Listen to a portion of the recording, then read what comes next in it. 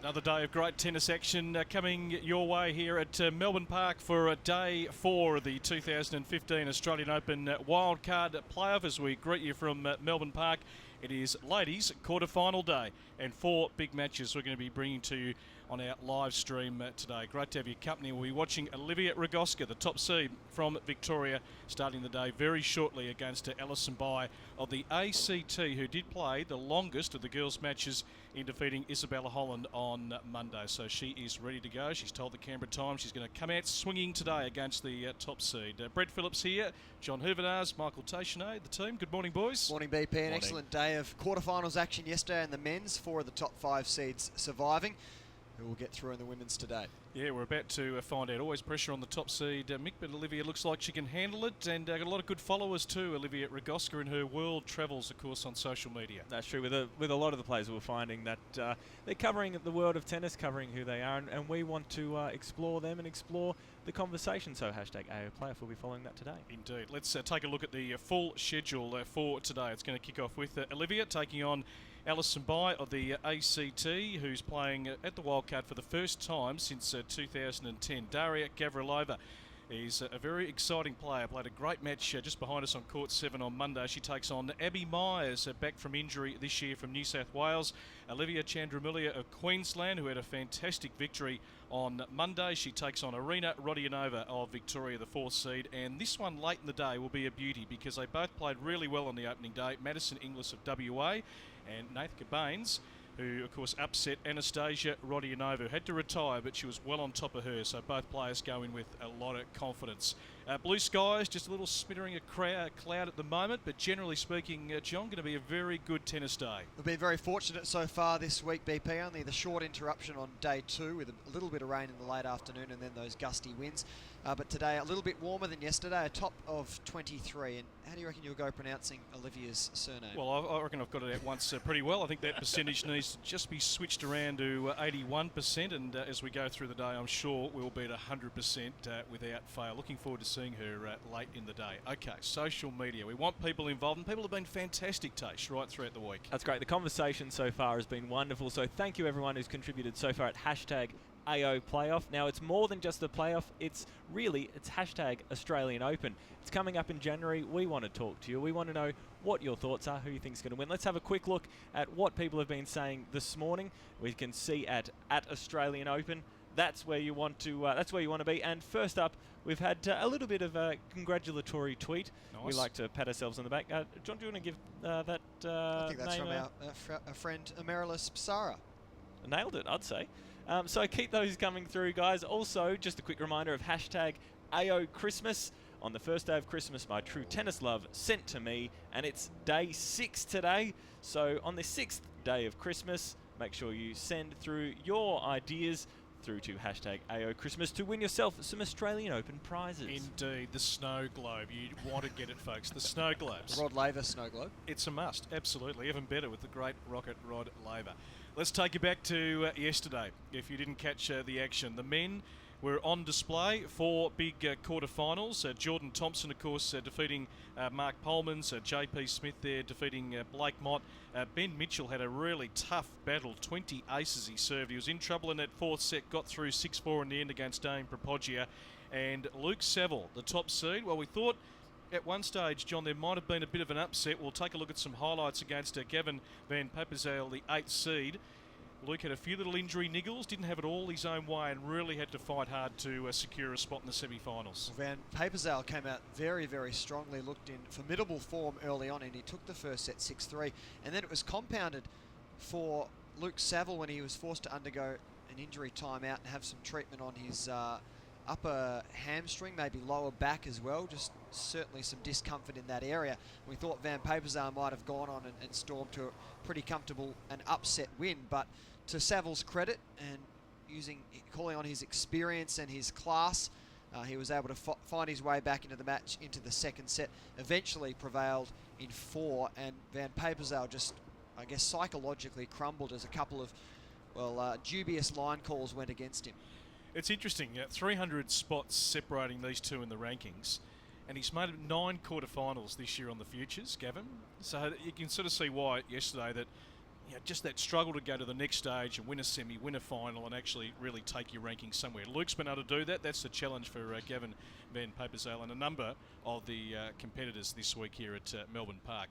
Not too far away from Olivia Rogowska and Alison Bai hitting the court here. Both girls are out and just doing their last minute preparations. They'll start hitting up in just a tick. Hashtag AO Playoff, hashtag AO Christmas. Get involved, Tosh. We are going to be interacting with fans all over the globe. This is what we love about the playoff. We've got people streaming in from all parts at all hours of the night. That's right, and it's an opportunity to learn more about the Australian Open and learn more about what you can expect in January. So don't just see it as the playoff, see it as an opportunity to learn about Margaret Court's new roof or any of the new exciting features, including TAC People's Court, which is a new initiative we'll be exploring a little bit more during the day. Yeah, all about the fan experience. There she is, Alison Bai. It's a big stage for her. Olivia's opponent from the ACT. She defeated Isabella Holland in 3 long sets, the longest match of the first round on Monday.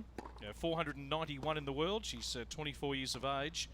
Had a bit of a mixed bag here in terms of 24 wins, 23 losses. First time, in fact, she's been at the Wildcard since 2010, where she actually was in a semi-final against Alicia Molik, but injuries unfortunately robbed her of being able to perform well on that particular day.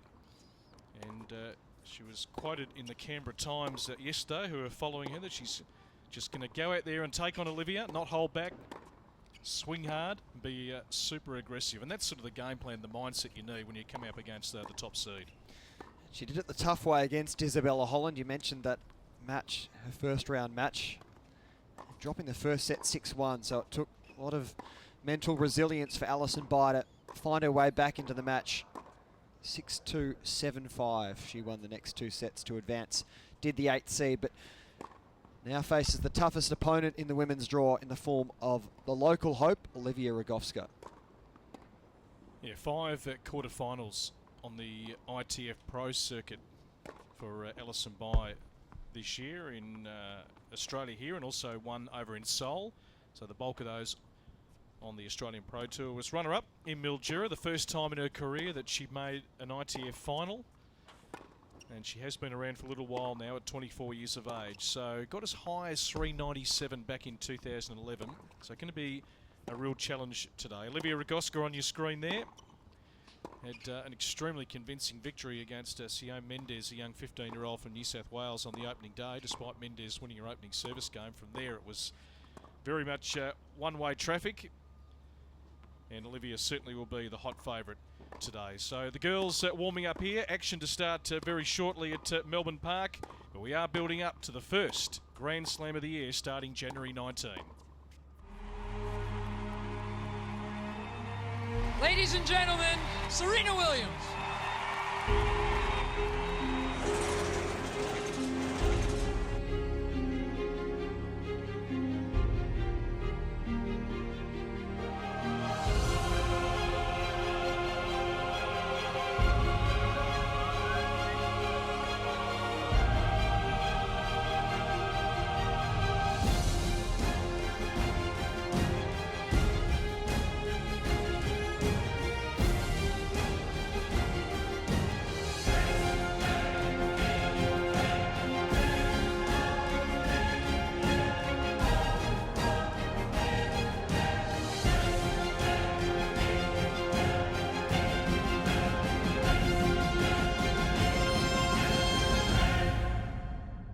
Oh, thanks, Serena. We must be next. The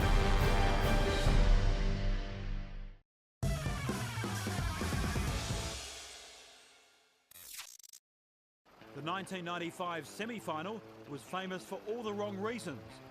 Melbourne, known for its erratic weather, produced a rainstorm which forced the victorious Andre Agassi and Aaron Crichstein to finish their match under a closed roof. Moments later, a power outage turned Melbourne Park into a disaster zone when the drainage system failed to operate and a giant surge of water washed into the arena. Due on court after the Agassi match were defending women's doubles champions Gigi Fernandez and Natasha Zareva. What followed next was some of the rarest footage ever seen in the history of the Australian Open. With water rising by the minute, the girls took to the arena, oblivious to the fact that electricity from the cables on court could have potentially put their lives at risk. Their crazy behaviour also encouraged fans to try and grab their moment in the spotlight. The flood spread to all parts of Melbourne Park, and a massive clean-up operation was needed to just make sure the tournament got back on track the following day. As for Zareva and Fernandez, they suffered no lasting effects from their dip, but did fail to retain their Australian Open crown that year.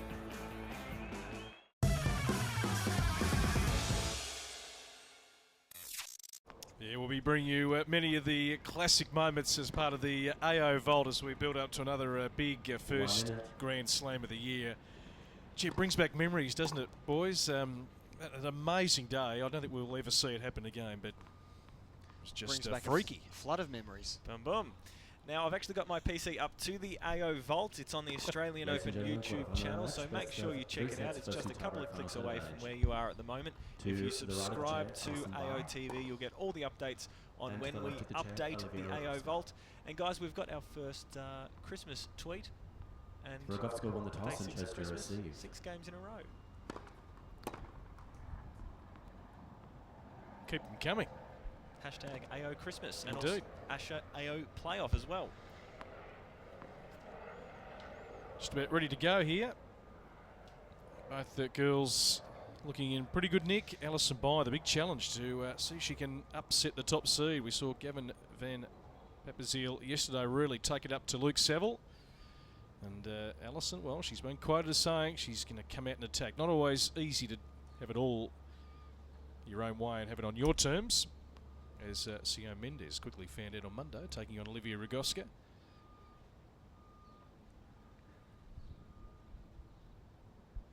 Do you guys want me to be across the scores from the other courts today, or? Indeed. Great. We'd love you to, Mick. What is happening on the other courts? Not much. We might be a chance. When I pop out for a break, in fact, Kate Kearns and I were talking yesterday, we might just slip out and see if anyone notices. I think you'll see if we get a following. See if anyone parks themselves in the crowd. For everyone at home, it's all matches on Broadcast Court 6 today, so you're not missing a thing. No. Alison Bye to serve. Play.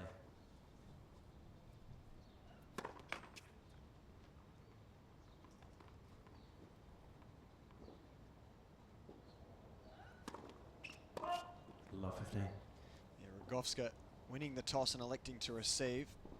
So Alison Bye choosing to serve from that southern end.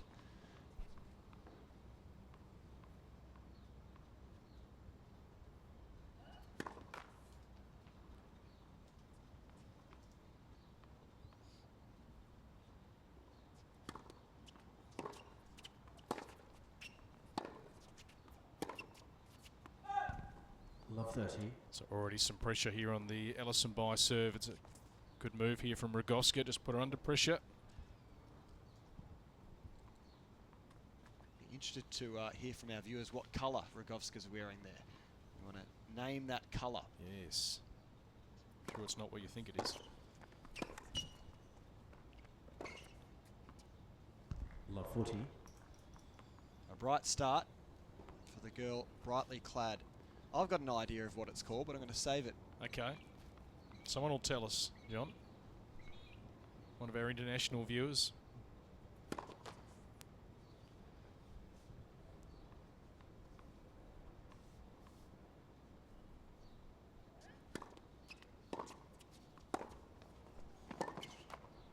$15.40. So Alison gets on the board and she'll just need to certainly get a bit more value off the first serve here if she's going to try and come back and hold serve.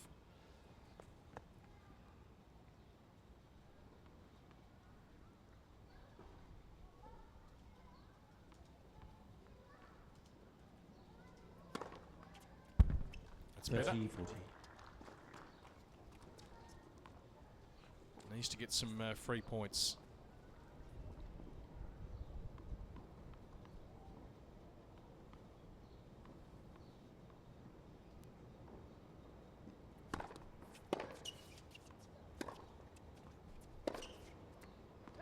She's held her nerve early, has Alison Bite.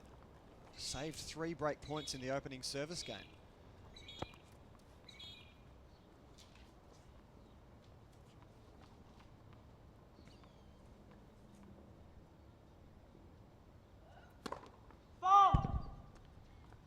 Had a couple of Australian Open main draws. Ellison all the way back in 08, 09.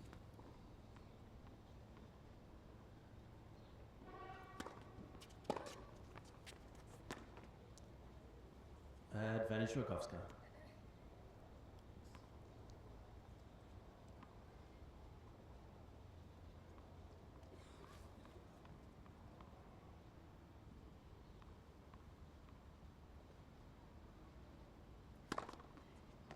Another big ace to save face there from Alison Bite. It's been a mixed bag.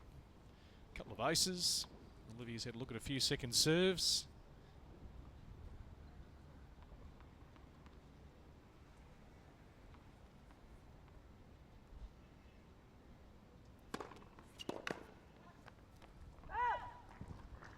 That's the sort of pace she's got to be getting off that serve. A bit of bite and a bit of kick.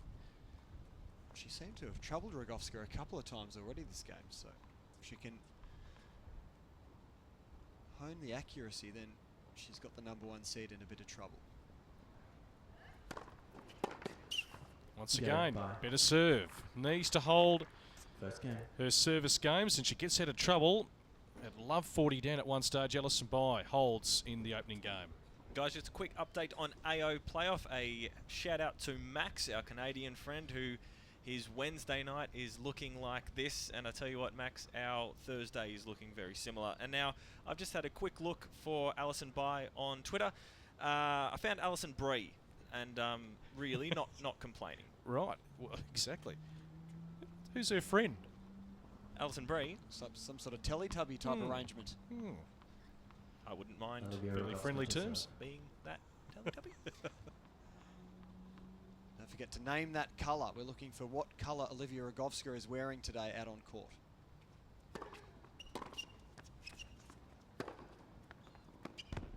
So Alison Bye not on Twitter, Tosh? Not that I could find, and I'm a pretty good Twitter stalker. Because we were leading the campaign for Sam Stosur. Who's now on Instagram. Well, there you go. We've taken a step there.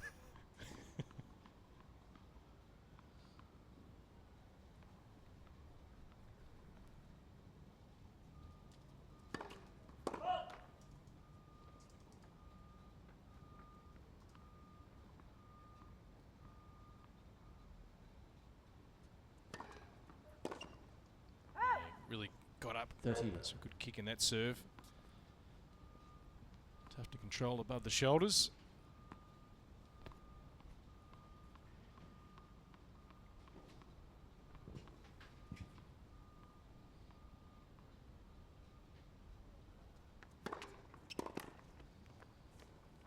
Love.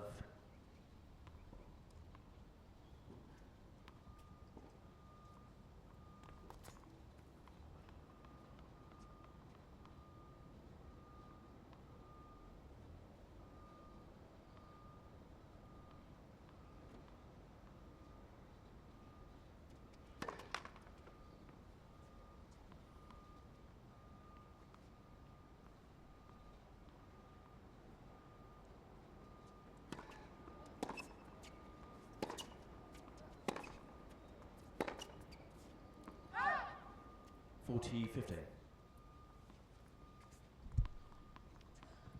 That's going to be the key for Alison Bye. She's got to just keep balls in play and hit with plenty of depth.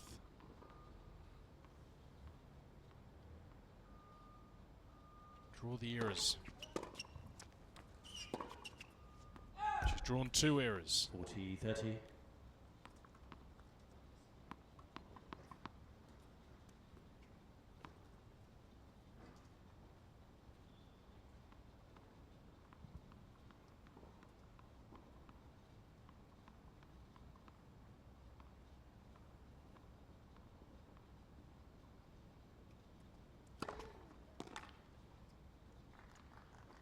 Game. So Rogowska. good value on that serve for Olivia Rogowska. We're on serve, a game apiece. Opening set, first of the ladies' quarterfinals. Day 4 action of the Wildcard playoff. Great to have you with us. Viewing our live stream, wherever you are around the world, let us know where you are. Hashtag AO Playoff.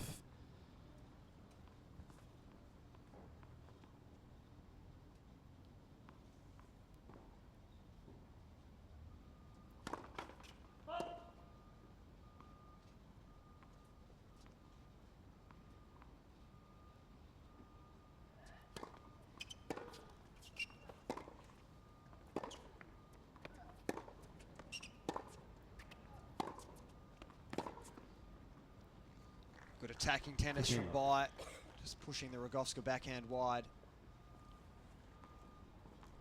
And that's what she's going to have to do, John. She's going to have to take some risks. Really step into the ball and make the play rather than just be anchored to the baseline and rally with Olivia, who is the better player on paper.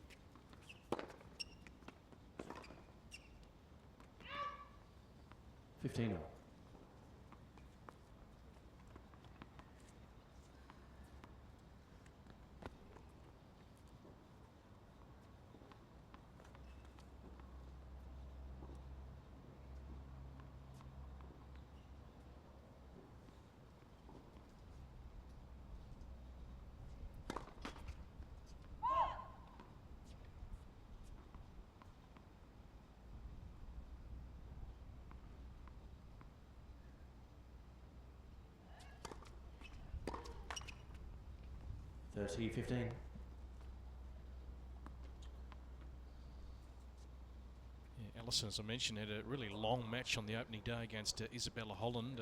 Dropped the first set, I think 6-1. Managed to come back and win in 3. We're in the just 2 1/4 mark.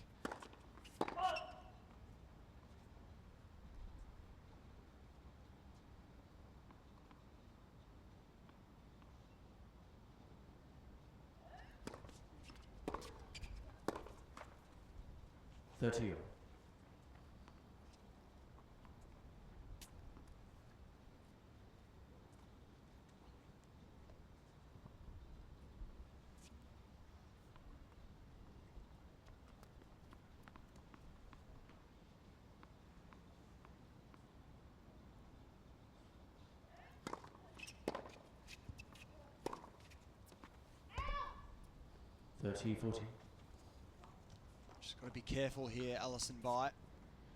She's managed to hold her own so far on serve. Was in a similar position in the first game. Managed to find her way back.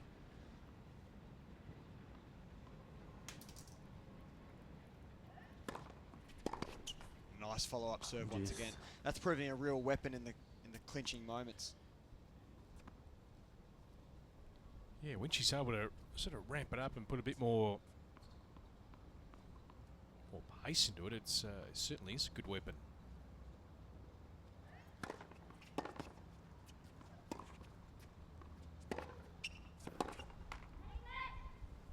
Advantage Rogowska. Just got to keep hitting deep though. Those half track balls are going to come back with a bit of force from Olivia Rogowska. Another breakpoint opportunity.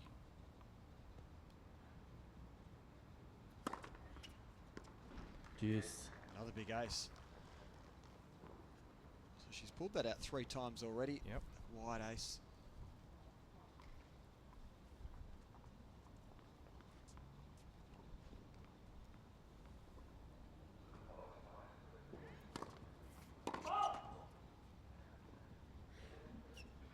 Yeah, a few changes to the women's draw this year. As mentioned, Allison here for the first time since 210.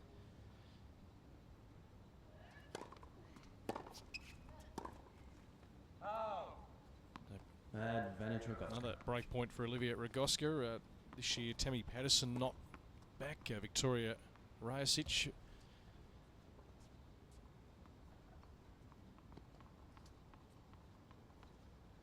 Allison going from 562 at the end of 2013 to 491, so improved her ranking.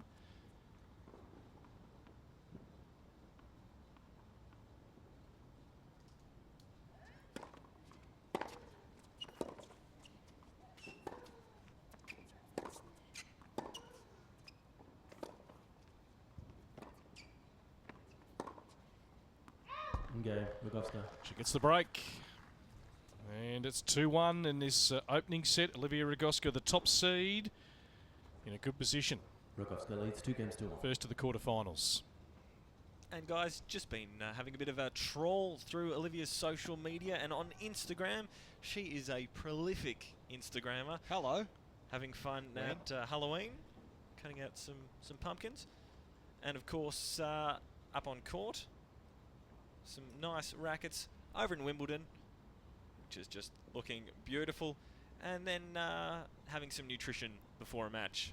Oh, now we're talking. Wow, that is carb loading. Now the conversation has been on what colour is that dress. So far, we've had suggestions of pink. Obvious. And kind of pink and a bit orange. So if you can give a more precise definition for that colour, let us know at hashtag #AOPlayoff. We'll even bring up a colour palette. Well, should I declare my hand now, or please? Wait a little bit. What was in my head was raspberry sorbet. Raspberry sorbet. Not a true raspberry colour, but raspberry sorbet, where there's been a few additives put in. It's been sort of churned up a bit in the process. Yep. Have we got a snow globe for John for that answer? It's winning at the moment, yeah. You're in with a shot. Thank you very much. Hashtag #AOPlayoff for name that colour. Olivia Rogowska's tennis dress.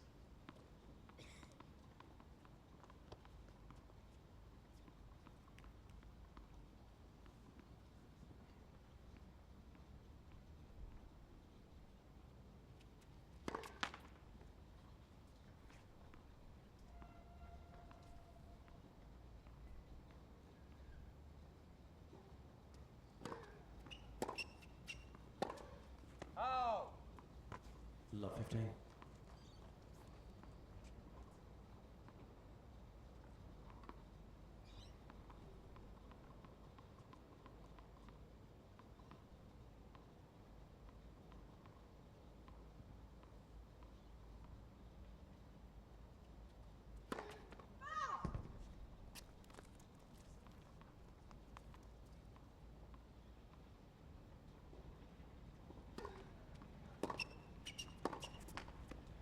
Couple of unforced errors, and Alison Bai opening up an opportunity to break back here in this fourth game.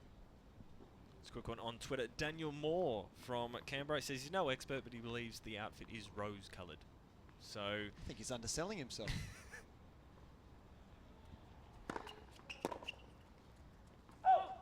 15-30. He didn't resort to the sorbet.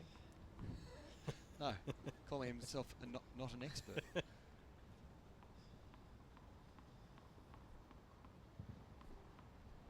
I'm the clubhouse leader still.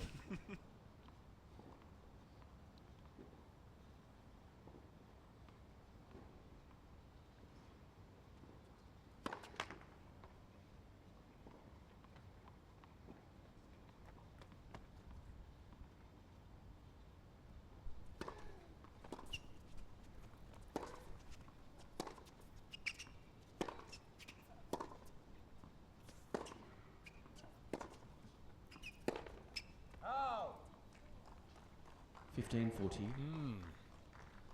Alison Bai with an opportunity here on Rogowska's serve.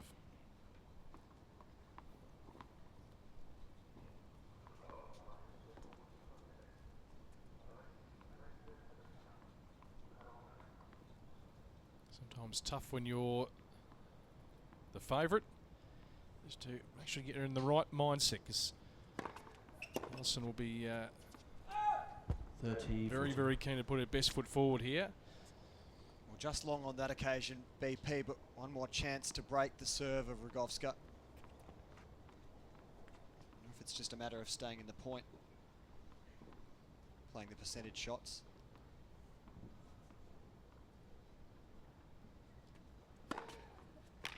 Juice. Great serve. Doesn't get an opportunity, Alison Bai.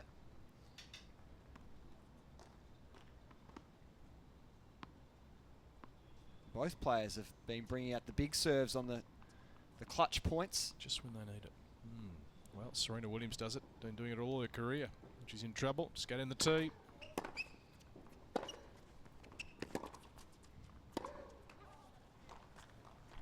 Advantage by. A lot of similarities, Olivia, I reckon, to the way Ana Ivanovic plays.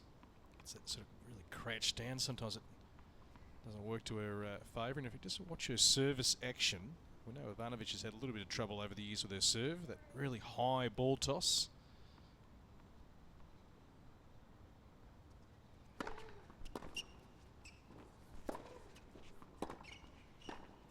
Comes to the net. Bye. And again, just getting too low means Alison Bai is able to break back. Well, it was a great serve, but then the follow-up approach shot just didn't really have enough on it. Should really put Bai under a lot of pressure at the back of the court. So 2 breaks of serve, 2-all in this opening set.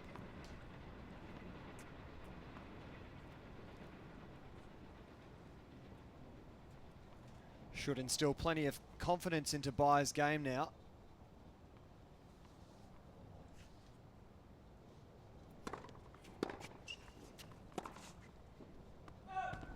Love 15.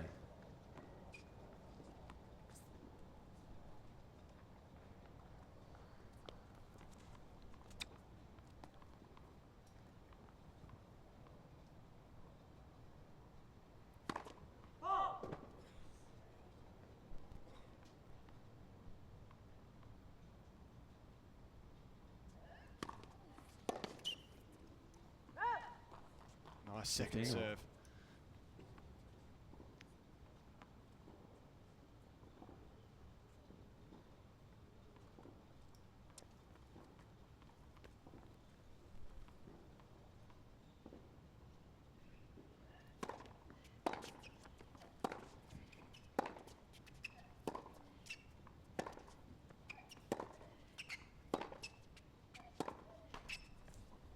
Good flat hitting there, and both players generating a bit of pace.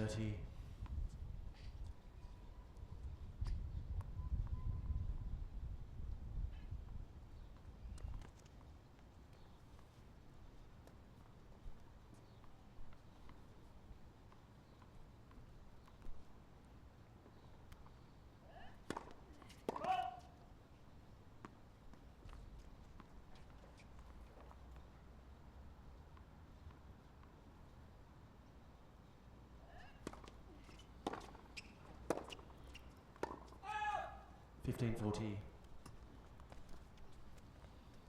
Not by much. So now Olivia Rogowska with a chance to break again for a 3rd consecutive break of serve in this first set.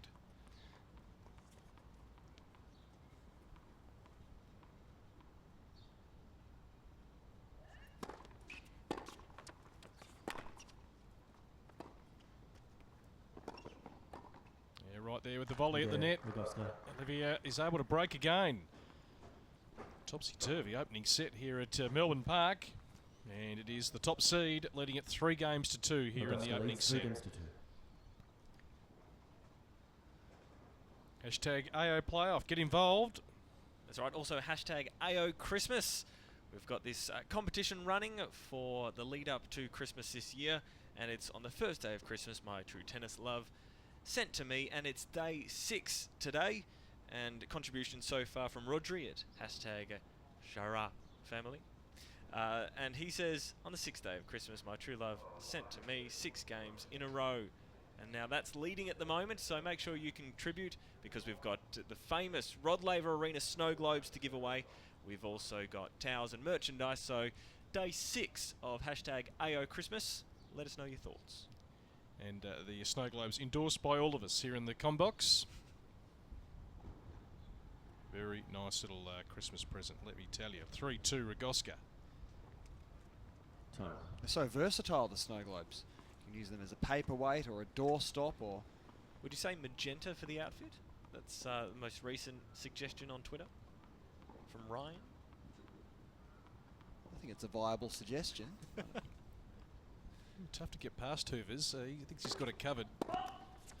See, the thing about these modern designs is they're not your traditional Pantone colours. We want creativity, guys. Like people's names these days. Love 15. Too many Kevins or Bobs. A few magentas, though. Who's got the most interesting name on tour? You have to look through all the players ranked. Have you got any suggestions? If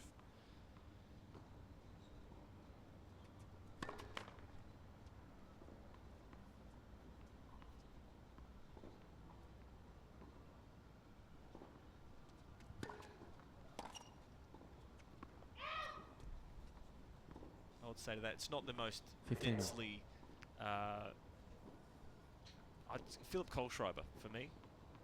It's just fun to say, fun to spell. it is good. I'm just a Kevin Anderson man. You're a Kev man.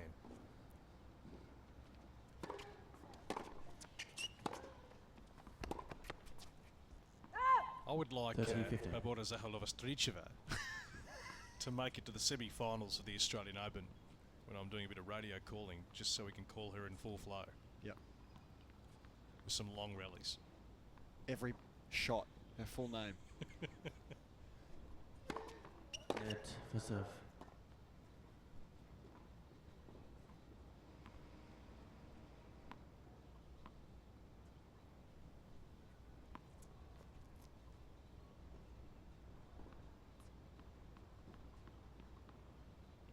Annabella Medina Garrigas used to be my favourite. Wonder where she is now. Good serve. 40, 15.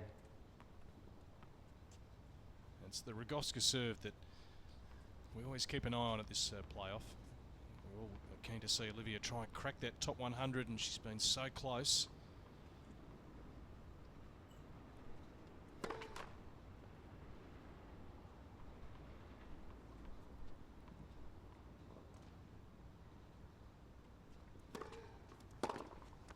Great kick on the second serve.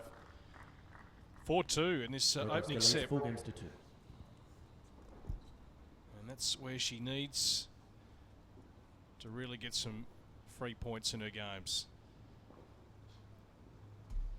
It's not through lack of trying that Alison Bai is trailing in this match. It's just a number of unforced errors, many into the net, that's let her down so far. She knows she's close. She's got to make a few points stick. She might be a chance, Zahalova-Stricheva. Ranked 25 in the world, seeded for the Australian Open. It's my dark horse.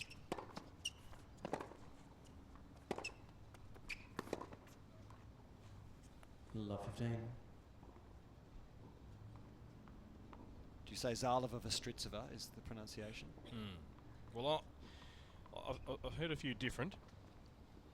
But I do bow to Craig Gabriel, one of the fine tennis men travelling the world. 15 all. He pretty much lives in the suitcases of the players, He doesn't he? does.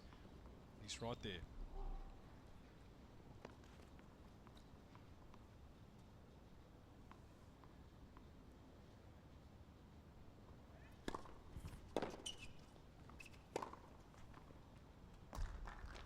Thirty, 15.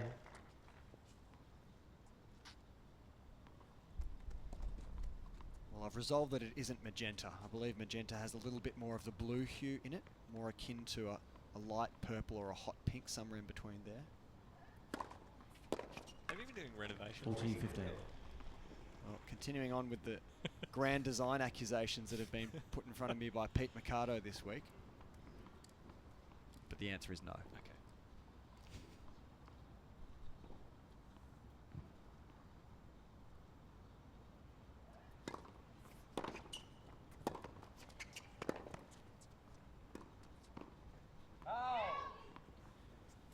Well, it's a difficult shot to 14, play 13. coming to the net with momentum. Face of the racket exposed. It was always going to go long.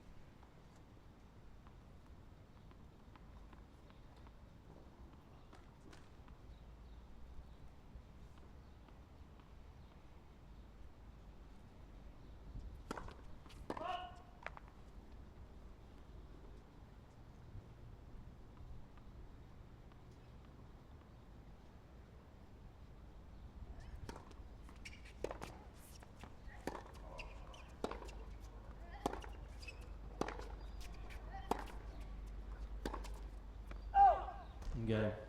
Bye. A hold for Alison Bye. She hangs him in this New balls, opening please, set. ball Still Rogowska with the upper hand here. Rogowska leads full games Service to break at 4-3. Opening set, first of the women's quarterfinals. Just a quick reminder about the Australian Open Vault, which you can find on the Australian Open YouTube channel, which you're currently watching us on. So it's just a few clicks away. It's a playlist consisting of some of the best highlights from the Australian Open. I think going back to 1975 is our first highlight, and it's all the highlights of people jumping into the Yarra, courts flooding, great comebacks. It's got a bit of everything for everyone, so make sure you check it out and subscribe to Australian Open TV to get all the updates and behind-the-scenes access to the first Grand Slam of 2015. Yeah, always good to look back. What's your best memory, John? What's the one that stands out for you? Because every year we just get unbelievable matches, just events, things that happen here at the AO. Well, it might not have been a result or a sort of an Aussie triumph or anything, but just from a sentimental point of view as a kid coming here back in the green court days, watching Stefan Edberg get around with his mob of Swedish fans decked out in blue and yellow and chanting. I just fell for him and not the Swedish fans. No. Just the whole setup, the troop. Yeah, they're in big numbers. Him and Mats Verlander were going pretty well. 15 left. It was my first Australian Open. What year was that, John? Must have been the mid-90s.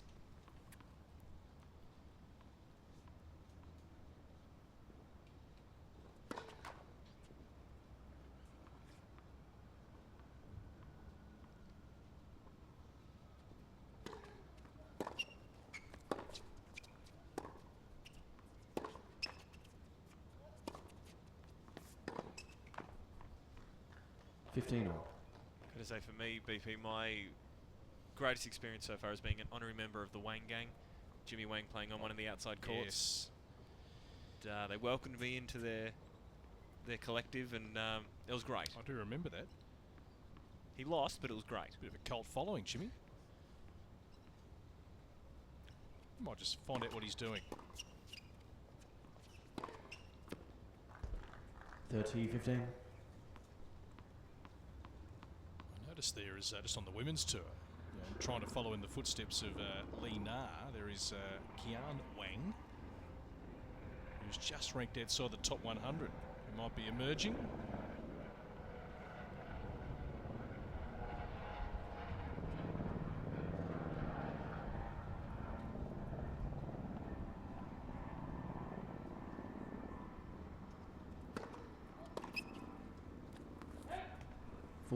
Who's unsure. Jimmy's currently ranked 124. So we'll probably see him in qualies once again come January. And hopefully the Wayne gang too.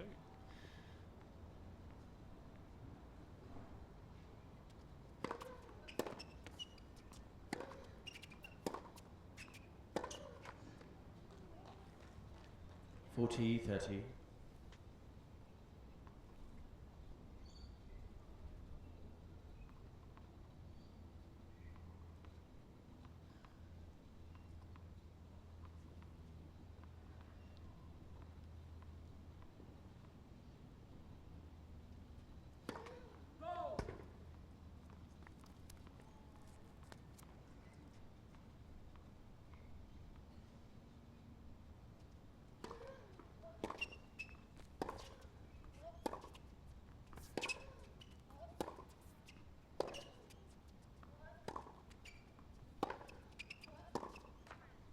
Okay, Rogowska. So she does hold 5-3 in this opening set. She has got a couple of breaks to serve.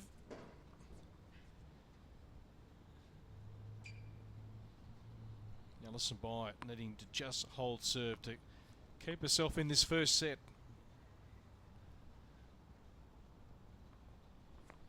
Daria Gavrilova, Abby Myers to come next. They were hitting up together a little bit earlier this morning, which we don't always see.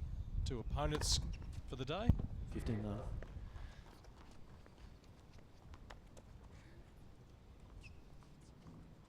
Rogowska was out here early this morning about 9 o'clock, hitting up with a practice partner, but Alison Bai not to be seen on this court 6. Two good serves.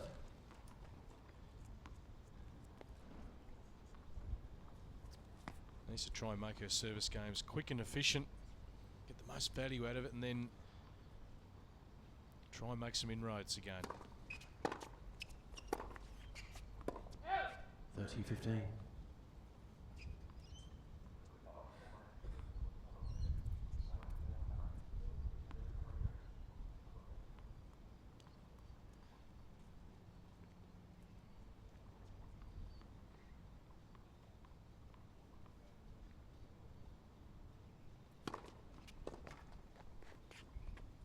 Well constructed serve. 40-15. So you're right, Brett, just conserving energy on the service games, getting the job done, and then trying to stay in the points when receiving to the Rogowska serve.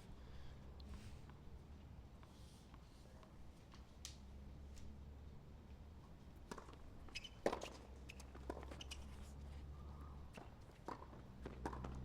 that's where Olivia really troubles her. That first return of service, you can get nice and deep. 40-30. Nice flat ball back. It makes it difficult to get a good strike on it from Allison's point of view, but she's still got a game point here to hold.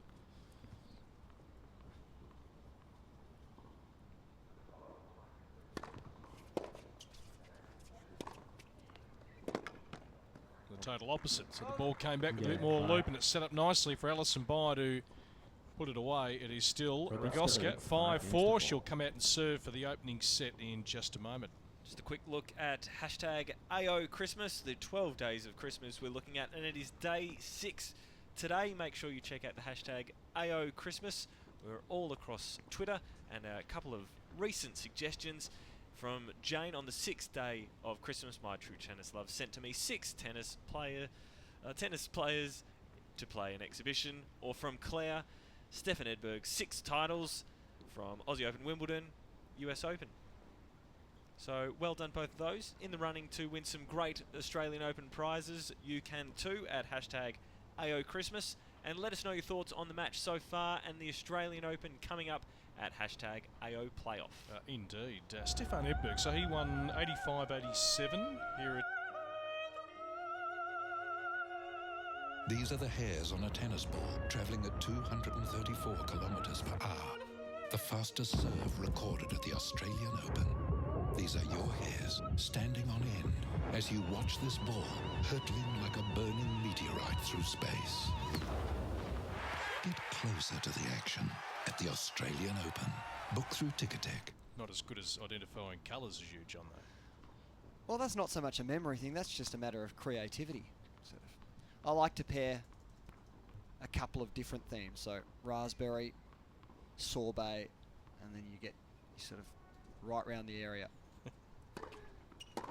Correction, first serve.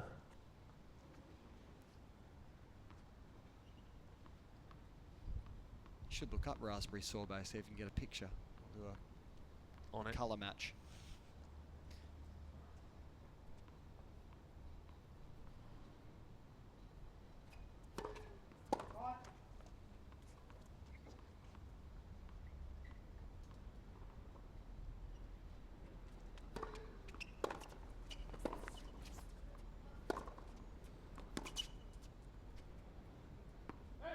Love 15.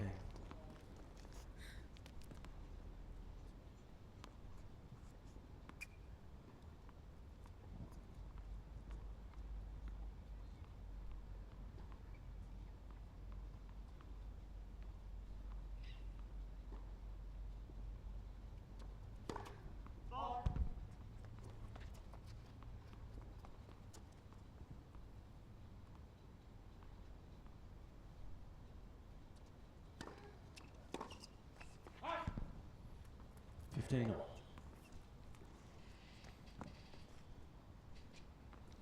getting a look at a second serve, just need to get that ball back into play. Just little moments.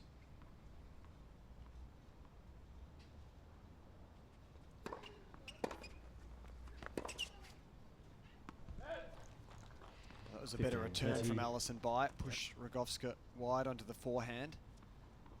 And has this at 15:30 now. So sensing an opportunity to break back. And another look at the second serve. Yep. Will be tasty.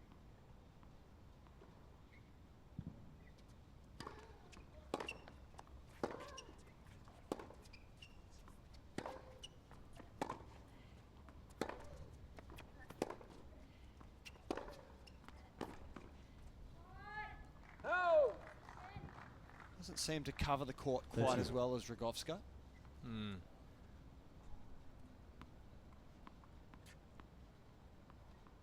Yeah, and that's often the thing we identify with the players at a lower rank, just their general court movement and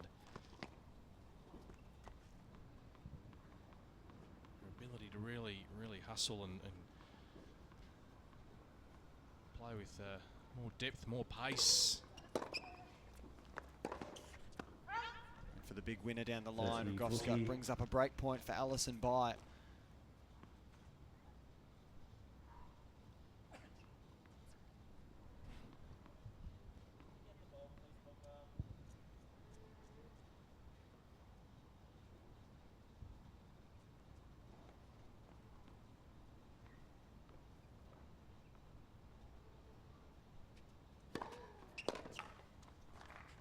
Jeez. Blistering pace on that first serve, BP. That's what she needs.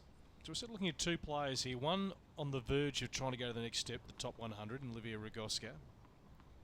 Alison Byatt, who's trying to break out of being a 300, 400 player in the world. She's been on the tour for 8 years, Alison. Advantage by. Regulation there for Olivia. She just shouldn't miss, so different stages, different parts of their careers. Sit down, please. Thank you, ma'am. Can you sit down? Just a hello to one of our friends in the crowd. Yes. Oh, it's always fascinating to watch at the playoff. Just the court etiquette. Just remember, folks, if you are coming in. I think it might be one of Alison Byatt's contingent. Could be. Going wide with the return. Yes. Say that only because Alison Byatt was actively involved in the sit-down motion to the woman in the crowd.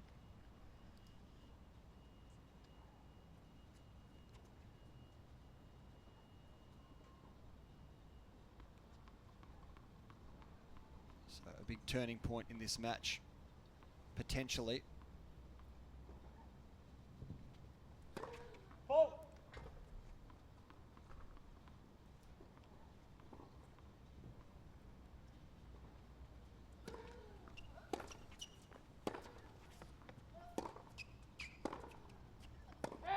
Advantage by.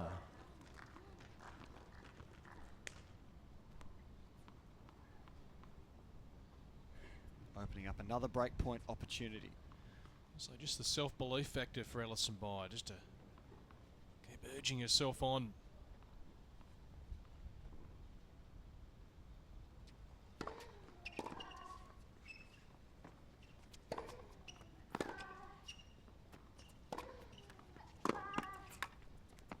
Well, she hustled. Yes. Just given the run around there by Olivia. So big 10th game here, and it's going the journey.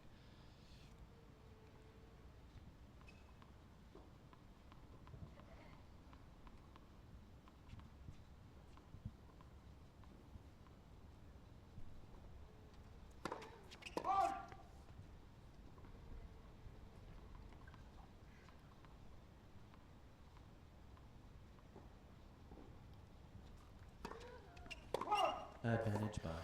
Well, a crucial double fault for Olivia Rogowska. So far she has had an answer for all of the challenges put forward by Byatt. This is the, I think, fourth break point against her.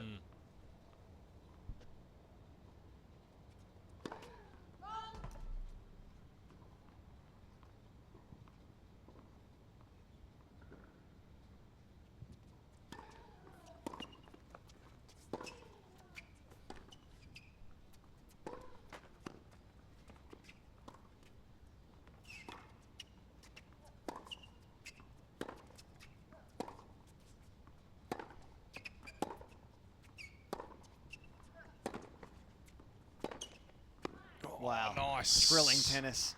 What a save. Had a bit of everything. A bit of slice, a bit of powerful hitting. Certainly the rally of the match so far.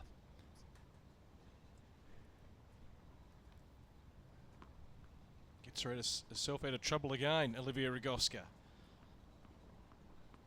Made light work of Sione Mendez, 6-1, 6-love on the opening day. This one a much different affair.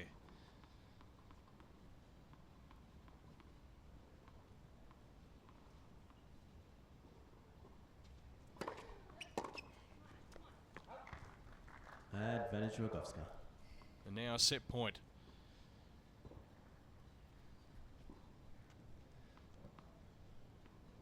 This is the one Bai cannot afford to let slip. If she wins any point, it must be this.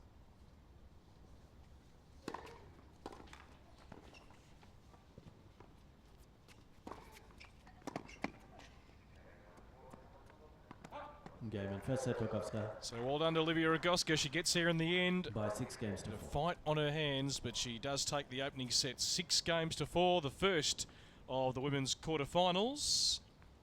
Tasha's with us. Make sure to check out the hashtag AO Christmas. We're getting a lot of contribution so far, plenty of prizes to give away, so make sure you participate in that. When I'm reading these out, I can't help but have the song in my head. My favourite one so far is from Martina 17, who on the 6th day of Christmas, her true tennis love would give to her 6 players acing. Dun, dun, dun, dun, dun, dun. You get the idea. But give us more, Tash. Well, that's up to everyone else. That's the beauty of Twitter. It's not about me. But 6 players acing, 5 linesmen calling, 4 ball boys very good throwing. job. Well done. Hey? Unfortunately, you're ineligible for any prizes due to your relationship to the broadcast.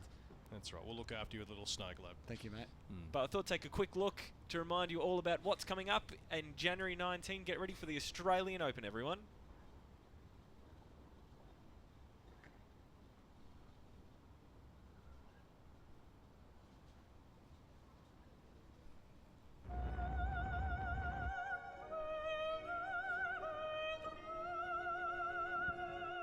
These are the hairs on a tennis ball traveling at 234 kilometers per hour.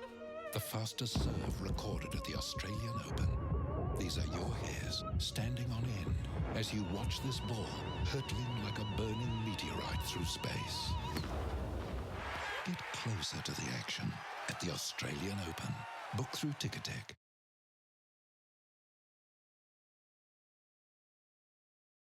Get underway. Olivia Rogowska, if you're just joining us, the top seed, taking the first set against Alison Bai. 6 games to 4. Hard-fought opening set. A few breaks to serve. And Olivia in that 10th game went from juice to advantage and back and forth for a while. 15 love. Yeah, just dashing the hopes of Alison Bai, who had 4 breakpoint opportunities in that game to really get herself back in the contest. 30 now finds herself a set down, but a really positive start to this opening service game of the second set. Winner of this match to take on the winner of the next match in the semi-finals, Daria Gavrilova of Russia, of Australia, of course. Formerly. Still under the Russian banner for part of the year. Rogowska just having a second look at that. Thought it was wide of the tram line. Taking on Abby Myers, who's had her injury worries over the last year, but has come back and played some good tennis after a slow start. Did miss the first 3 months of this year.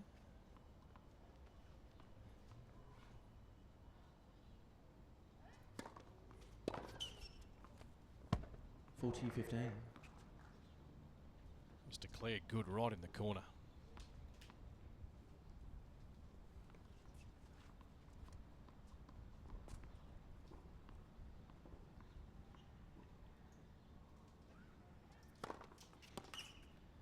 It's a great serve once again by Alison Bai, so she needs to keep doing that. She's got the advantage of serving first in this second set. She's able to hold 1 game to love. The 24-year-old from the ACT here taking on the top seed. Bojana Bobusic has joined us in the box, as she has done right throughout the week. The winner of the Australian Open Wildcard, back in 2012. Good morning to you. Good morning, guys. How are we? Going well. Different affair for Olivia today compared to Monday when she raced for her match, but a much tougher contest. Yeah, looks like a close one. Bojana, we're also having a discussion about what colour that is Olivia Rogowska's wearing today, so I'd be interested to get a female perspective if you have any creative names. Hashtag AO Playoff, name that colour. What have you guys said? Well, I'll just leave it to John. He's. I'm going with him. 15. Well, off Twitter we've had nominations for pink, rose and magenta. I've gone with raspberry sorbet.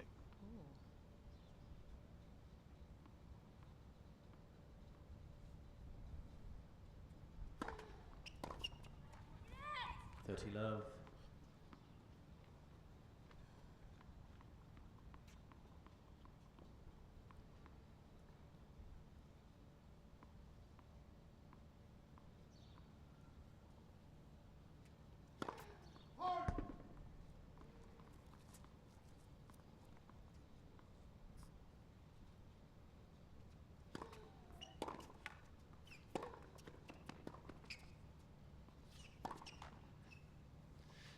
A couple of times she's gone on the attack there, come to the net and just hit it short.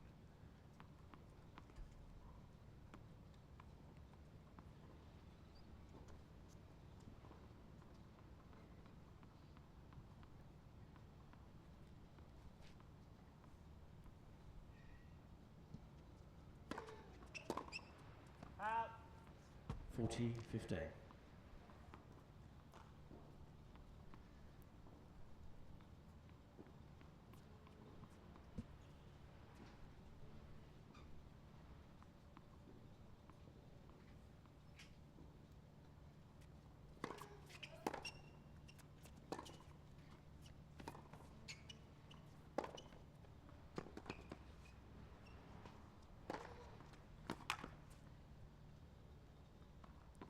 So comfortable hold for Rogowska, a game apiece now in this second set. Just on outfits. But, I mean, how much effort goes into it for the girls? I mean, when you play, did you design all your own outfits or have a fair say, or was just, how does that work? Yeah, I always liked wearing Adidas or Adidas, so always found that I felt comfortable and liked the styles, and I think a lot of it these days is feeling comfortable in an outfit. But then again, a lot of players are sponsored, so sometimes they don't have a choice. Yeah. So it really depends, I think, where you're at in your career and sponsorship and comfort as well. We'll get back to that comfort factor in just a minute. Love 15. Comfort of the fabrics, how they feel on the skin, or you mean feeling comfortable in certain fashion looks? No, I think it's more comfortable hitting and moving and yeah. It's a good question though.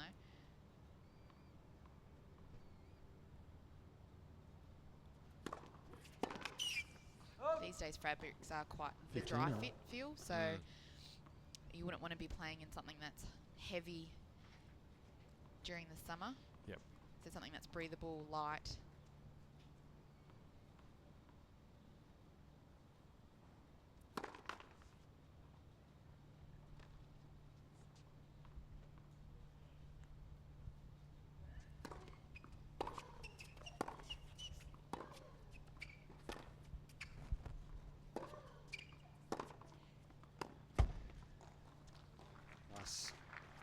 Deep shot on the backhand by Alison Bai. Having tennis ball stuck up the shorts has never appealed to me as a comfort thing. Does that ever get in the way? No, I don't think so. Usually we have the bike shorts underneath, so in terms of being able to hold the ball, so I don't think that would be an issue.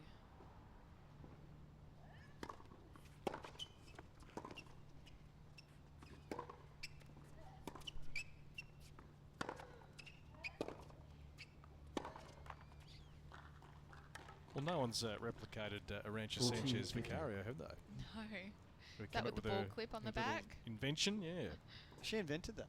Well, I think she was the first. I'm not sure who designed the actual ball clip. I don't think I saw anyone else use it. I certainly saw it in my junior career. I was just about to say that too. Yeah, on the professional tour, I can't think of any other player who did it, but Alison Bai holding. Her serve is holding up okay in this match, just whether she can make any inroads. We know a fair bit about Olivia.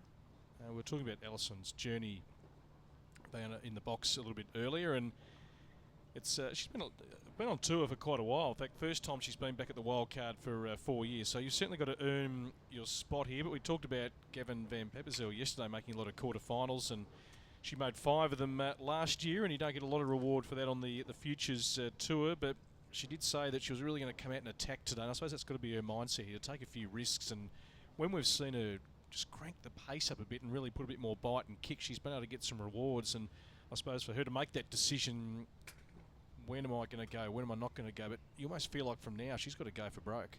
Yeah, she does, and she actually had some really good results this year on the doubles tour, winning 3 titles. So I think that gives her a little bit of confidence, obviously getting through a first round a couple of days ago. And so I think playing the number 1 seed, she doesn't have anything to lose. And again, it's an opportunity, and her mindset would be just to be aggressive, to go for it, and to play to win. Yeah, been as high as 3.97. That was a long match on the opening day, the longest of the matches against Isabella Holland.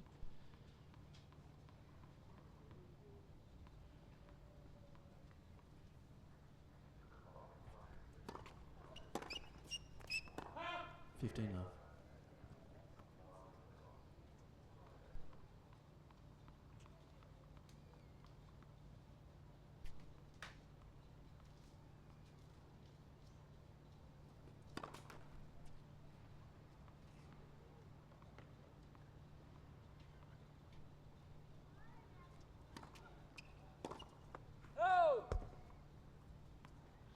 Something that Alison will look to do today is attack that second serve, and I think that's probably one of Olivia's weaknesses, is that it does sit up a little bit, and as we could have seen there, Alison's looking to attack.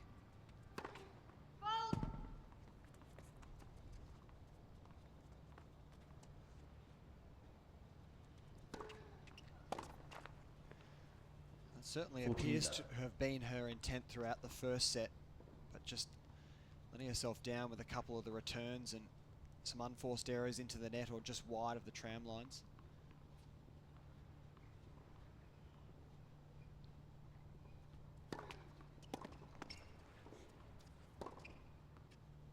Okay, very comfortable hold. 2 games apiece here in the second set.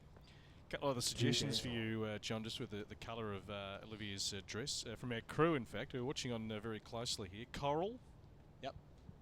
Seedless watermelon. Seedless watermelon. That's good because there's no black in it. Yes. You like those? Had a couple off Twitter as well. We'll get to in a second. Hashtag AO Playoff.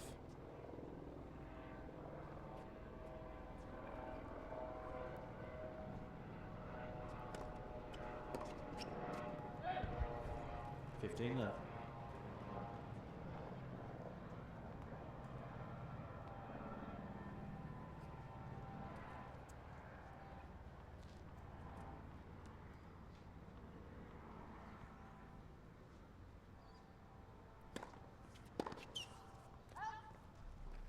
$30 love. Yeah, neither girl's making as many returns as they'd like.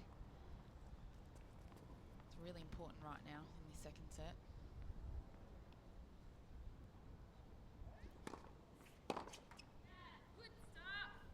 $40 love.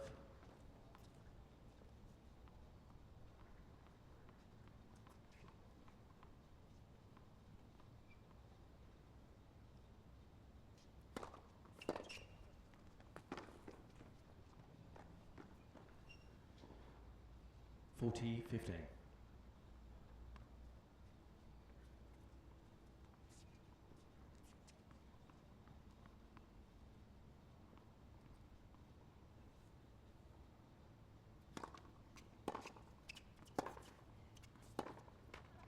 Okay, bye. That's all she can keep doing. She's serving first.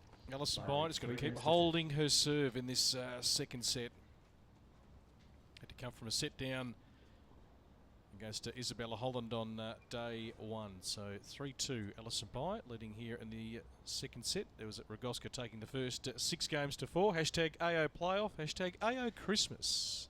Get involved. We have been asking the question, what colour is Olivia Rogowska wearing today? I've had a number of suggestions come through. Pink, rose, magenta. My suggestion, raspberry sorbet. Now, Racketworks official Twitter has just tweeted through. They might have the most authoritative suggestion of the lot. Have a look at their tweet coming through. Olivia's dress is neon red and fiesta pink, according to the 2015 Wilson catalogue. Okay. I reckon we could compile a fair list here. Neon red. I'm surprised, but I understand the fiesta pink, but I'm not seeing much red on her dress. Yeah, no, I'm probably with you there. Her bag, maybe. Mm. Well, that's a deeper red. That's more a crimson or a scarlet, my calculations. I just love the fact you're all over your colours. I like the seedless watermelon. That's a very good suggestion.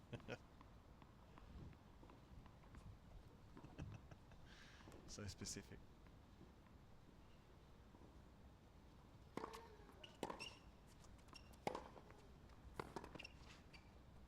Hey.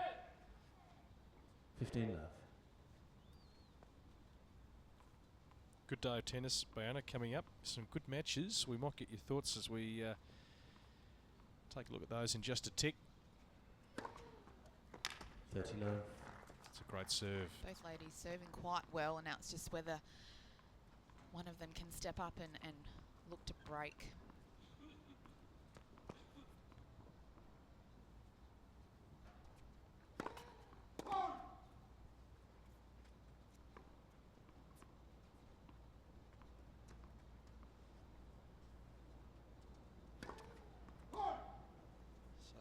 Another double fault to Rogowska. Can't afford to give too many of those away. Daria Gavrilova, Abby Myers. What do you reckon? Just a quick thought on that. That's coming up next. I would say Dasha or Daria. Looked at some results, and they actually played each other in the last 2 Bendigo Pro Circuits, and Daria winning both in straight sets. So it's never easy trying to back up a win, knowing that you've beaten them twice. So Abby's obviously going to come out, and she's got no pressure, so she's going to come out firing, I think.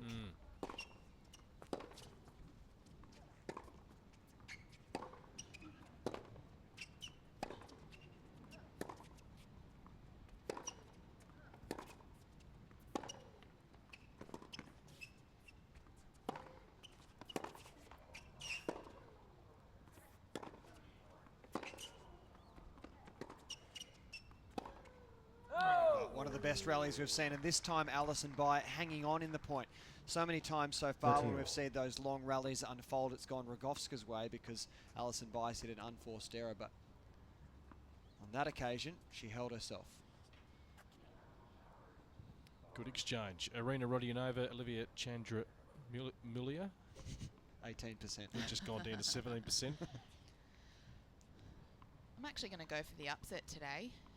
I think Olivia's playing unbelievably well, and she's proven that she can step up in the moment and didn't show any signs of nerves the other day. But I think it will be a close one.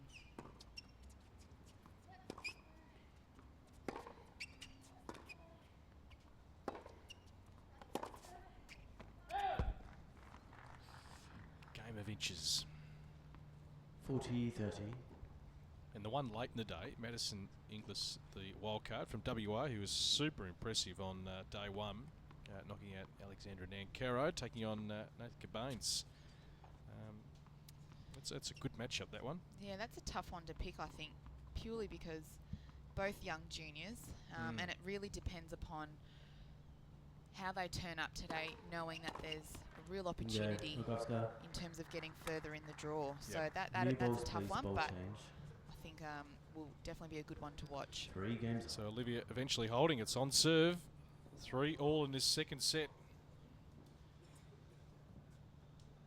Alison Bai with the advantage of serving first, and she's not been broken at this stage.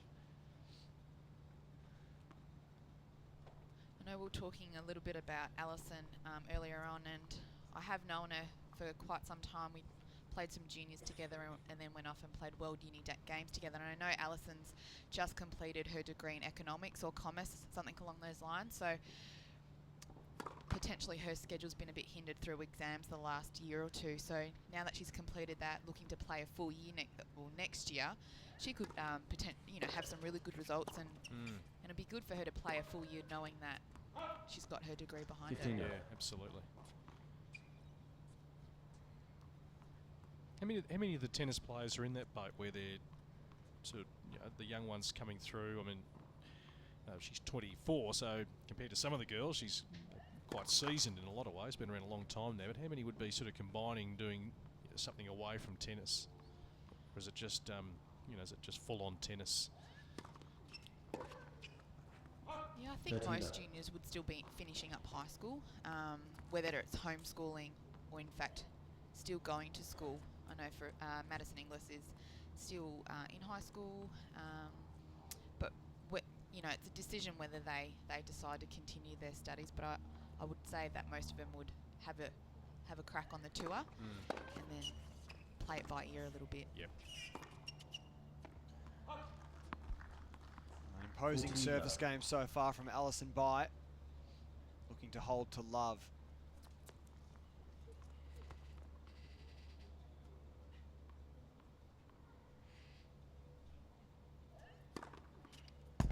Correction ball's good. Game by.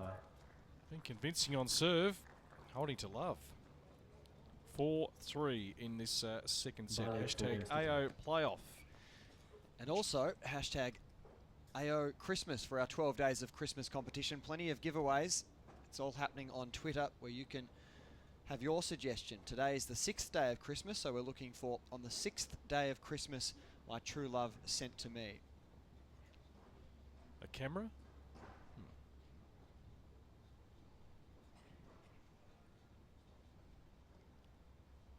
Let's have a look at some of the suggestions coming through on Twitter.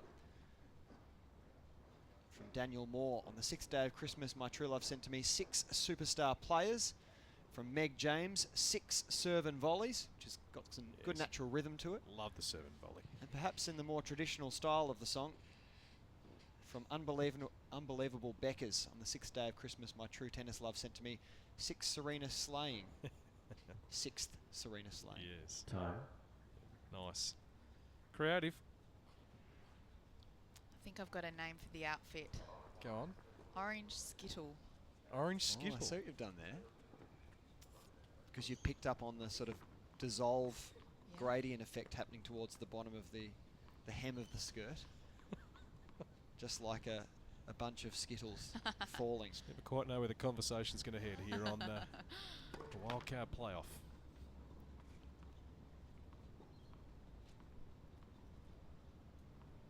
Orange Skittle.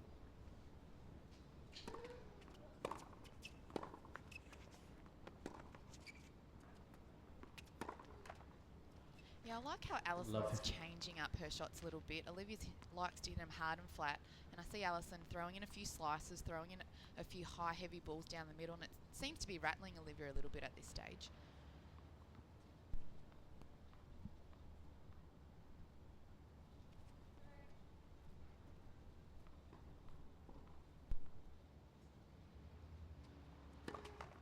Net for serve.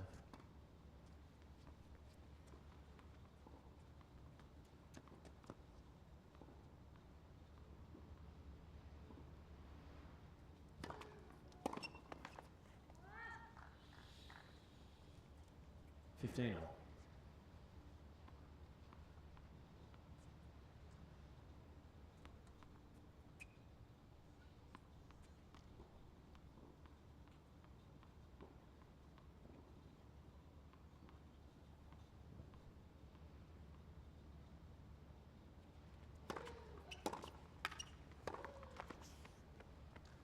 $15.30.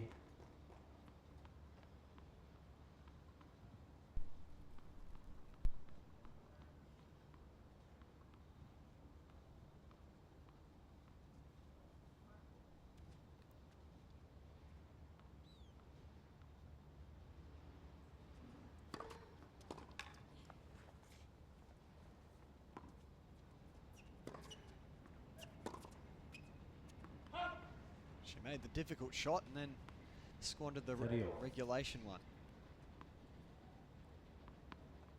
Yeah, Olivia's doing a good job of serving out the big points when it's needed. Obviously, Alison had a slight opportunity there, but well played by Olivia.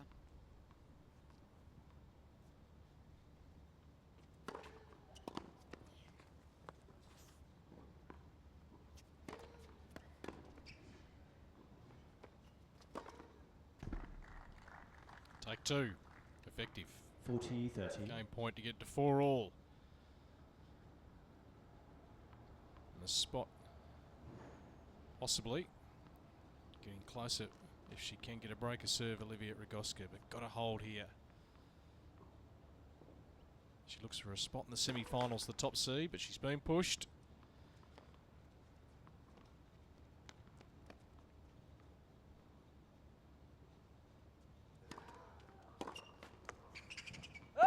Game, Rogowska. Unfortunately, catching the tape there for Alison Bye, so we're all square once again here in the second set. 4 games all.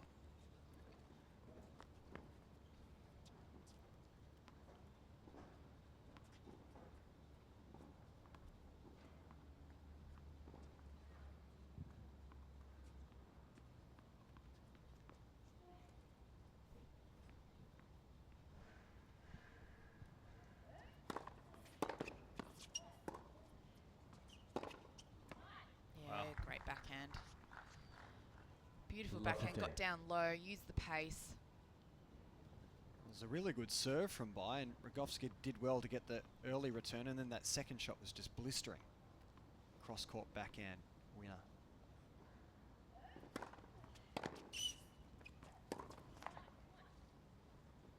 Another great deep return. Just putting a little bit of pressure on Alison now. Rogowska sensing the moment, really geeing herself up in between points, bouncing around at the baseline.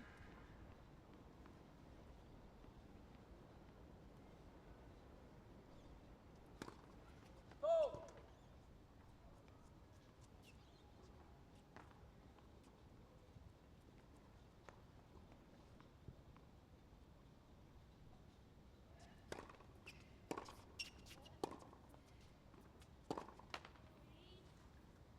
15-30.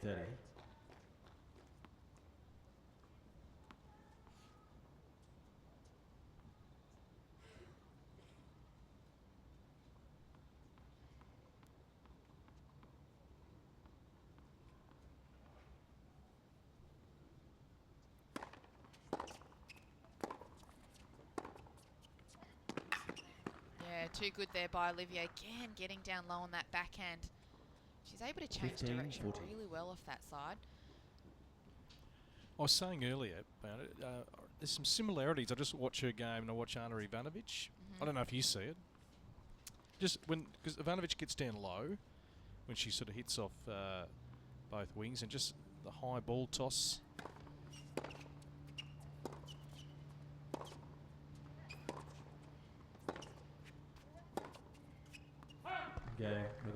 So there you go. That's the break that she wanted. It's come in the ninth game, and now Olivia Rogowska will come out and serve in just a moment for a spot in the semi-finals of the 2015 AO Wildcard Playoff.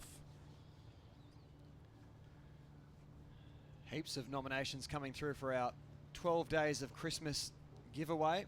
Hashtag AO Christmas. On the 6th day of Christmas, my true tennis love gave to me from Ryan 6 tickets to Rod Laver Arena to watch Novak Djokovic win his 5th Australian Open title. And from John, can you give me one of those tickets, Ron? 6 players posing in a tennis ball stuck in a pear tree. John sent that in. On your Johnny Z. Good on you, John. Can you sing that, John? You, John. 6 players posing and a tennis ball stuck in a pear tree. Wow, that was impressive. Jeez, tell you what. Just jump out of the complex anytime you like. Centre stage. Who's that charming fellow? Well, he'll be with us, and Kate Kearns and Peter Mercado. They'll be in the box for our next match. It's the sort of warm-up stuff they do there on court. Pete always giving directions. Kicking back with the feet up. Didn't see a notepad inside.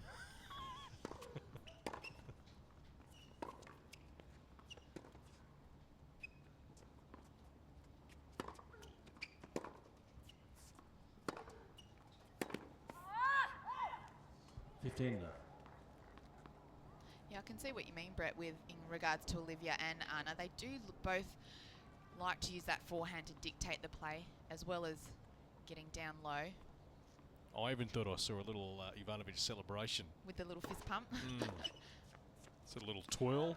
That one there, just right there. We just saw a little glimpse. That's very Anna Ivanovic. I think you're probably getting sucked in by the fashion choices as well.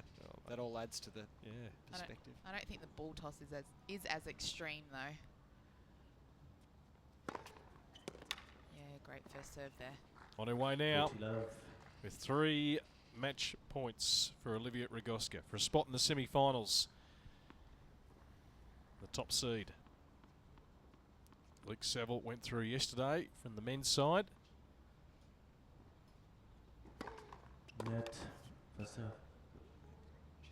She's a good catch, Rogowska. I saw her take one with her left hand in practice earlier. She might have just said, "Are you kidding me?" Just a whisker. Catching a bit of the tape. What a way to finish it up. Beautiful stuff. 2 sets to love. She's earned her spot, Olivia Rogowska, in the semi-finals here at Melbourne Park. Not quite the day she had on Monday, where she won 6-1, 6-love against Sion Mendes. 6-4, 6-4. And she'll go through to take on either Daria Gavrilova or Abby Myers, and that will be coming up next. But Rogowska through to the semi-finals here at Melbourne Park.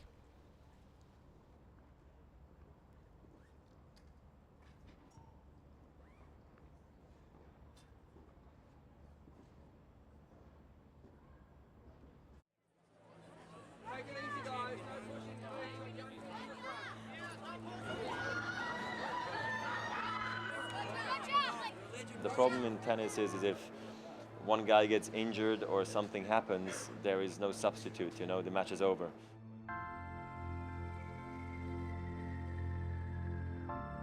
You always hope that things are going to be okay. That's why I always say before a big match or a finals or something, you just hope that you live up to the expectations of the fans, and you hope that the show is going to be a good one, even though it's more than just show. There's, you know, a lot on the line. There's history, records sometimes. There is a good match, winning, losing, all these things, you know, respect, and you just hope it all goes well for everybody involved.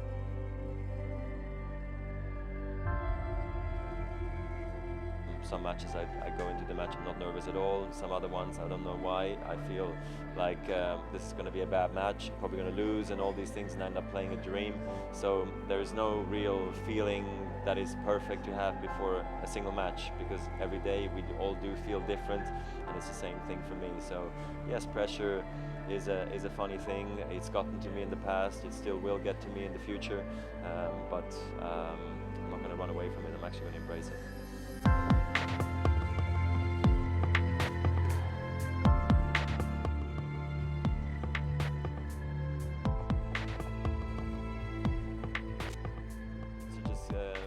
Accept the fact that it's part of a tennis player's life, and it's probably what you want to experience. You want to be in this pressure situation, having to prove yourself to the world, to your fans, to the TV, to the experts, and to your team and yourself. So it's something that is something, you know, that I guess keeps everything going and keeps the fire burning. It's everything or nothing, and that's what it's supposed to be in sports, and that's why the people flock to the stadiums to come see actually what's going to happen. Even though you think you know, you're just never quite sure, and that's why people get excited about sports.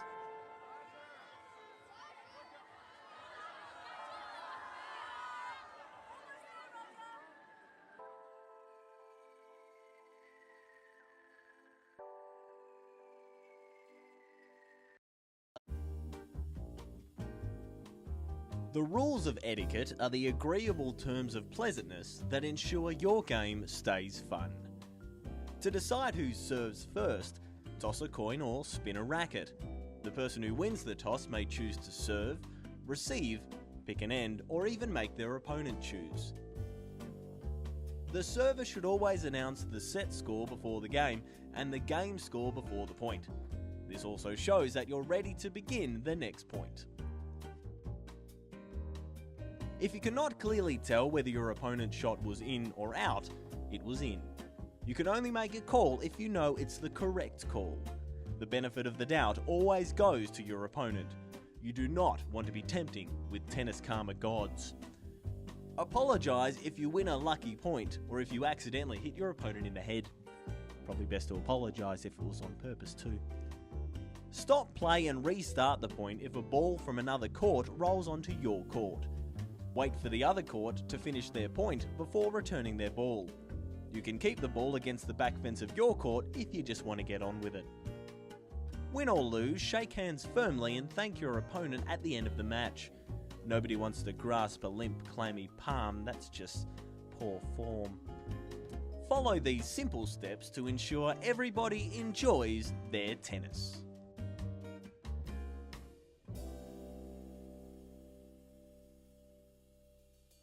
Most tennis matches are played in a best of 3 sets format. Win 2 and you've won. For Wellington Tennis Club, I wouldn't be sitting here right now, that's for sure.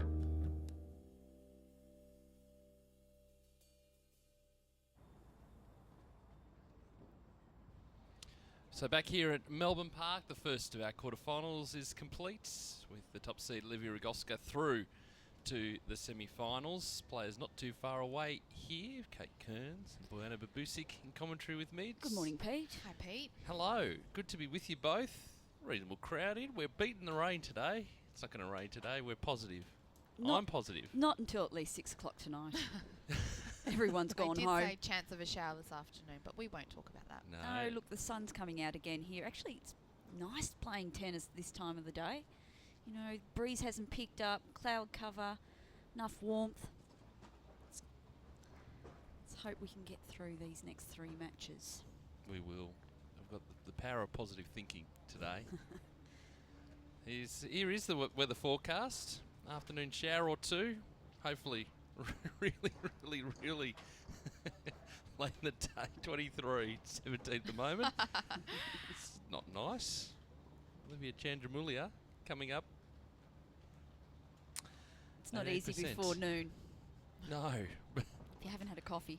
Afternoon though, we will fire up. But this one, Daria Gavrilova and Abby Myers. Really looking forward to this because I haven't seen both players for a while, and to see how they'll go. The two 20-year-olds, Kate. Yes, I had a look at some stats last night. They played twice this year, and Daria won both those matches in straight sets. So, in terms of form and rankings, I'm guessing we're thinking that Dasher will win today, but hoping for a close match.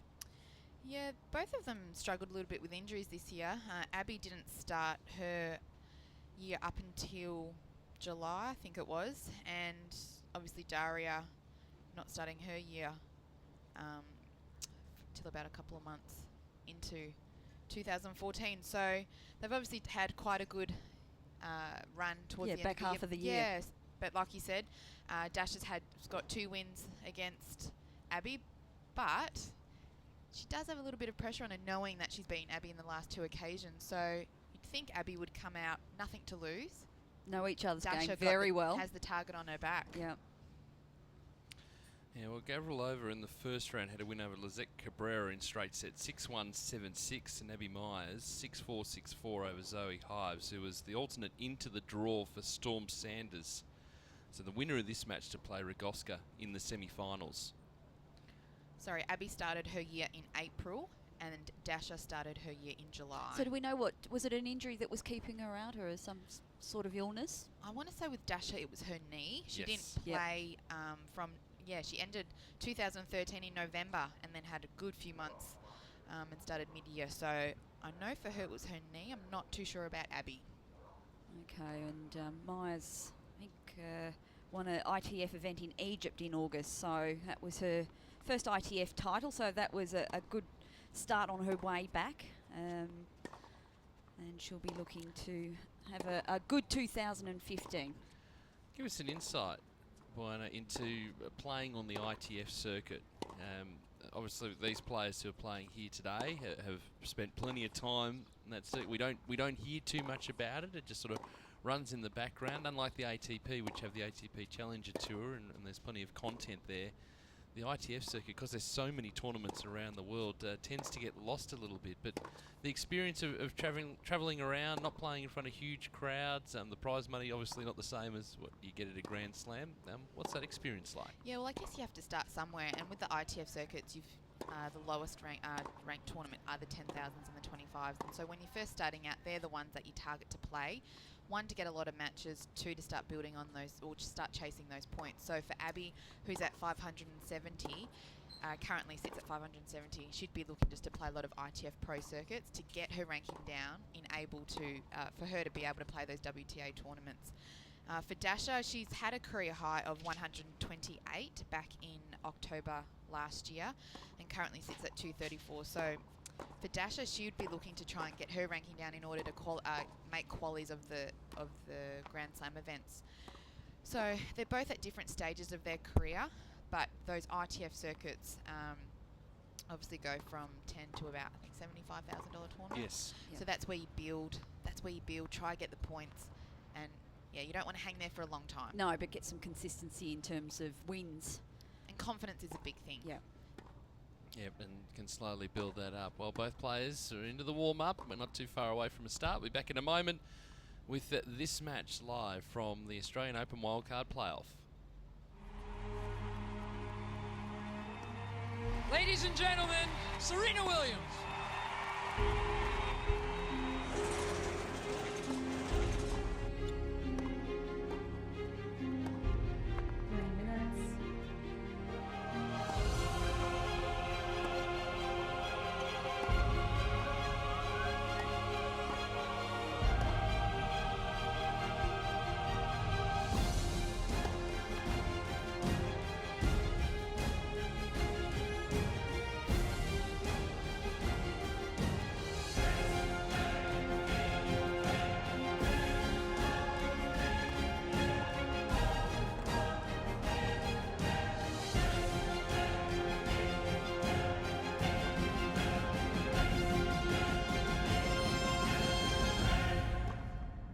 Oh, thanks, Serena.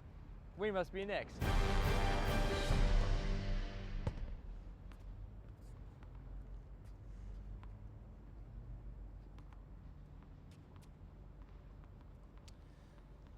So a couple of minutes away from the start of this match, the third seed, Daria Gavrilova and Abby Myers coming up a little bit later on today. Olivia Tjandramulia taking on Arina Rodionova, the fourth seed. And then Madison Inglis and Natha Bains. I tell you what, I am looking forward to that last match on this court today. Yeah, two juniors battling it out for a spot in the semi-final, and I think it'll come down to who can step up to the plate and make those shots count and take the opportunities when they're needed. Predictions on for that one? Yeah. Oh, I can't. I'm going to go for Maddie. Okay. A little bit of bias there because I am from WA. That's all right. And the only thing, I guess, in terms of Bains is that we didn't actually, that was a retirement in the end. We got to see her play almost the 2 sets. I would have liked to have seen a little bit more. But she held her nerve there. I mean, there was a few distractions that she had to endure, obviously, Rodionova with her injury. So credit to her for staying in the match and for almost just, she almost played above her age. I think sometimes some of the younger players get rattled. Yeah, and her maturity out there was she did a really good job that day. Do you think there'll be any letdown factor? And the players, it seemed on a couple of days ago, seemed to be right up for the contest, and they were switched on right from the very first point. They'd set themselves for that. Coming back and playing someone who's around your age group, who you've probably seen a lot of on the tour, is there any sort of letdown factor there, do you think? In regards to playing Maddie today? Yeah, or from either player's perspective there. I think the good thing is you know who you're playing. Sometimes it's hard when you don't know who you're playing, you don't know what to expect, so you don't have a game plan. But I think when you know them, you know what to expect and you can deal with it. So sometimes it's hard playing someone you know, but then there's advantages as well. Myers won the toss and chose to receive. So Abby Myers choosing to give away the serve. What was your selection, What was your preferred selection if you won the toss? I always like to serve first because I really enjoyed returning, but I thought if I could hold my first serve and then break, that would put a little bit of extra. Straight on. Yep.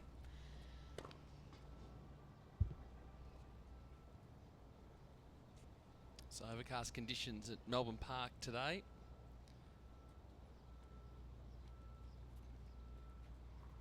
Got quite a few people in the crowd early on.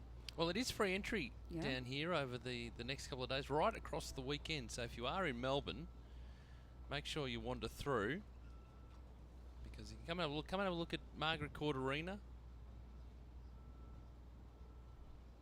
Come and have a look around the grounds and see things are getting into place for the Australian Open. We welcome your tweets, hashtag AO Playoff.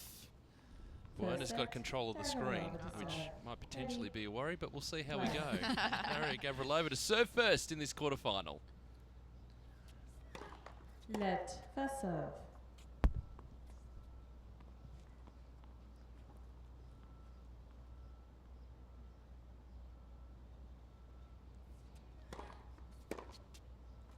Love 15. Of course, we saw Gavrilova courtside supporting her boyfriend Luke Saville. His victory yesterday. Is he out today? Can we spot him in the crowd?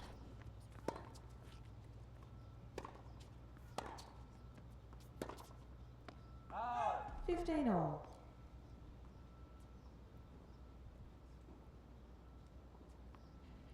I can't see him out there.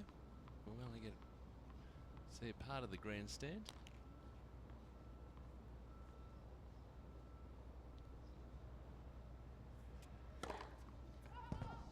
He might be watching.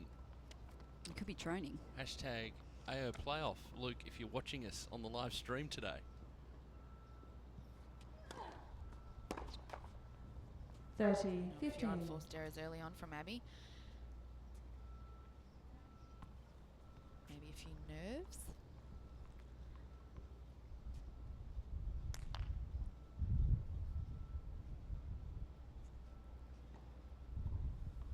Wind just picking up. Daria just waiting.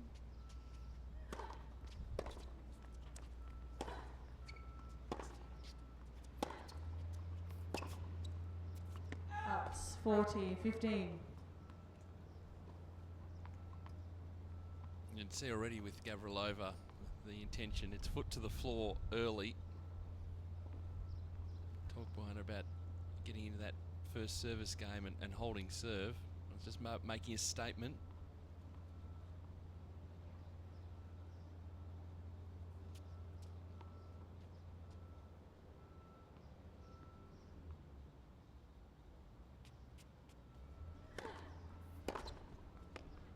Oh, it's a wonderful forehand return cross court by Abby Myers. She was really onto that serve.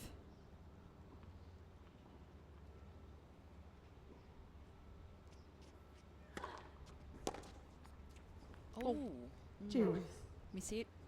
Complete miss hit. Should take it though. Every day of the week. Of course. Yeah, the fake apology.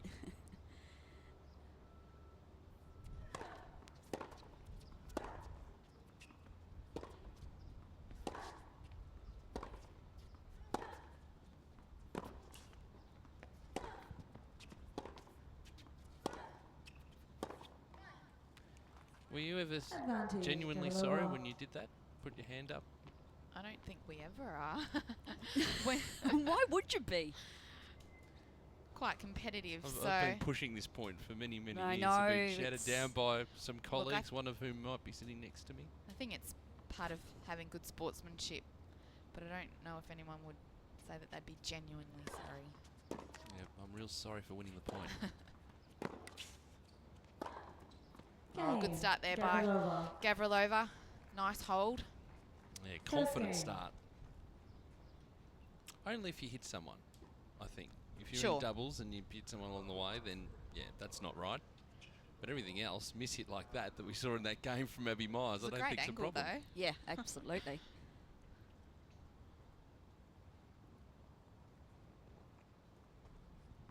Being from WA, did you enjoy playing in the wind? Something that I grew up getting used to, and I think I found that was quite an advantage when I went and played some pro circuits, for example, in Mount Gambier or Port Pirie, where it can just get so gusty and so windy. So that was definitely an advantage. Casey Delacroix talks about playing in all conditions at all times, doesn't mind, runs on solar power, so happy to play in the hottest of conditions and windiest conditions, just used to it. She does play well in the heat, Casey, and we've seen her here at the Australian Open and other players melting, but not Casey. Thrives on it.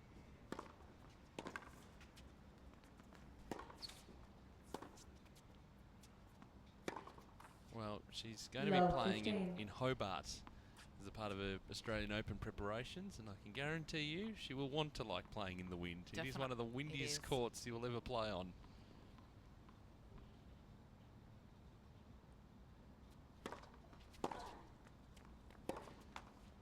Why is that, Pete? Is it just the positioning of the court? Yeah, it's up on a hill. Yep. One of the best views in tennis. It's I've had it described as like Monte Carlo with sheds. Because there's sheds down the bottom of the hill.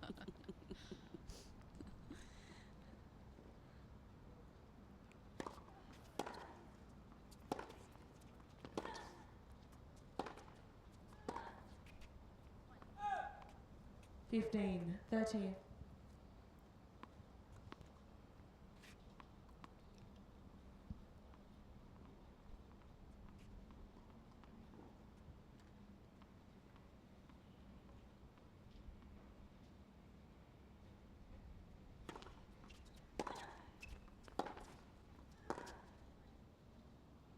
Just a little bit of lack of footwear there from Daria, but great depth from Abby in those last 2 points. Yeah, got it back to 30 all.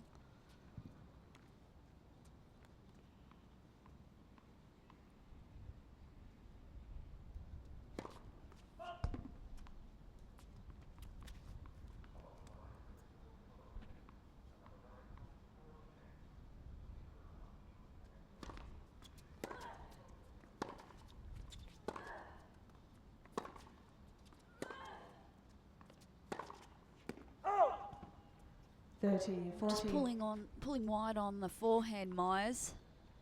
Actually set herself up well in that point with a deep second serve. Just pulled the trigger way too early. Break point.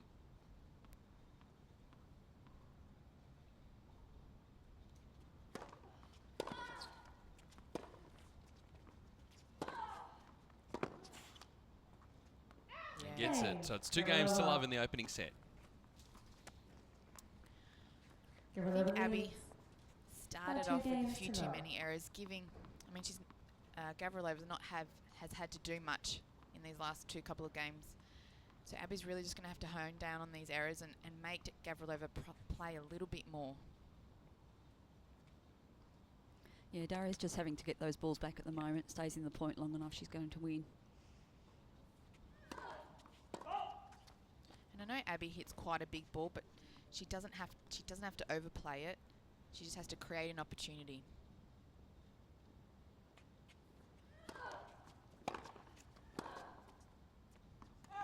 Yeah, you can see there, that was a solid forehand, wasn't it? Had a lot of power, kept low. But it was nice, hard, deep through the middle. Didn't have to do anything too fancy. Not giving anything for Gavrilova to work off either. 15 all. There's not much you can do about that. Down the tee.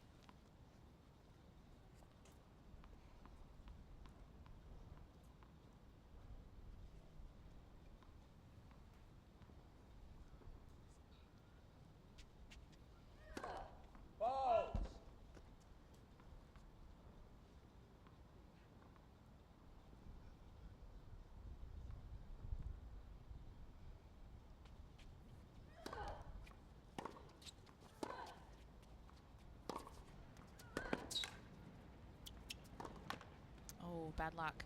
That was the opportunity that we're looking for. She got Gavrilova on the run, got the short ball that she wanted, and unfortunately wasn't able to execute. What was interesting too was the direction that was going back. It was going back to Daria I would have thought that perhaps she'd go to the open court.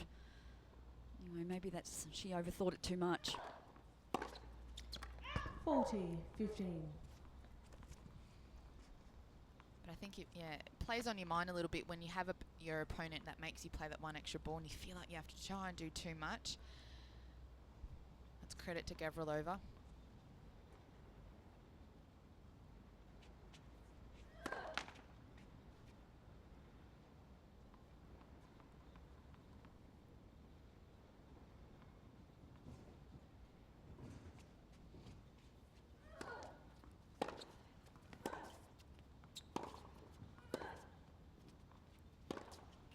Much better. 40-30. Gets some good depth on those balls, doesn't she? Yeah, she does. I'm surprised that Gavrilova keeps going back to the forehand side. She did on 3 occasions then, and Abby Myers coming up with big forehand winner.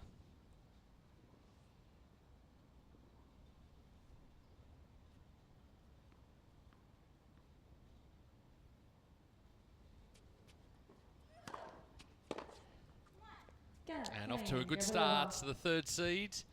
Gavrilova, 3 games to love opening set. Well, Gavrilova off to a winning start as she was in her last match against Lizette Cabrera. She won that first one 6-1, was up 5-2 in that second set, and then things got very tight. So I just wonder today if we might see that happen again, where she's just trying to finish out a match and feels the pressure to do that. I think Lizette's actually been in some really good form. She played well. I got to see that second set. I actually missed the first, but boy, that was tight in the second. Yeah, and she made the semi-finals at the 18s Nationals the week before. So I heard from a few people she was playing really well, had some confidence. So it's never easy closing out a match, as we've spoken about before. So be interesting to see what happens today. Yeah, absolutely. We got to the tie break and. Dash actually won that. I think it was 7-2 or something like. It was pretty breezy in the end, but yes, as I said, things tightened up, and you're quite right, Cabrera. She's got some game. Yep. Be someone to follow, I think, in the future. She committed to, I want to say it was Auburn. She's going off to play some college tennis. Next year. So another girl taking the college pathway, which is good to see. To the States. So Abby Myers serving at love 3. Love 15. But that's what this wildcard playoff's all about. The fact that we get to see these junior players going up against more experienced opponents. Good chance to measure their progress. And certainly from the juniors that we've seen over the course of this event, there's been a lot of improvement.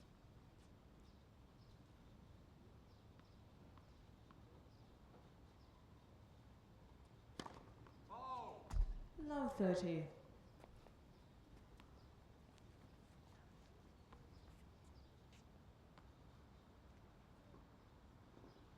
Have you had many of the players actually speak to you about the going through and over to the States and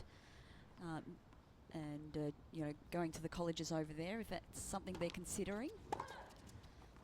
Yeah, I've had a couple of girls ask me a few questions in terms of what it's like and the competition and the lifestyle. I think more on the male side, they're more aware of the college pathway, where back a couple of years ago there weren't too many females going over, but I think now that more are, they're becoming more aware, realising that it is a pathway and it's not necessarily meaning that your tennis career will end. And with the ages now that players are developing and making or creeping up better in the ranks, I think they're starting to reconsider that college pathway. It's just a different approach. Definitely, yeah.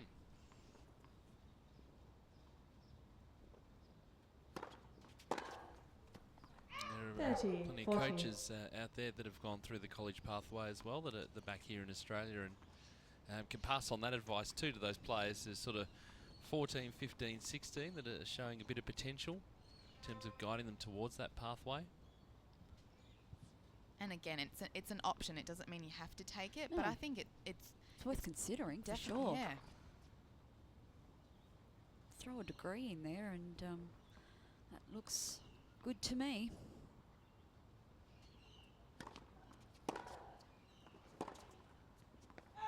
Game, Gavrilova. So 4 games to love in the opening sets for the number 3 seed, Daria Gavrilova. Gavrilova leads by 4 games to love. Just noticed that Alicia Mollick has joined us courtside with her little bubba. Mika Molly. Mika, is it? Yeah. Oh, gorgeous. We were talking about how Alicia's looking amazingly well. It's all to shame.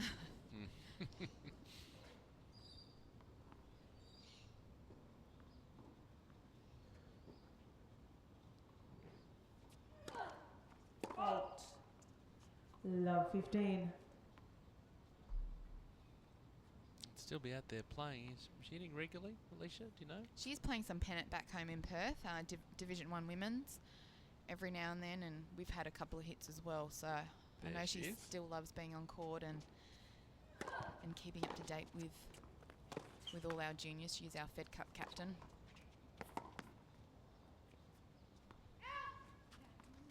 Love 30.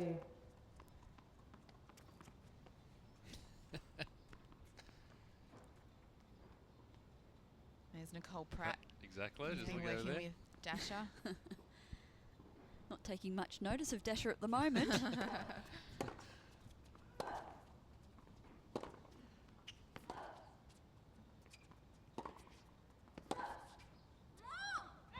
Yeah, she just came up off that backhand. 40. Gavrilova.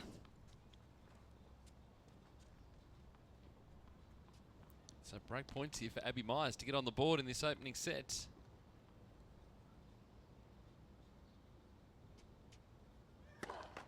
Let first serve.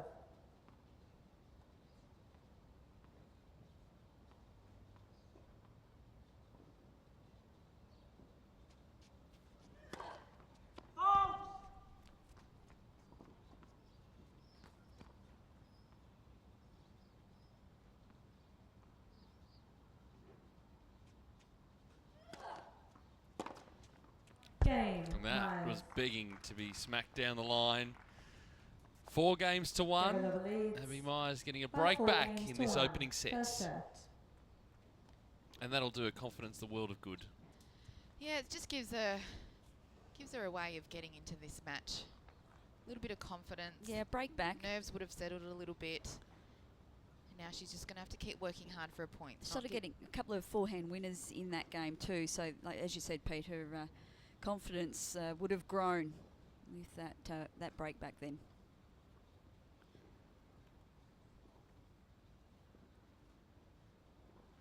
You can see the level that Abby can play at. She hits a very big ball, probably one of the bigger hitters in this tournament, but it's whether she can keep that consistency.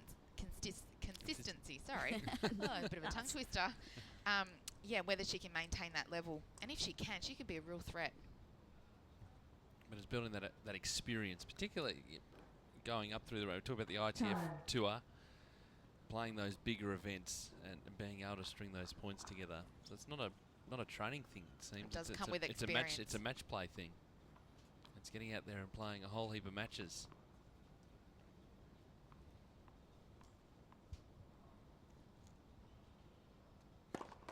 Let first serve.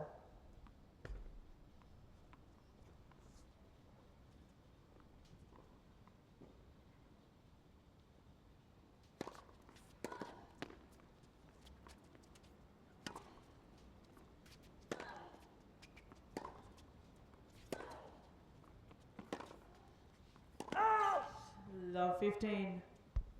We're talking about that transition from the juniors to the seniors. I know both these girls were very good juniors.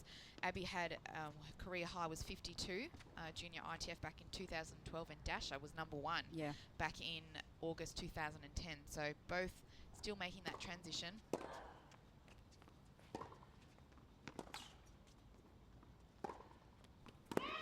Love 30. And that transition hasn't been helped by injury, so it's been interrupted, and that's difficult.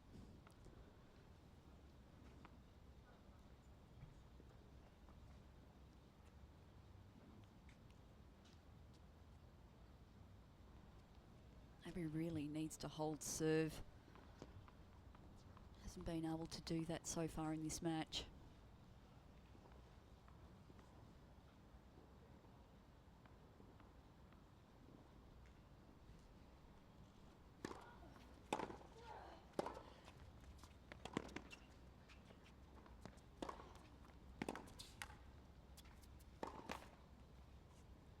Love 40. Well, that's pretty much a tale of unforced errors from Abby Myers. A whole host of them in this opening set. 3 more break points for Gavrilova.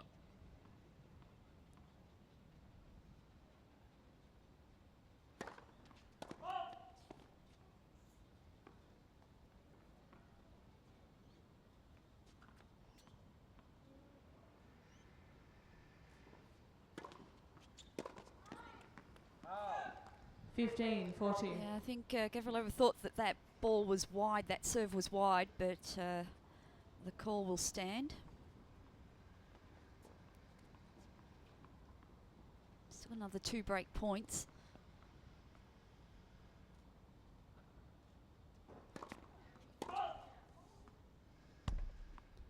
Can't buy a first serve out there, Myers.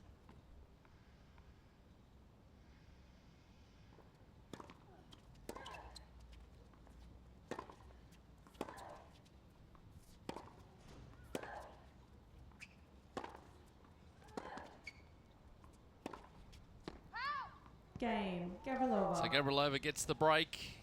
Will be serving for this opening set 5 games to 1. Gavrilova leads by 5 games to 1. I feel like this is oh, how am I wording today? This is an example of Coffee, our match. please. Maybe another one of when Rogowska played Mendez, when games just went really quick. Another example. Well, today we've got a junior playing a more experienced player. Again, it's going very quick. I think what our juniors need to start doing is if game A is not working, they need a game plan B. Yeah.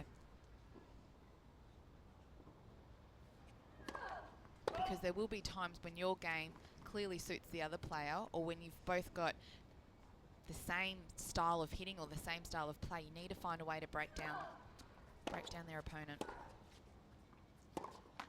And have the maturity 15 and more. confidence. Well, the maturity to recognise it and the confidence to change it up. And I think that goes along the lines of more experience. Yeah.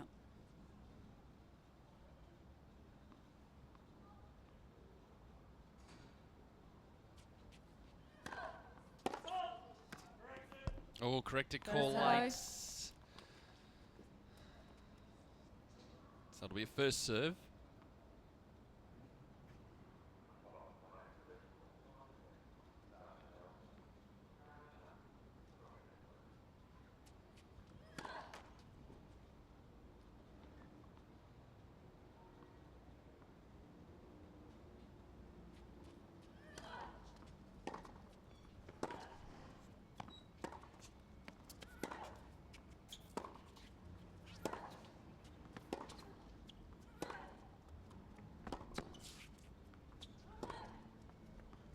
Oh, in the corner. Landed it.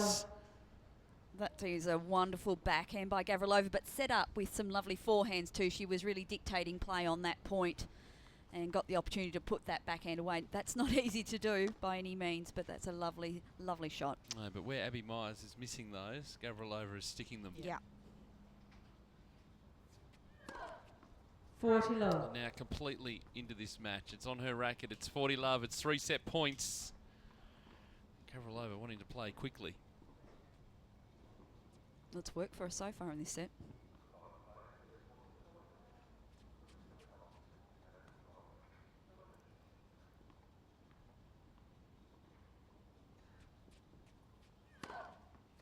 And again with the ace.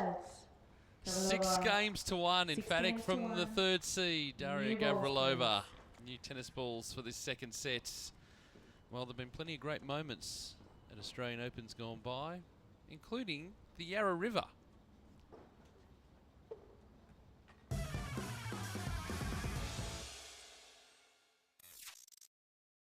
The 1992 men's final produced one of the great moments in the history of the Australian Open, and it wasn't on Rod Laver Arena. American Jim Courier, who had only 1 Grand Slam to his name, was the underdog against Stefan Edberg, the Swede, who had won 5 Grand Slam titles. Tied at 1 set apiece, Courier won the 3rd and 4th, taking his first Australian title, which would propel him to world #1 later that year. 6-2, 6-1, 2-6, 7-5. What happened next has been replayed time and time again. En route to the final, Curious coach had goaded him to jumping in the arrow if he won the crown.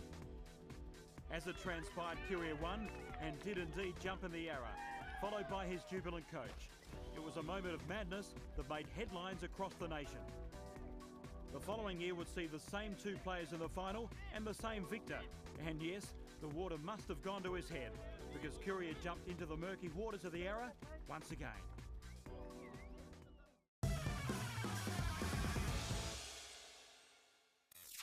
Time.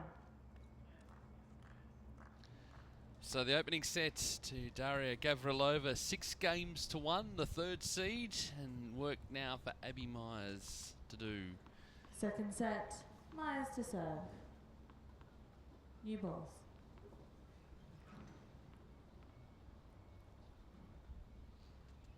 The good news for Abby Myers is that wipe the slate clean, start again. Yeah, that first set didn't happen.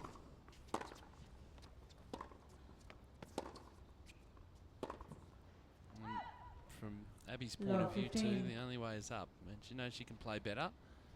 Gavrilova playing at a good level now.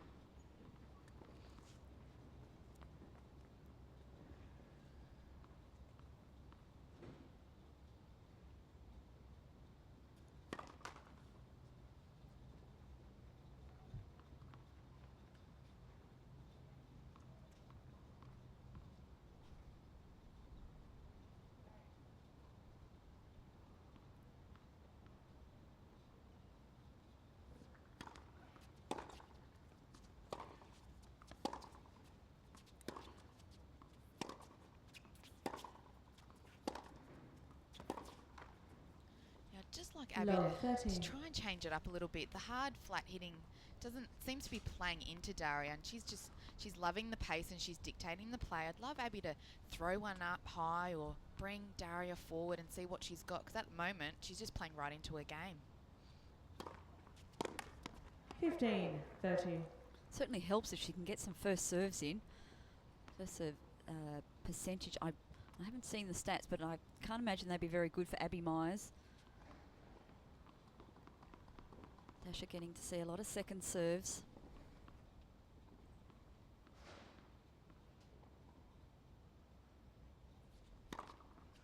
Oh, 30 all. She's listening. Oh, very close to the line, but 6-1 and 30 all. Probably no need to have a conversation with the umpire.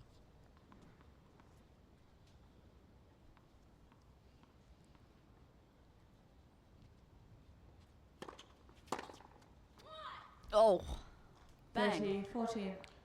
Short backswing stepping into the court. Didn't really have to move there, Gavrilova, to put that up the line. No, she read it nicely. I was waiting for it. Another break point.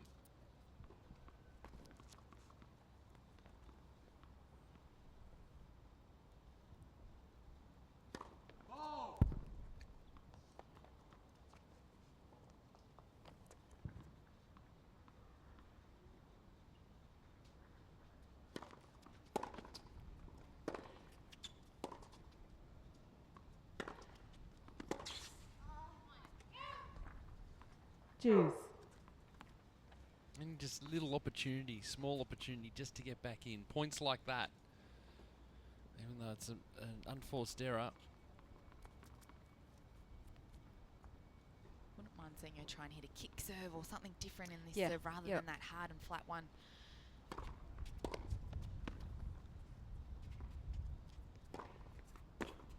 Although that seemed to help her. Yeah, that worked. That was good. But yeah, I agree.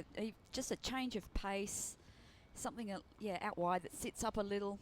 Just show her something different, because Gavrilova's not even having to move. She knows where the ball's going to go. Very predictable.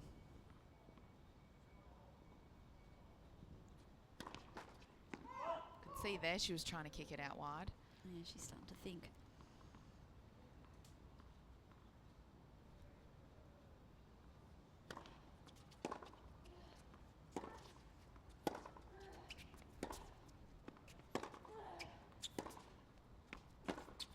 And on the board first in this second set. First game. Don't forget, we've got our 12 days of Christmas huge prize giveaways. #AO Christmas. Had a few tweets come through from Max. What do I want for Christmas? For someone to magically transport me to Melbourne Park next month. Sadly, that won't happen. Unhappy face. Oh, well, stick to social media and AOTV and AustralianOpen.com. It's the next best thing. It is a great time to be in Melbourne. Absolutely. In January. I wonder where Max is from, because it doesn't have to be magical to be transported here. But we're up to number 6, aren't we? Oh, I've lost count. But yes, 6. I think so. That's right. We are number 6. Okay. Oh God, no. I'll start working on that. You just keep going with the match, ladies. Okay, Pete, you can join us in the next couple of hours. That'd be great. 15 love. His mind disappears to putting together something around the number 6. Tick, tick. Yeah, I'm onto it.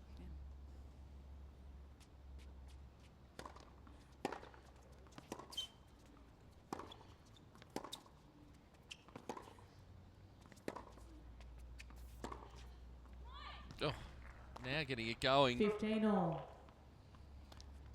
Few of those shots now going in, but can't keep going for the lines. Low percentage shot. She'll have to pick the right ball to go down the line on.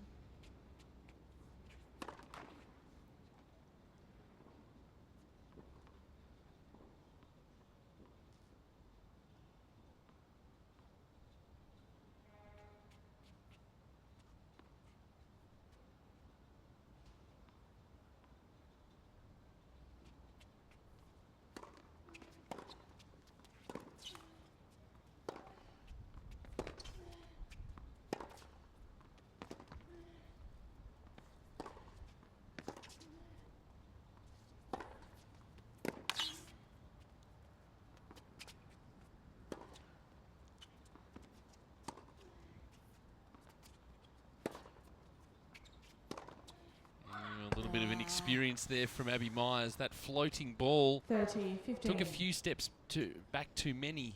Needed to be in a few just to really take that nice and early on the rise, because playing off the back foot and landed mid-court was always going to be put away. Halfway through that point, she had an opportunity. The ball was mid-court. She came in and hit it, and then she retreated to the baseline and was out of sorts after that. But great defense there from Gavrilova. Oh, yeah, absolutely.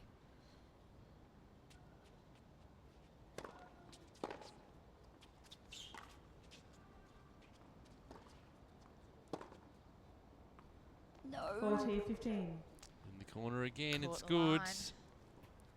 Caught in no man's land. What do you do there? I mean, the ball's short. You've got to. It wasn't like it was a put away ball, but she did set herself up to come to the net, and then she again retreated. You want to create the pressure. Yeah, you've got to keep coming forward, don't you? I would have try and come into the net, put that little bit of pressure on Gavrilova. Make her come up with the passing shot.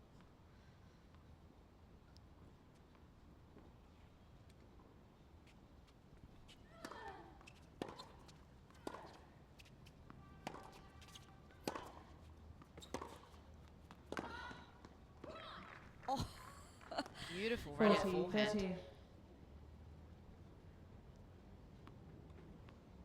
Yes, you can see what she's capable of, Myers. But lacking some confidence in her play out there today.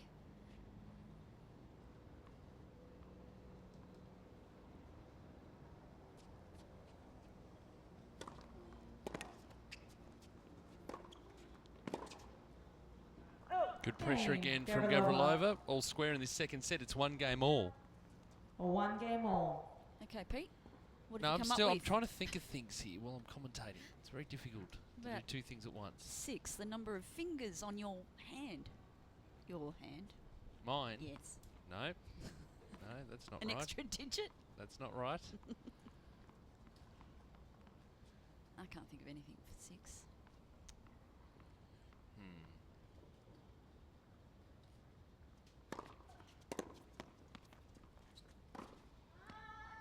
That's nice. Good put away. 15 love.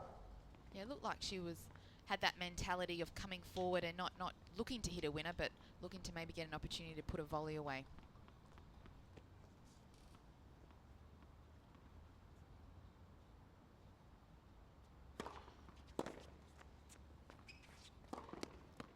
Dirty love. about you got to play 6 matches to get to the final, the Australian Open? It's 7 to win the tournament, isn't it?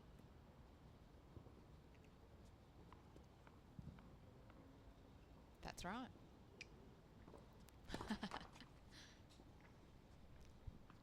2 thumbs up here, Pete.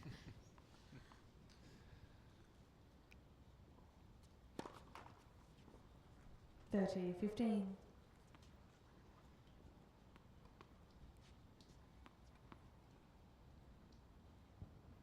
There's a lot to think about for Abby Myers at this point in time. Well, she's played 2 really positive points and then comes up with a double fault. Fault.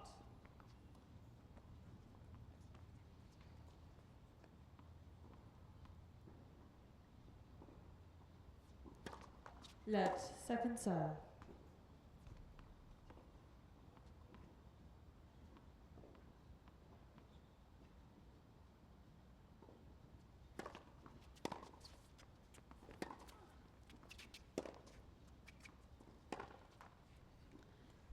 All. Out of position to try and make that ball too far behind the baseline.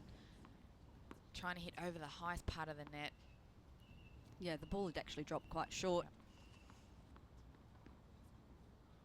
And that's clever by Gavrilova. She could see where Abby was. Took the pace off the ball. 40-30. That's a better first serve by Myers. She can win this game. It just give her that little bit more confidence that she can stay in this set. Keep holding serve. That's what she struggled to do in that first set.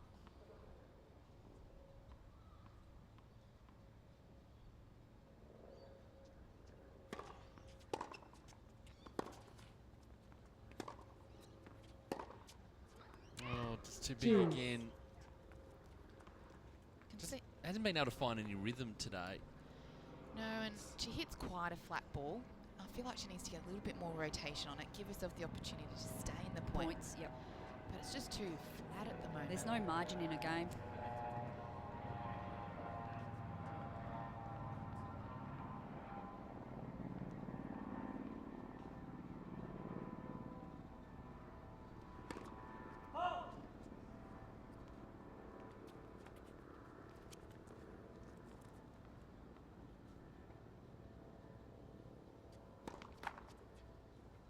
Advantage, Gavrilova. Another break point coming up. Yeah, second double fault too in this service.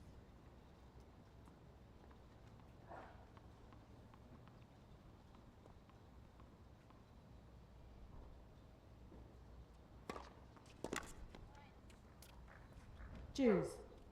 There's the inconsistency. We go from double fault to unreturnable.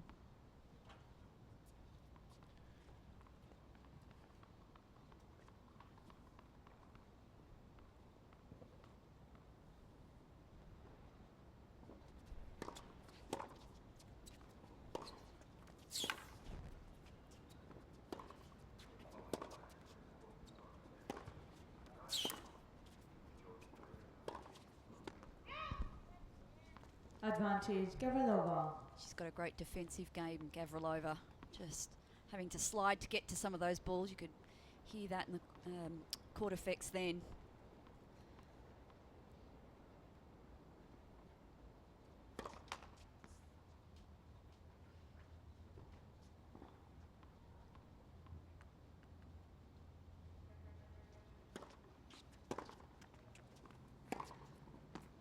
And another breaker serve for Gavrilova.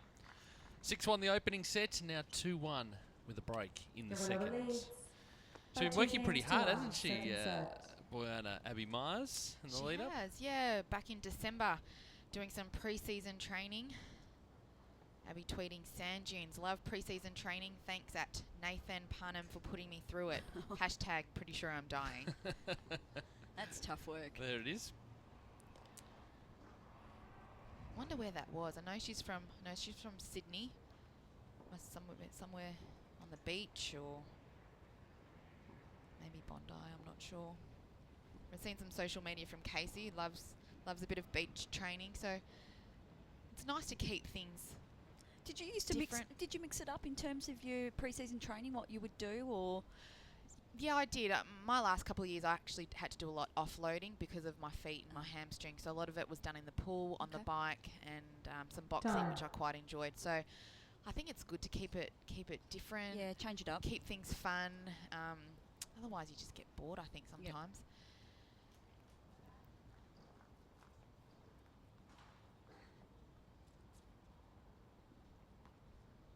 I'm not sure if sand dunes and fun necessarily go together. Nope. Only if you're driving across them. The fun part is then going into the water and recovering. Ah, yes. Well, don't do the first thing in the first place, you wouldn't have to recover. Anyway. And that is why I'm not an elite athlete. 15. Reason number 726. That list is getting longer, yeah, Pete. by the day.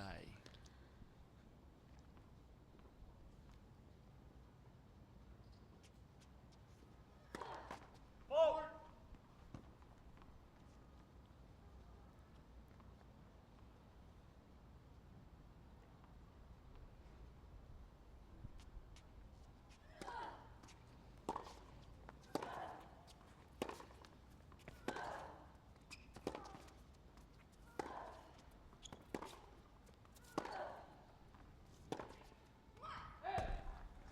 $15 all. Deja vu from the first set. I feel a little bit for Abby because I can see her trying to make the play and trying to play her game. And I've been in these situations where you feel like nothing you're doing is right, and it's not working, and just feel like everything's going too quick. So I think she just really needs to slow it down, play point by point, and really make Gavrilova work for the points, whereas at this stage she's just hitting too many unforced errors.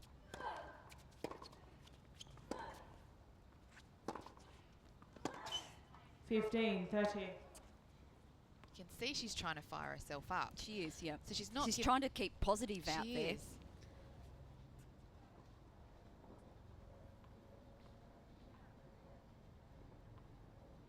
That was a bit better in terms of slowing it down. She's making Dasha wait.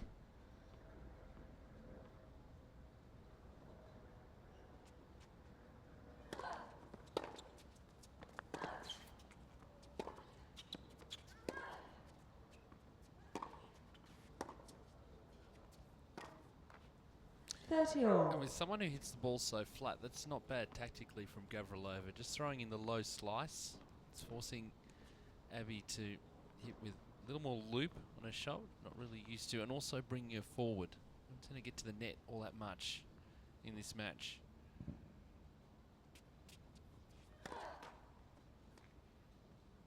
Yeah, it's that little bit of variation that comes with experience.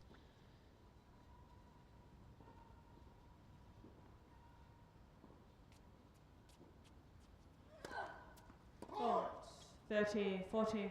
But now, small window of opportunity, a break point.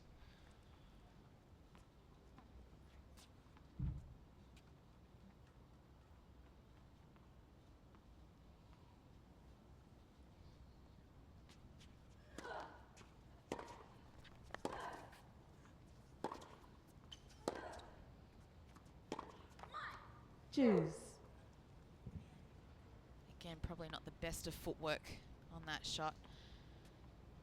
Wasn't in the right position to hit that ball.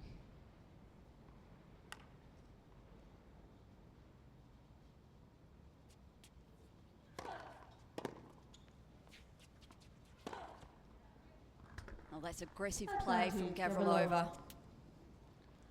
And anytime she seems to have that opportunity, she lets herself down, and then Gavrilova's able to capitalise on that opportunity, that lost opportunity. See here again, Abby Myers just trying to slow the play down.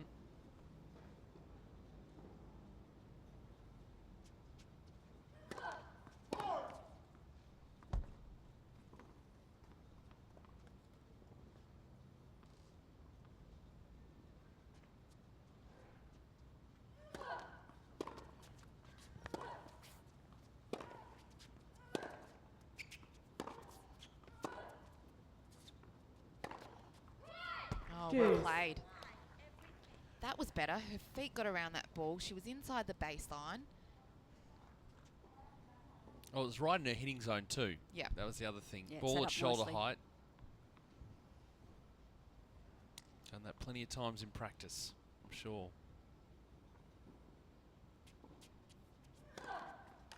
Advantage, Gavrilova. And then she just comes back with that. It's too good.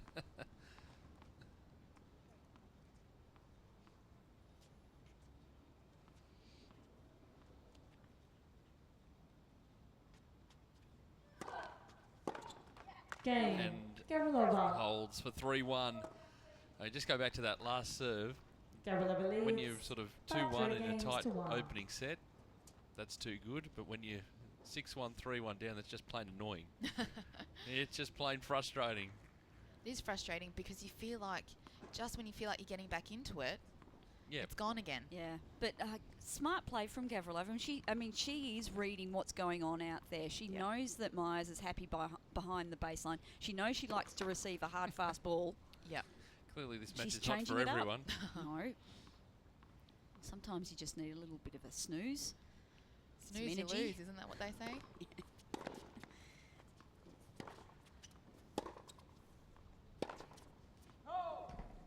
Low 15. I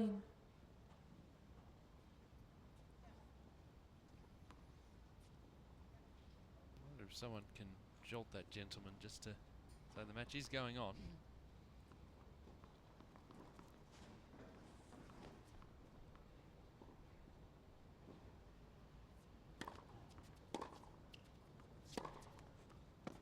15 all.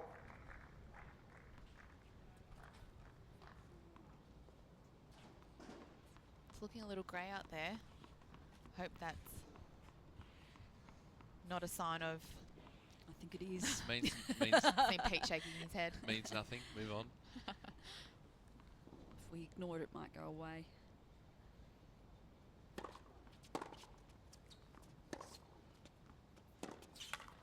Thirty, 15. There's a bit more control there. Yes, it was deep in the court, but wasn't hit with as much force as what we've seen. So it's missing a lot of balls, just trying to hit as hard as possible. It's more just about the placement.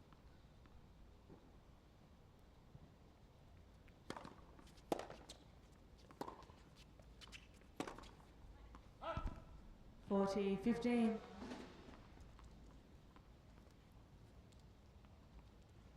Gavrilova's got herself in a position where she can actually afford to go for a few shots. She missed on that occasion with the forehand down the line.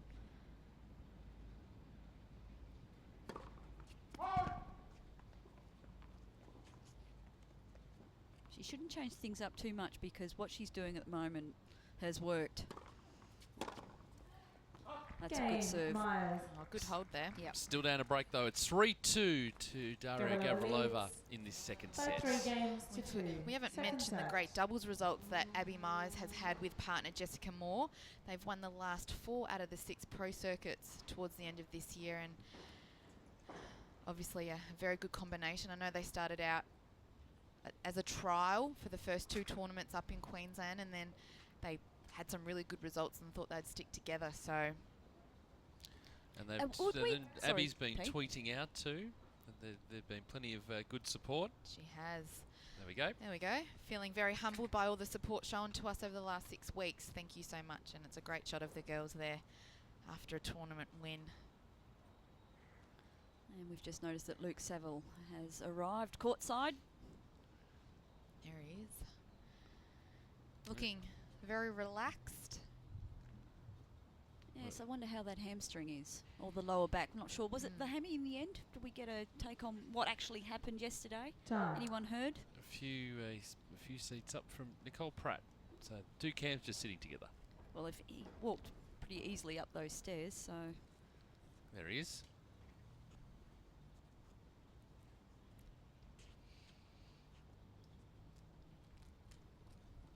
Abby's up and out of her chair. Let's see if she can build on that last service game. Yeah, she's only down the 1 break here in the second set.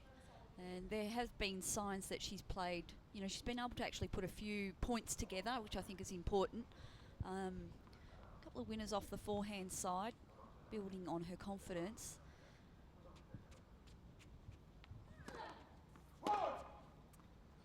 Gavrilova's game just needs to drop a couple of percent, and Myers could be back in this.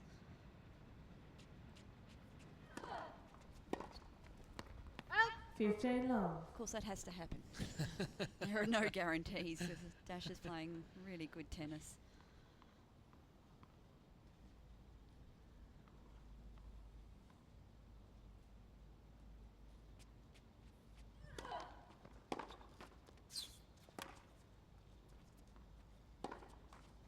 Oh, 30 long. the footwork again. She's not picking that ball either, is she? You know, it's got a lot of spin on it. It's dropping short in the court, and she continues to stay behind.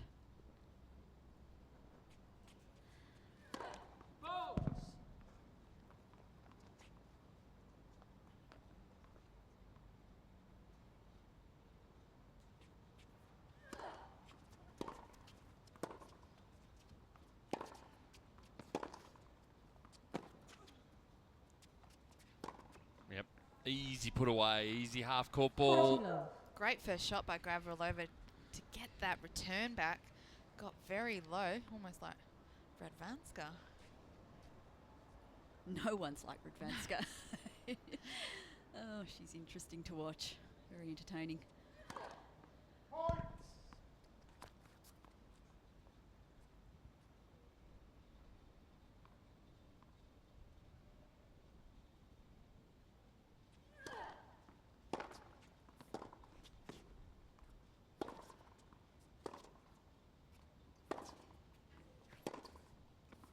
Game.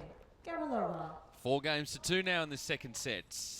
We've just had a tweet back from Max was asking whether or not it was difficult to get to the Australian Open. Well, yeah, maybe when you're in Canada, yes. So Max is listening to us on the stream. And continuing with the theme of AO Christmas, 6 AO free tickets for life. Touch greedy. One will do, won't it? Bring friends and family as well. 6 would be nice. 15 long.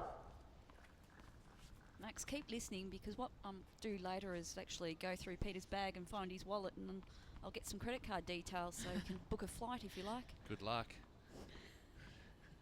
Hope you brought some insect repellent, because there are a few moths in there. Do I need gloves? I don't know, I haven't rummaged through there for a while, so do your best. 30 long.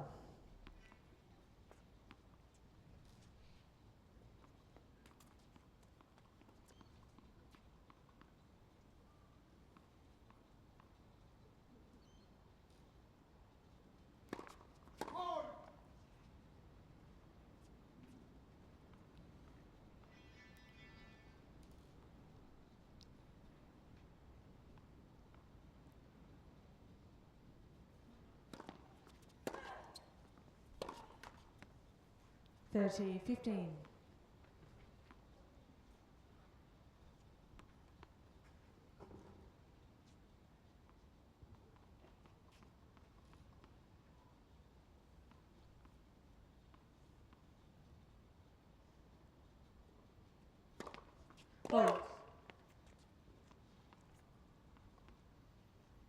Excellent slips catch by the ball boy.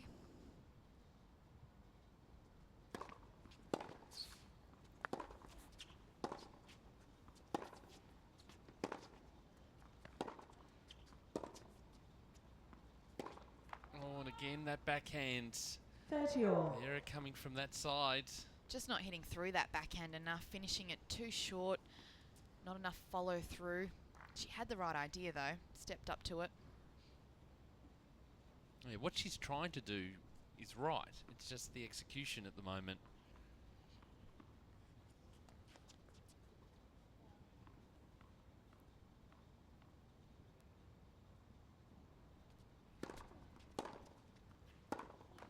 No, it's a lovely return from Gavrilova. Got down low to get that ball.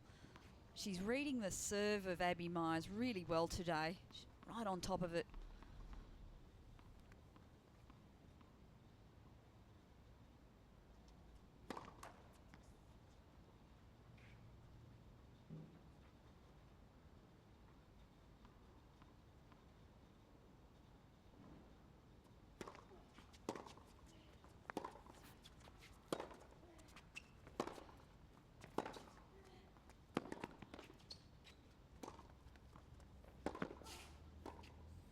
Too good. Daria Gavrilova rolling towards a spot in the semi-finals. 6-1 and 5-2. She'll be coming out to serve for the match in a moment. Gavrilova leads. Done a little bit of more social Second media serve. research. Trawling. Loving this Well, seat. just to point out though that during that game, you were looking at the weather radar and found nothing. So we move on. We move on to a nice, lovely pic of Daria and Luke at the Newcomb Medal. It's always a nice night for all the players and staff and everyone that's involved in Australian tennis to sort of dress up and get together and celebrate Australian tennis. So I think Michael's out of a gig because Bojana has just been exceptional She's today been with that. Very good. I don't think he'll be welcome back, which really is a problem for him because it means he'll have nothing to do. But nevertheless, just set That's the not bar. a problem. Set the bar just that little bit higher. You can sit today. back, relax, have some sandwiches, eat some cherry ripes. So Daria Gavrilova, 6-1 and 5-2.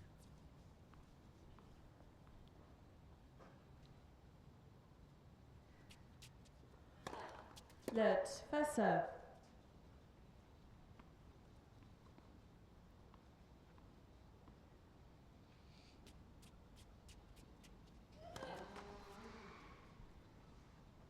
It's a very familiar scoreline for Gavrilova.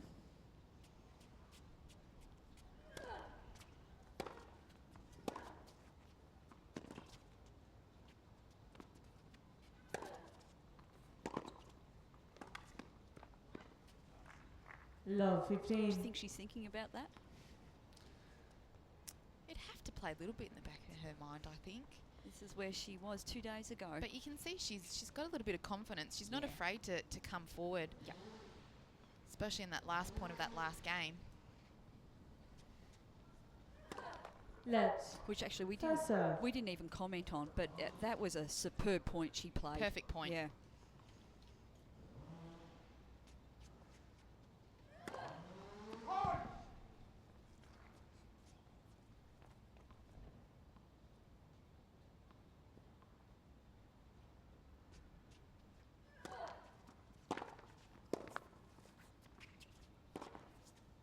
Out. 15 all.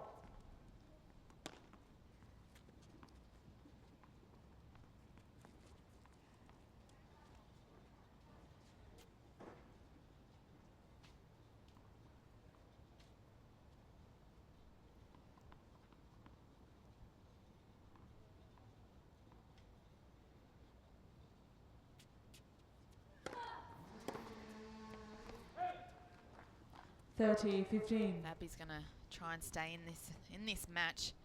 She is going to have to find a way to get a few more balls in the court.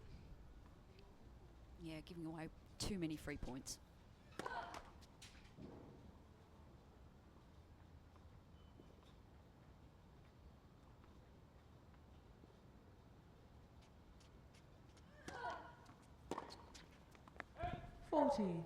Racing towards this match, racing towards the semi-finals. 2 match points for the number 3 seed.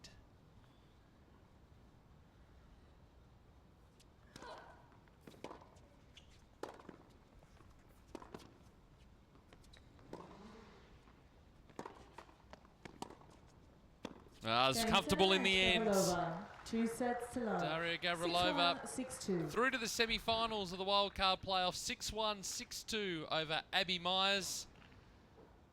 And would be really, really happy with the way she played. Abby just couldn't find any rhythm, too many unforced errors, and it means that the 3 seed will play the top seed in the semi-final in a couple of days. Yep, simply could not get into the match today, Abby Myers, but take nothing away from Daria Gavrilova. She played a brilliant match, put the pressure on. Her defensive play was second to none out there today, and she really did understand what was happening throughout the match. She was reading where Myers was not doing so well, and she applied the pressure. I thought that was a really well-constructed match by her. Yeah, no, I agree, Kate. And like you said, her defence skills were amazing today. And And she really stepped up to the plate. I mean, there were a couple of opportunities where Abby could have got into that match, but Daria was able to either serve it out or get that extra return in and made Abby play. And she was flawless today, I must say. Yep, she shut the door on any opportunities. So Daria Gavrilova, the 3 seed, through to the semi-finals with a 6-1, 6-2 win over Abby Myers. So, a bit of media work to do afterwards. The traditional right next to the court media conference, impromptu media conference that happens. But for Abby, obviously a learning experience for her. Yeah, it is. Look, it's not a very close scoreline. It's similar to when they played in Bendigo. But look, she had a good win under her belt in her first match. And if anything, she will walk away with her coach. And I'm sure that they will try and work on maybe a plan B in terms of further developing her tennis. Yeah, it was interesting because we were talking about in that second set about the things that she needed to do to get back into the match. First thing was to slow it down. She actually was able to do that. Gavrilova didn't particularly like it, but it, in the end had absolutely no impact on that second set. She was able to do that, but it was being able to change up the actual play, which she struggled to do. And I don't think it was helped by the fact that she did not serve well. So a lot of pressure to get that second serve in and to keep it deep. So she was really on the back foot. But I think you're right. It's a learning experience. Take out of that what you can, and she'll be all the better.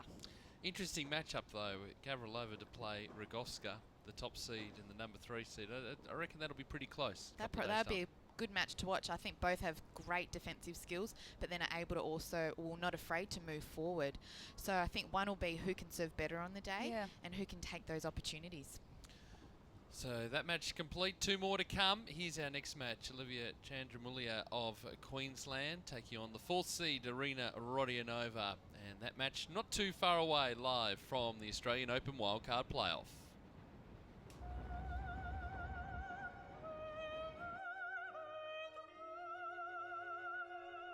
These are the hairs on a tennis ball travelling at 234 kilometres per hour. The fastest serve recorded at the Australian Open. These are your hairs standing on end as you watch this ball hurtling like a burning meteorite through space. Get closer to the action at the Australian Open. Book through Ticketek.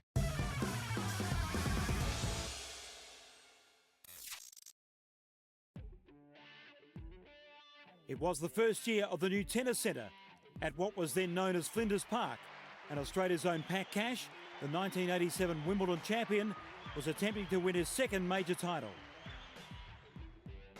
First though, he'd have to overcome Ivan Lendl, the world number 1 and reigning French and US Open champion. Although Lendl was 5-3 ahead in the head-to-head clashes, Cash had beaten the Czech Supremo in the 1987 Australian semi-final and Wimbledon final. With the rebound ace in use for the first time, Cash, a natural grass quarter, took the first set.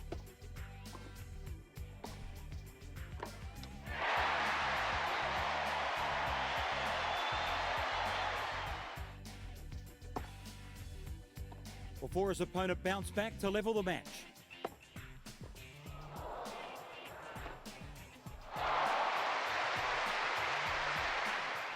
Backed by fanatical Aussie fans, Cash streaked ahead again, leaving Lendl flat-footed and 2 sets to 1 down. In the seesawing classic, Lendl refused to buckle and levelled the score at 2 sets apiece with some trademark topspin forehand winners.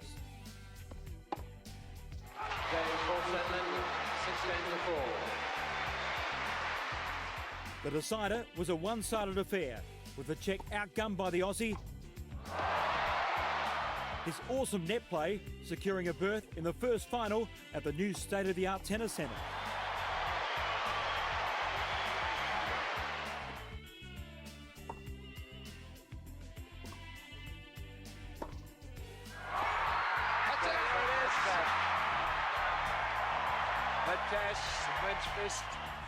Alas, Cash was defeated in the final by Swedish maestro Mats Wilander.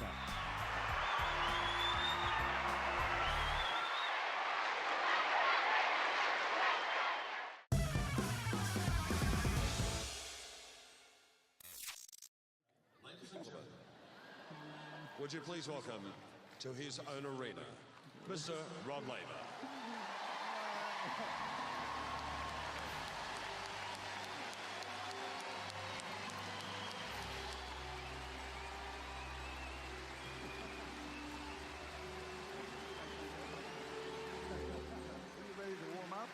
I am ready to warm up. Okay. Are you my warm-up partner? I'm the warm-up partner. All right. Here we go.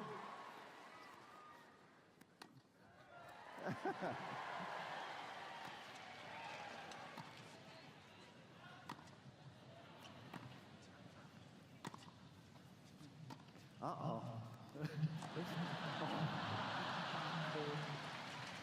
The racket feels a little bit heavy right now, I must say. It feels like it's too short. How are the nerves, Roger? Not so good. Maybe I'm better up here.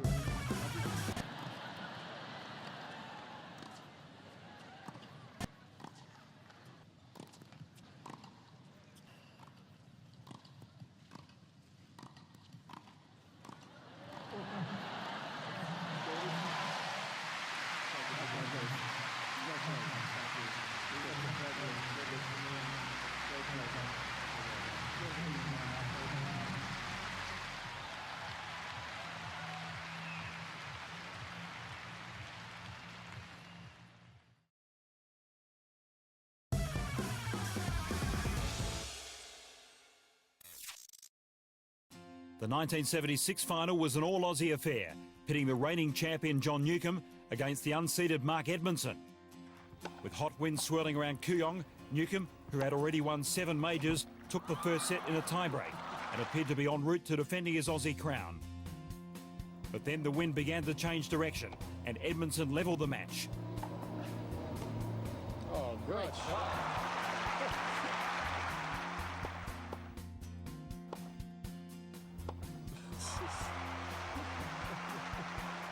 But the third set had to be suspended because of the gale force gusts billowing around Kooyong.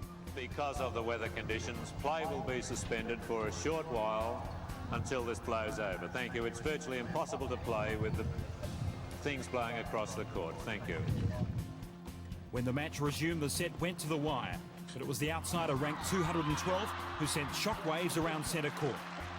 Although the crowd expected Newcombe to battle back, Edmondson delivered the knockout punch early in the fourth, blasting his way to a 6-1 victory.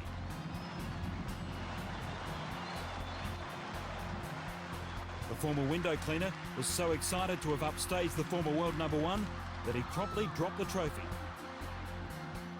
Edmondson remains the last Aussie male to win the Australian Open. I bet you haven't even got a victory speech prepared, have you? Nah.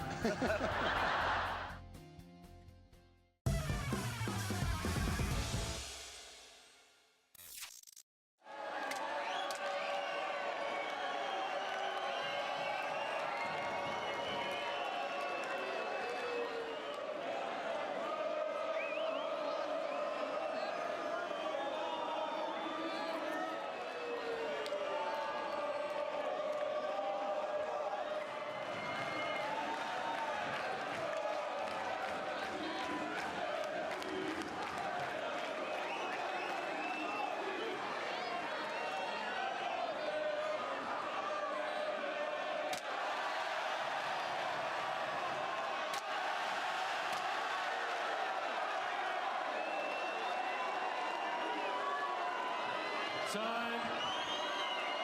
All violation, racket abuse warning, Mr. Baggers.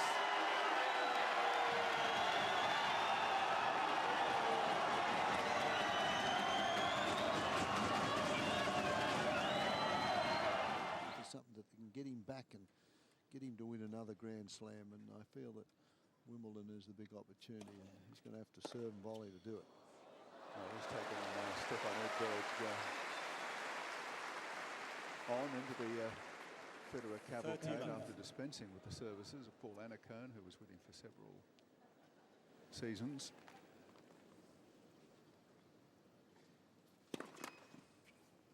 And Annacone.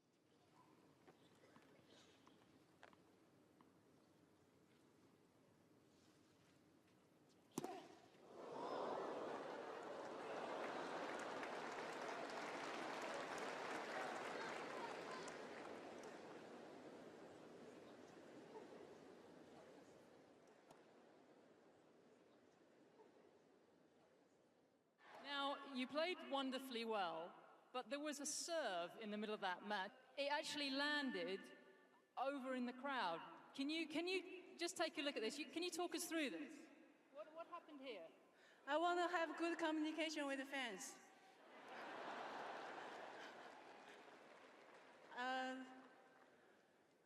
Okay, Carlos, we should practice on serve. Get caught up in the New Look World Tennis Challenge at Memorial Drive this summer. Catch the superstars of tennis, including legend John McEnroe, Marin Cilic, and Marcos Bagdatis. For 3 nights of all-star family entertainment. World-class tennis is coming to Adelaide, January 13 to 15. Book now through Ticketek.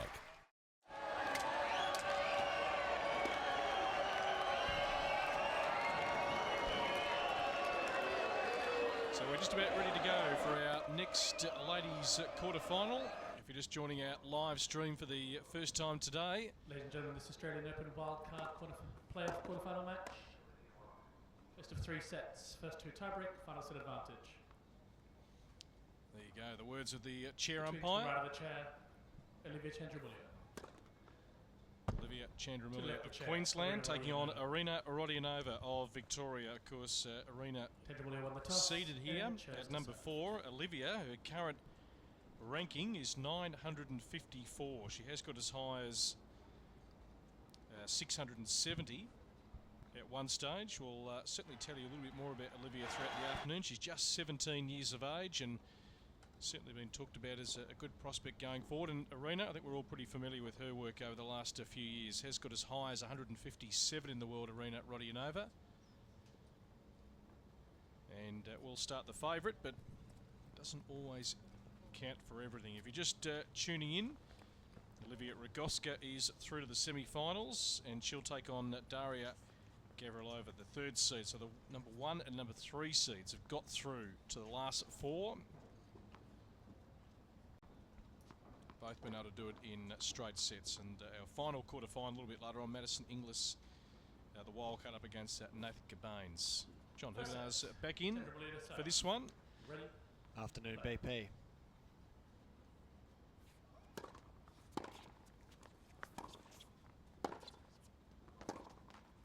Lofty. Just on Arena's year, 28 tournaments this year, 23 and 29 her win-loss, so a bit up and down.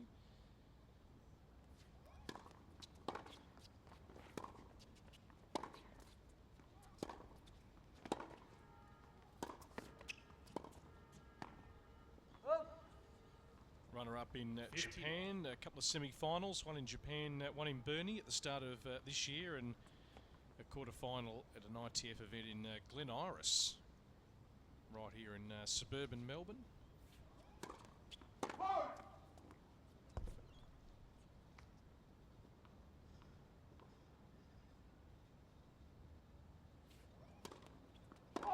$15.30.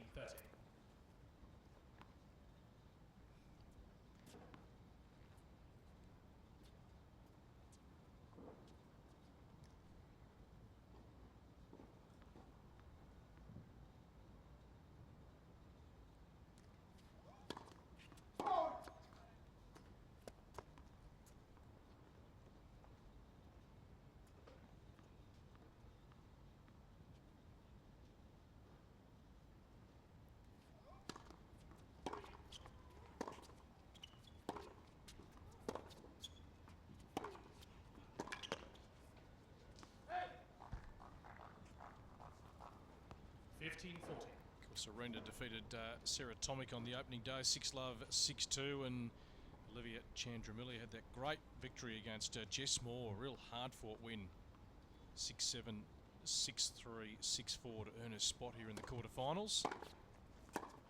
Yeah, Rodionova. So she gets a break of serve, Arena, first game of the opening set. Leads at 1 game to love.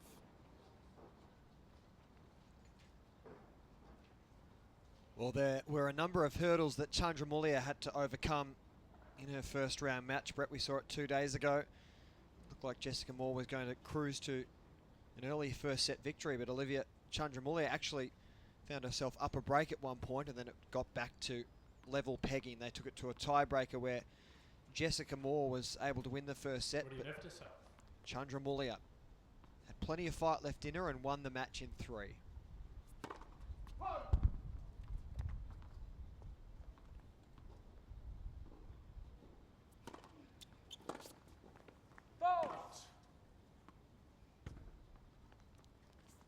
15 love.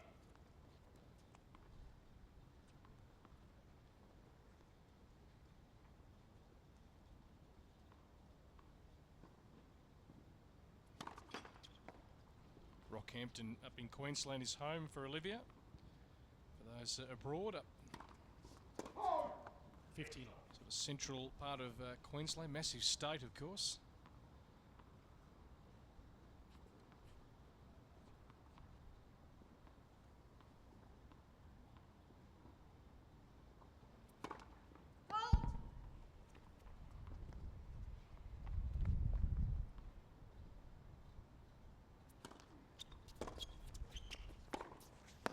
Blistering backhand from Rodionova. 30, 15. Such a strong competitor. The number 4 seed. Elder sister Anastasia knocked out or forced to retire hurt in her opening round match against Nakta. Bains will be up next on this court. Of course, Olivia winning the girls 18 and under Australian Championship title over the weekend to earn her spot here in the wildcard.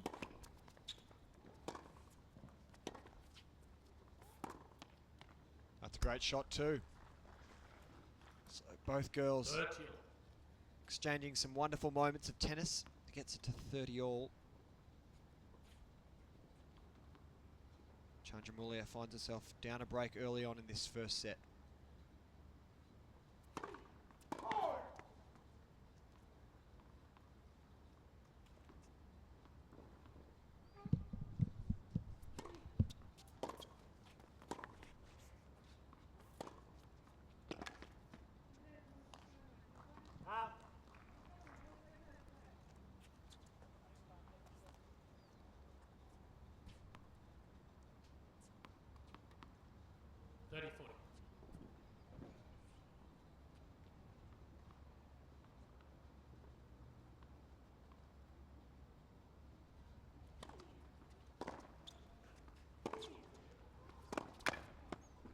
Good deep shot there from Rodionova.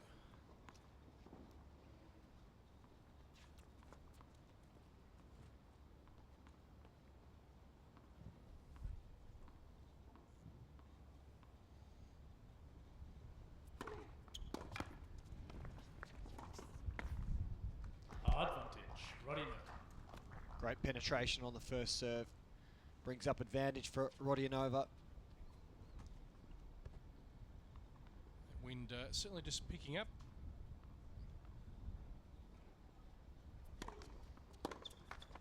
And she's able to hold serve eventually. Off to a good start here, Arena, leading at 2 games to love as these players look for a berth in the semi-finals. Day 4 of the wildcard playoff for 2015. It's great to have you with us on our live stream. Hashtag AO Playoff to get involved, and hashtag AO Christmas. Love some of the traffic coming through today.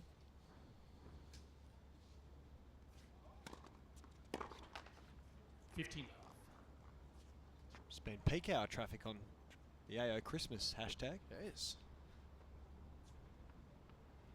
We're going to run out of snow globes to give away.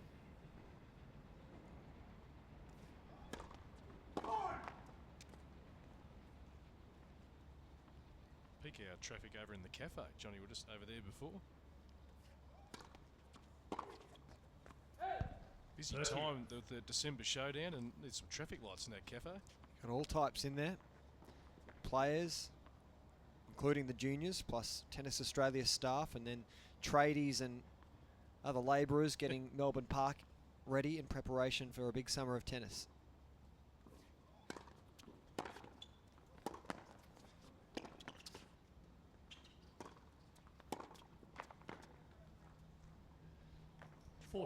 She does like to throw in that drop shot quite a bit, Arena Rodionova.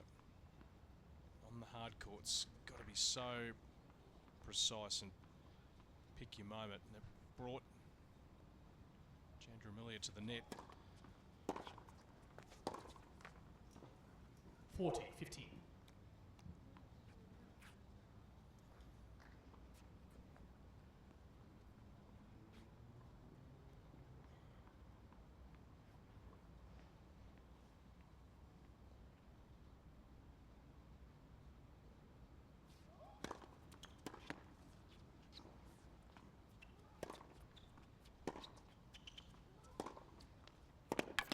It's a great shot. Really flattening it out. Tough one to retrieve for Arena Rodionova. 2 games to 1, first set. And she gets on the board, but still Arena with the break, leading it 2 games to 1. And Brett, we were talking about the hashtag AO Christmas. It is festive here at Melbourne Park. We're running a competition for you to win some AO prizes on the first day of Christmas. My true tennis love sent to me, and it is day 6 today, and we've had some recent entries. The most recent is from Brandon86, and it's at Tennis Australia. 6 perfect titles for Roger Federer there. So congratulations, Brandon. You're in the running to win some great AO prizes, and make sure you join us at hashtag AO Christmas and hashtag AO Playoff to join the conversation. Use of imagery just helping him out there a little bit, Brandon82. Wouldn't it be great if the Australian Open was the place that he won his 18th major? Roger Federer. You'll all be very, very happy about that. All his Christmases could come at once. John, your form's got better post-lunch. There's that turkey sandwich that did it.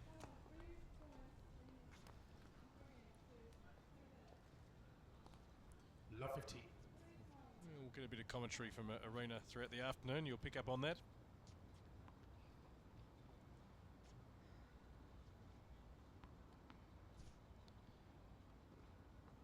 No need to complain yet, Arena. You're in a good position.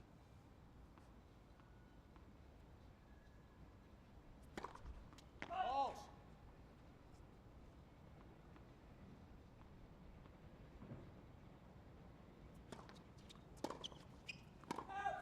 15.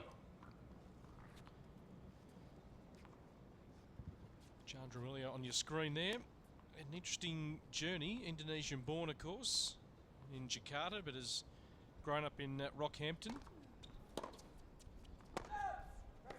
Out.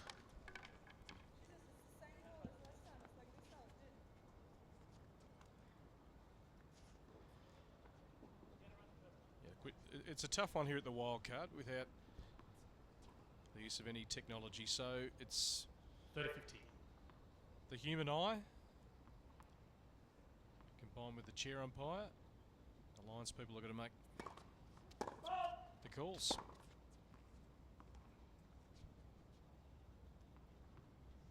Big responsibility on this man's shoulders as well, overseeing the linesman. 30. I reckon Tjandramulia will really look to pounce on that Rodionova second serve, which traditionally hasn't been a great strength. And, she's certainly striking the ball very nicely at the moment, but big game here. Yeah, nicely done. 40. Going back, wrong footing her.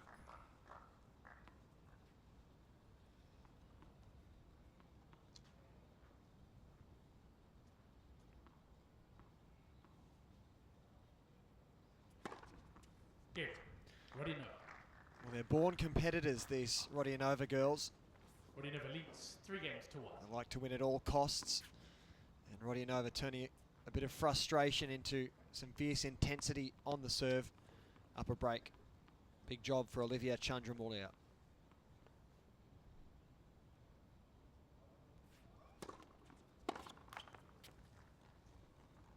Tjandramulia making her WTA debut at the Hobart International. It was earlier this year in singles and doubles.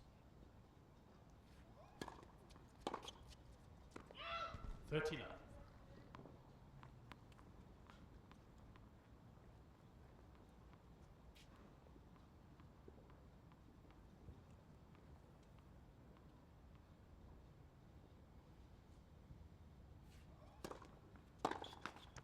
40, love.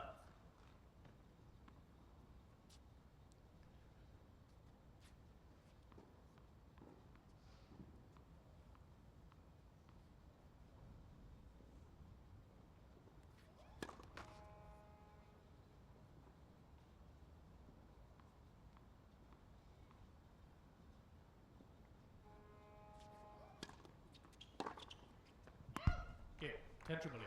Olds to love. A little bit of loose stuff from Yeah, Arena, leads but solid 3 service games to 2. game. 3-2. Rodionova leading it here in the third of our women's quarterfinals. Taish is with us. He's all over the social media. We discussed this a little bit yesterday, guys, but I just want to bring it up again. Arena's cat has got the greatest name of all the cats, Rasputin.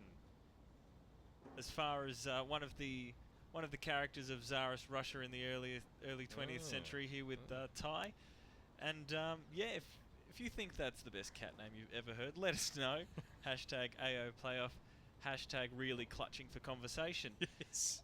This Rasputin looks a higher class than the original, though. Just currently getting the silver spoon treatment, I'm sure, in the hands of big Tyrone Vickery of the Richmond Football Club. Yeah, he's just up in the crowd with the dark sunglasses. He was in the cafe before. Just helping himself to a Powerade, I believe. yeah. Join the long queue.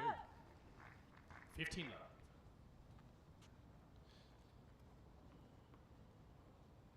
For those abroad, he does, as John said, play for the Richmond Footy Club in Australian rules football here, one of the big powerhouse clubs.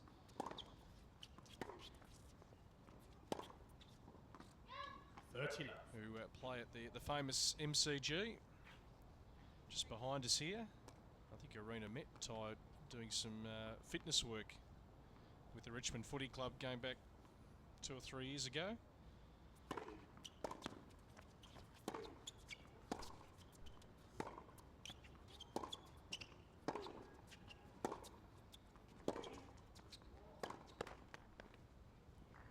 Good solid hitting in that exchange, so now Rodionova. 40 love. There's the entourage up in the stand, BP. Ty Vicker in the middle there. Sister Anastasia to the right of screen. Oh.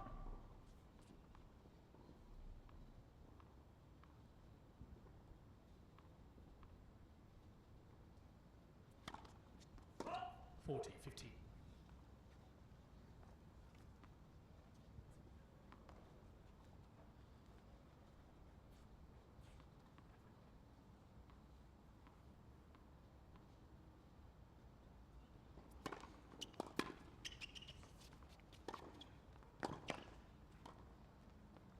Nicely done. Yeah.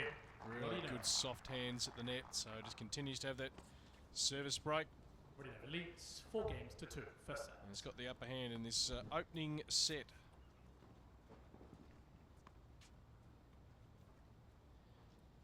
Men back in action tomorrow for the semi-finals. Just keep an eye on tennis.com.au for the draw, the schedule of matches.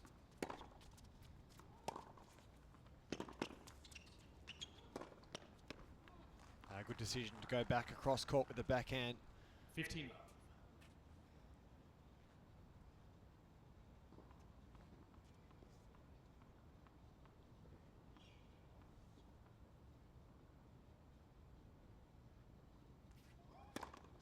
Out.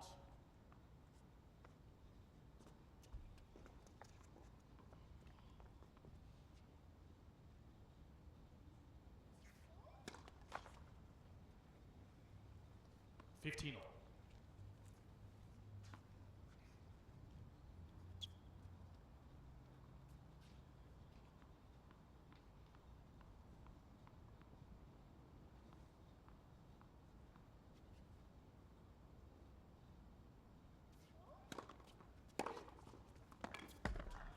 Right in the corner.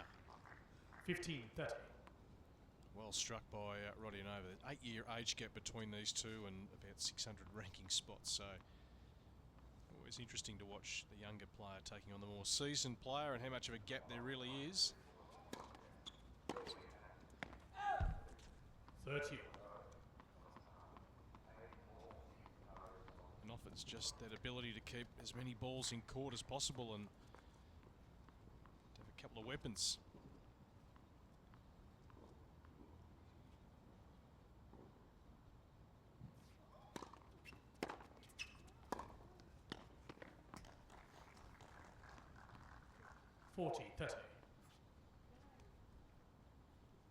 She's demonstrated she's got the artillery. Yeah, well, often we look at all the players who are, you know, top 1,000 in the world. They can all play. Deuce. She's a good ball striker.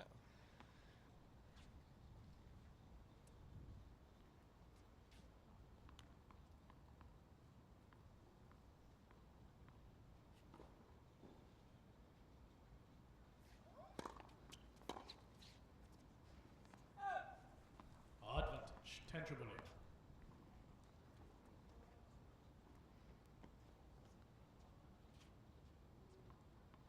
Another chance to capitalise for Olivia Tjandramulia. Yeah,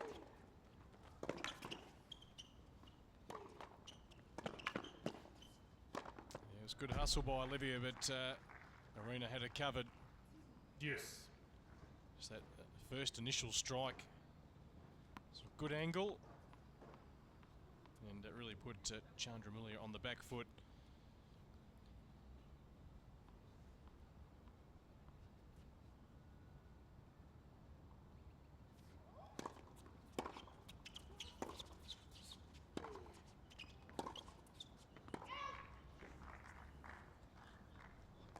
Advantage, Rodionova. Another chance to break here to get to 5-2. Arena had a quick match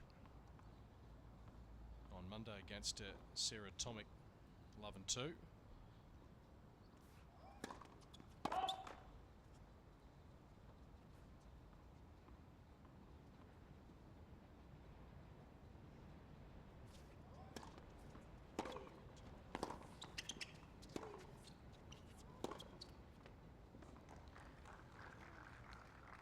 First shot was low and deep. Second shot was a little half tracker.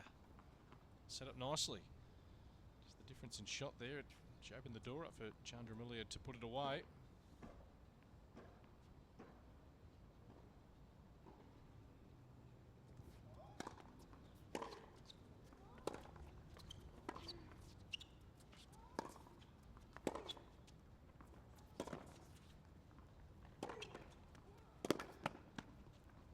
That is magnificent. Great rally. See both players covering some ground. Advantage, Tjandramulia. That'll make the highlights reel tomorrow. Work the angles. It's good hustle.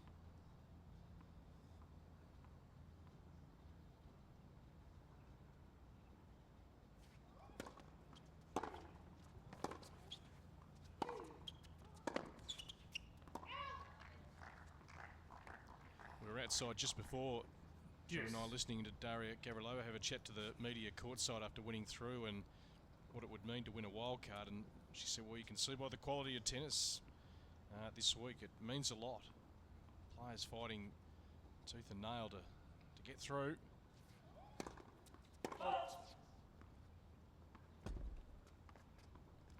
Nice Christmas present to know you're going to be in the first major of the year.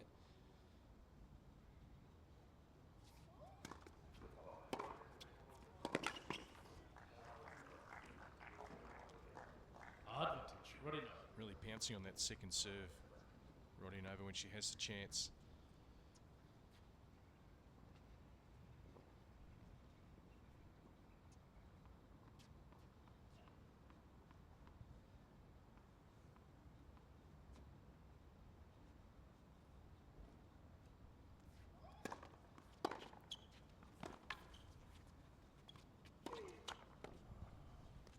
Deuce.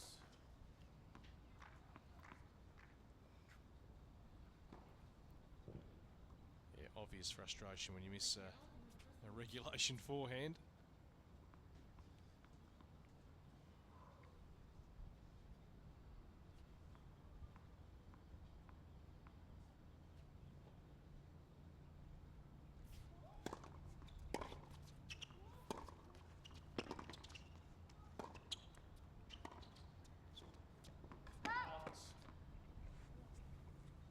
Saw an opportunity to play the lob, Tjandramulia.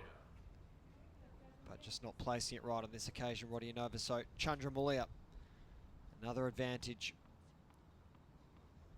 Must hold serve.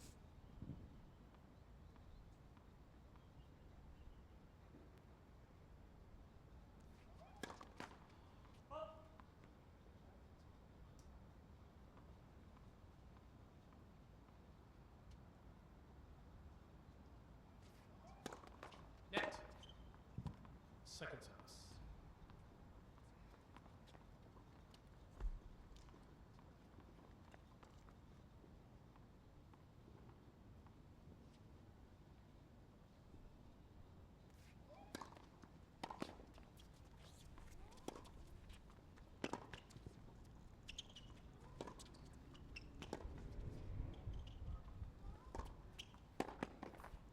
And that backhand really starting to win some points for Tjandramulia. She finally takes the 7th game.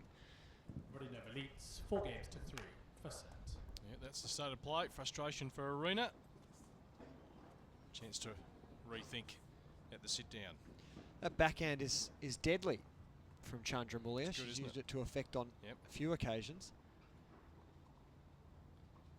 Yeah, 9.53 and coming down for mine.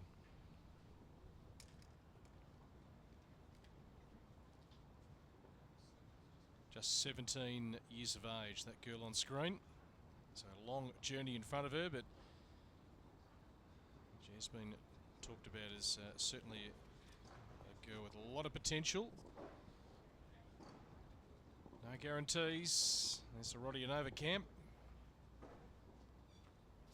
Dane Propoggia there in the background, who lost that 4-setter to Ben Mitchell yesterday, that long match just behind us on court 7.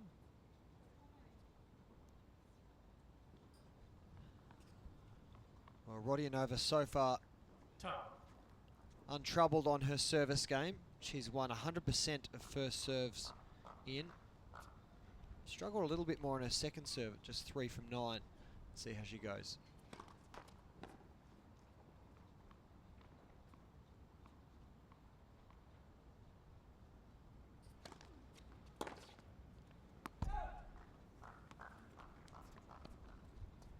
Love.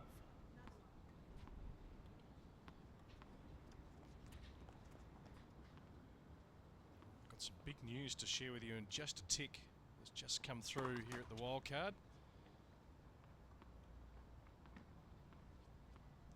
Which is disappointing on the men's side. That one goes wide from Tjandramulia. Just been told, John, that Luke Saville, the top seed, is done to take no further part in the Wildcard with that hamstring. Wow. That troubled him yesterday. We saw him walk past us just watching Daria, his girlfriend's match, the closing stages of that.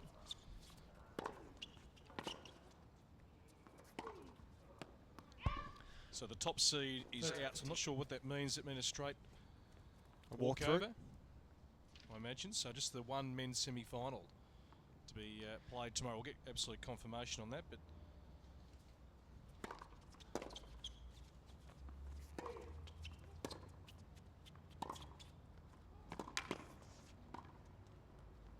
yeah, nice hands by Rodionova. Well, Brett, that'd be welcome news for Jordan Thompson, who was scheduled to play Luke Saville tomorrow in the semi-finals. If it is a walkover, he goes through to the final. And he's been there before last year, victorious in this wildcard playoff. So we'll get confirmation of just how that format will work. Regulation from Rodionova. Big forehand winner down the line to lead 5-3.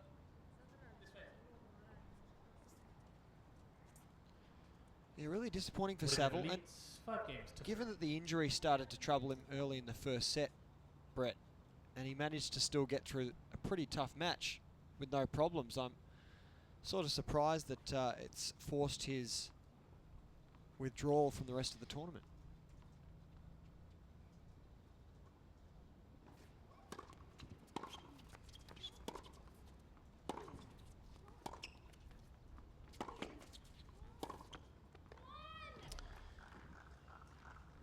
Yeah, he's played a fair bit of tennis, played a lot of ATL in the build-up. Actually played in the ATL final the day before the wildcard. And we've seen him pushed in both his matches, so they haven't been straightforward. Christopher O'Connell on Monday and then Gavin Van Papazeel yesterday. They were taxing matches, much hotter conditions, long rallies. And obviously a precaution ahead of what is going to be a big summer. 40, love.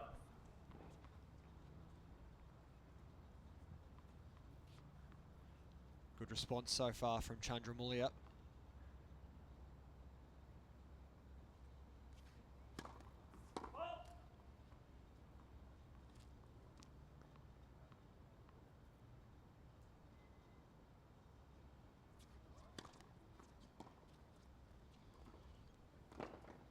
Dangerous shot to play. And it just set up for a long, long time. I reckon she might put that one away for a little while, Arena, but she's still in a good position. 5-4. She'll come out and serve for the opening set in just a moment. And a quick look at the hashtag AO Christmas competition that we're running throughout December leading up to Christmas. On the first day of Christmas, my true tennis love sent to me, and it is day 6 today, and I think we've had my favourite entry so far from Adrian. Yes. 6 Kransky hot dogs. Oh, nice. So, nice work, Adrian. You're in the running to win yourself some AO prizes, including the famed Australian Open Rod Laver Snow Globes. You've heard about them, you've seen them, they're not available in shops, only in silly competitions like this, so all the more reason to get involved at hashtag AO Christmas. It's got eyes. Snow globe. Oh, I want one. It's a winter wonderland with a tennis flavour. Yes. Yours to keep. Thank you. Can she close it out? It's in the hands of Arena Rodionova. As you said, John, before, she's been very good on serve. It's the first serves like that that have proved the major thorn in the side of Olivia Tjandramulia.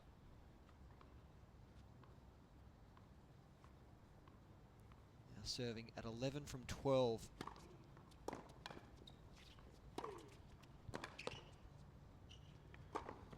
Got that one covered. Make that 12 from 13 on the first serve. So they're the ones that are troubling Tjandramulia. Rodionova looking to exploit her on the first serve.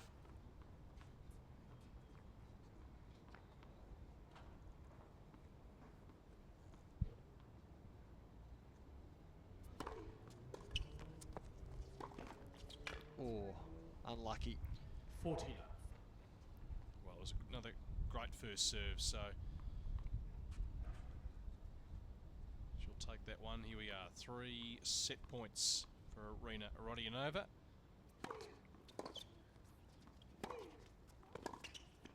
And she's passed her nicely. Hands down from the linesman.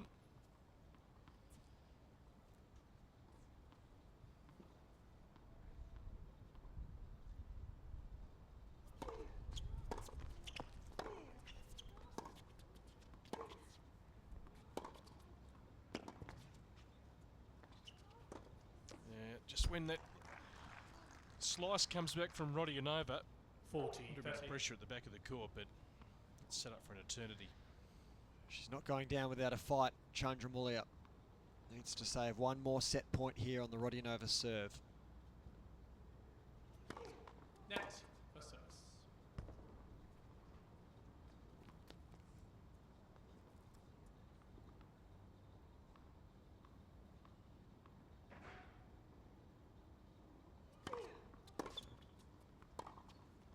Deuce.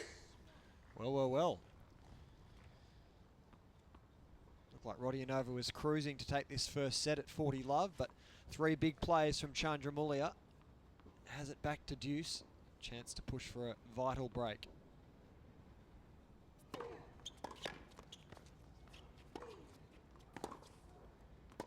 one just long, so not missing by much. Another set point opportunity here.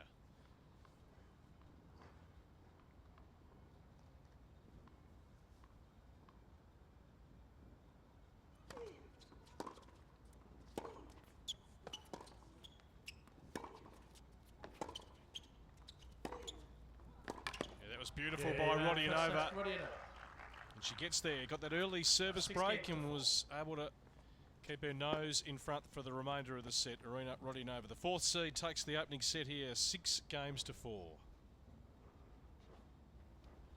I just want to do a quick spruik for the Australian Open YouTube channel. You're currently watching it, so why not go down and click the subscribe button, because you're going to find exclusive behind the scenes footage, including the portrait series, which was from AO 2014, but had behind the scenes shots that you wouldn't find anywhere else, and exclusive interviews, and they're just great ways to see the players in a light you may not have seen them before. So that's the sort of content you can get by subscribing to AO TV. Make sure you do it. It's a button away from where you are. Very easy stuff, and a whole lot of content for you. Gee, got a few views, hasn't he? Rafael Nadal is, I think, did you say, Toshi, the other day, the biggest following? About 6 mil. Yeah, not bad. On Twitter. Yep. Yeah. I think Sharapova would lead the women in that department. And he's going to be back, Rafael Nadal, which is always makes for an even better Australian Open. Had a few complications with his appendicitis and eventually having to go in for appendectomy, have the little guy removed. Yeah. He's spent every part of his body, Rafa. He's had some work done. We know that he's had the troubled knees, of course. Shoulder. Yep. Second set. He's a warrior, though. Plenty left if he can keep that body intact.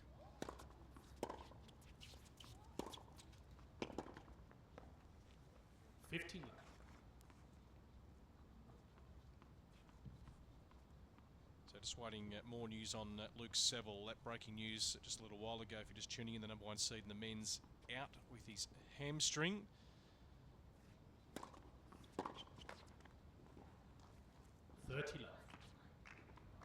Was due to play Jordan Thompson in the semi-finals tomorrow, so we just want to get some further news on that. But Luke Seville, top seed in the men, out of the wildcard.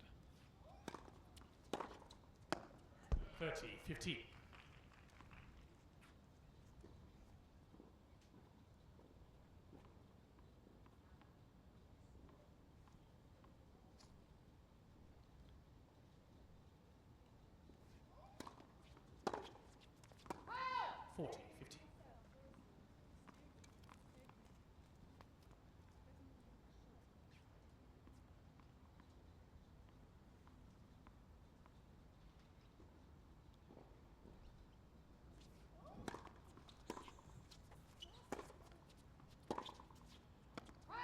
Again, Tjandramulia just couldn't keep it in the tram lines in that game. Arena. First game. Tjandramulia gets on the board. She's a set down, but leads at 1 game to love here in the second set. Madison Inglis and the Bains coming up as the final quarter-final of the day to follow this match. And you'll see it live here at Melbourne Park. Beautiful city backdrop, a little bit of cloud cover in the afternoon. But pretty pleasant for the players. Little breeze coming through Melbourne Park. The mixed bag of weather this week. But we're certainly used to that living in Melbourne.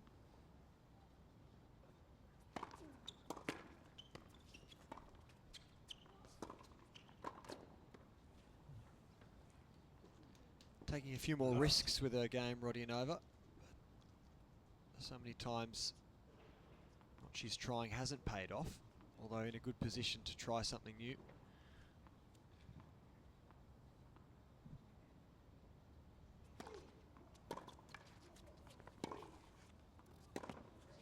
Help! 15.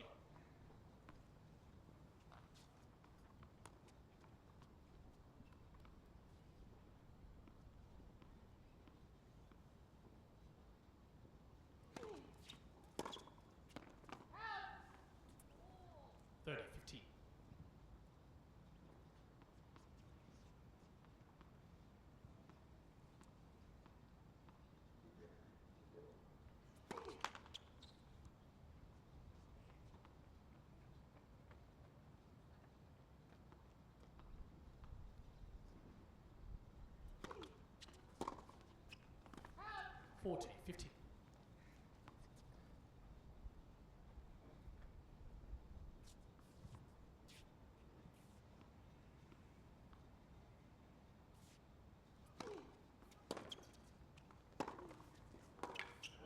Again, caught wrong-footed was Tjandramulia. Well read by Rodionova. Takes the game. On serve in the second set at 1-all. The fourth seed, Rodionova, leading 1-0. Yeah, having covered this event for a few years, and Arena's been a regular fixture here. I mean, she's quite a talented tennis player. She's got as high as 157. I mean, she's not obviously big in stature. That doesn't mean a lot. Some of the great champions, Justine, and having won 7 major titles. 15. Was not big in stature. She's a little bit unorthodox in her technique. They've got quite good court craft. It just goes to show it's just tough out there on the tour unless you can put it together consistently every single week.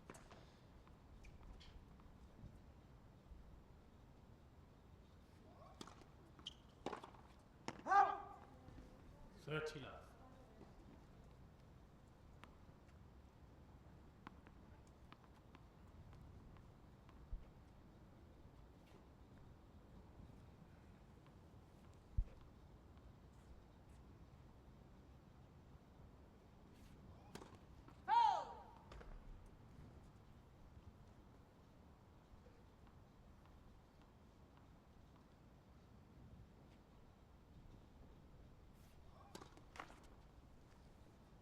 $30, 50.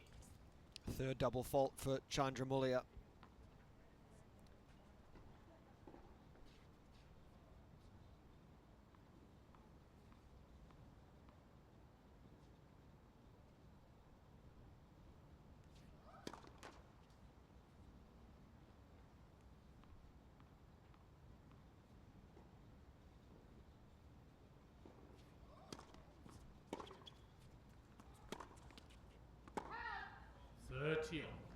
Continues to hit a lot of those long balls deep, too deep.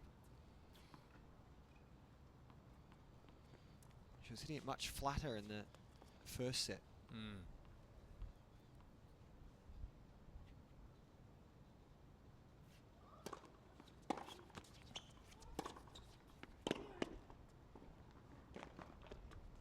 nicely done. Won't get to that. Good touch.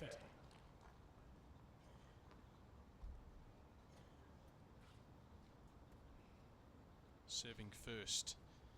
Tjandramulia to try and continue to hold here.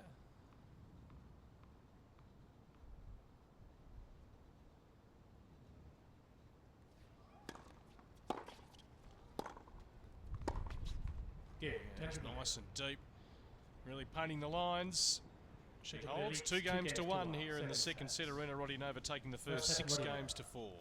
So at the sit down one, I'd take the opportunity to open up a new tab and head over to Tennis Now. Great news resource, and check out their top 10 list of offbeat moments from the 2014 tennis season. Now I'm just going to run through a few with you now. What is an offbeat moment? Well, the vampire moment from Wimbledon, where Gulbis was asked about umpires, and he thought he heard vampires. Oh, he's a different cat, Ernest. Serena jumping into a wedding photo during her beach days with Caro. And number 3, was Victoria Azarenka's happy birthday for Gail at the US Open. That went down well, didn't it? Yeah, it was great.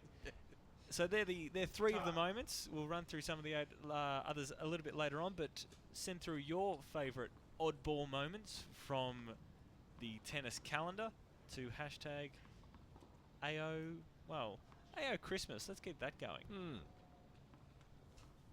How's your Christmas shopping going, Tash? Got all sorted? Poorly.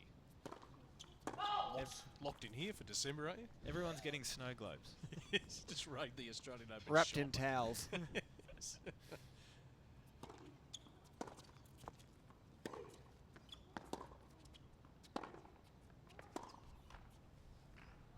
15 love. You know the question I get asked at this time of the year? Yep. Any chance you can get me a ticket to the Australian yeah. Open? Like I haven't heard that before. Of course. QR, please. I actually have an endless supply. Just come out my back pocket.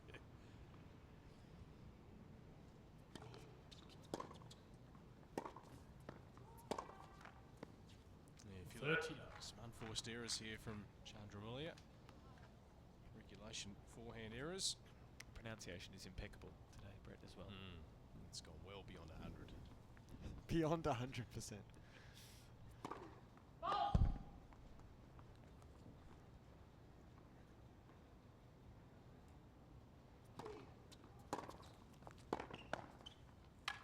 Yeah, nicely done by Rodionova. That's what I mean. Good smart player, good court craft, aware of what's going on and knows her limitations. Just the execution consistently.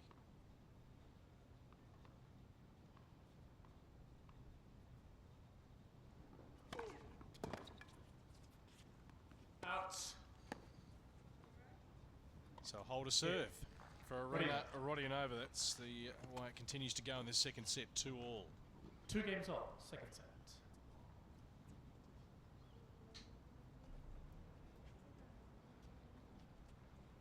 So, Taish, people are sending in their offbeat moments of just 2014. Is that what you're looking for? Ideally, but hey, if you got some good ones from a few years back, send them through as well.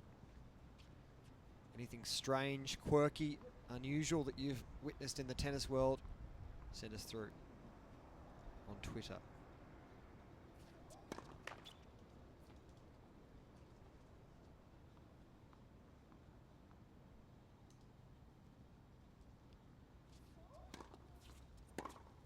Out.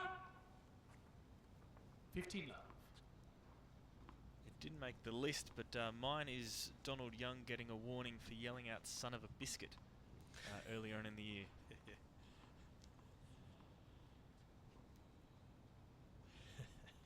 Donald.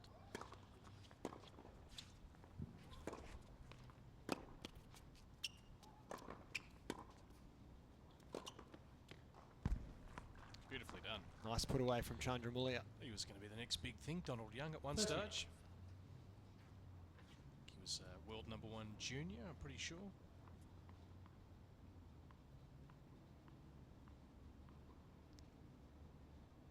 Quite kicked on. Out.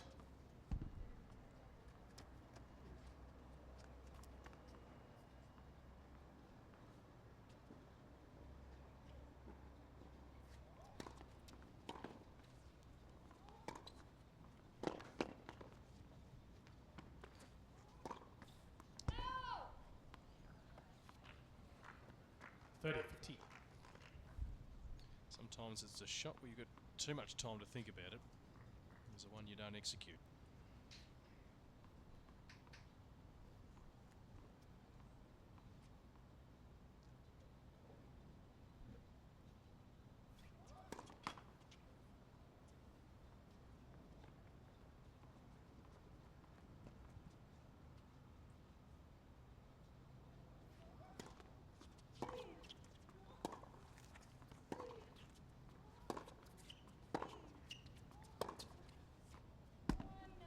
Just catching the line. Well done, Tjandramulia. I think if I get nothing else out of next year's Open, it would be getting Donald Young to say the phrase "son of an iced Vovo" when he's here. I'm surprised he knows what the word biscuit means, being an American.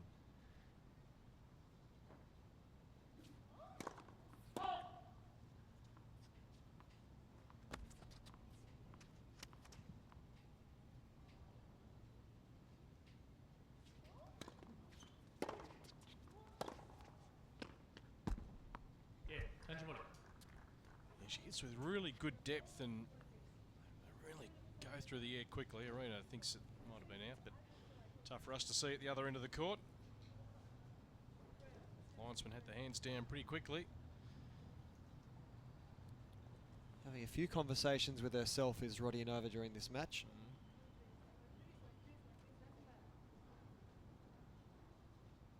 And we've got some of the more oddball moments from the Tennis Now collection. You can find it all at tennisnow.com. But the list so far, Stan Wawrinka telling drunk fans to shut up at the US Open. That's on the list. Kamiko Date Crum being attacked by a bee. Yes, my favourite. And then this one, which I'm fond of, but I can't quite figure out why, was a man being very keen on Svetlana Kuznetsova's towel following her match over at Roland Garros. You'll have to watch the video. He's very enthusiastic, and I hope it has a pride of place in his pool room. I love the description. Strange, sharp-dressed man.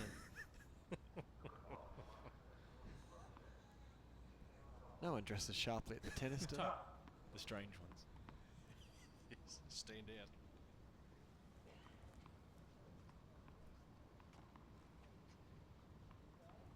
You just run out of wrapping paper, I think. Used to work with a fellow radio host who did a breakfast show. Always wore a suit. Always found that fascinating.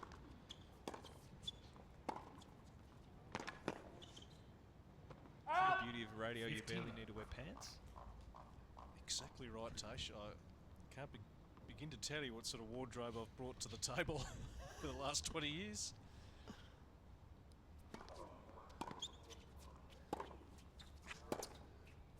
Out. 30 love. Just basically be on Castaway Island working in radio if you want to go down that track.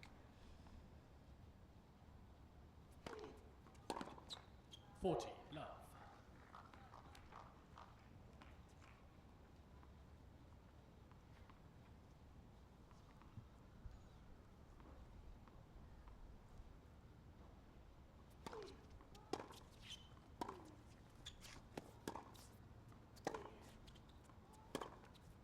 That's beautiful. That is 40, 15. That is beautifully executed. So some real talent here. We saw it on display on Monday.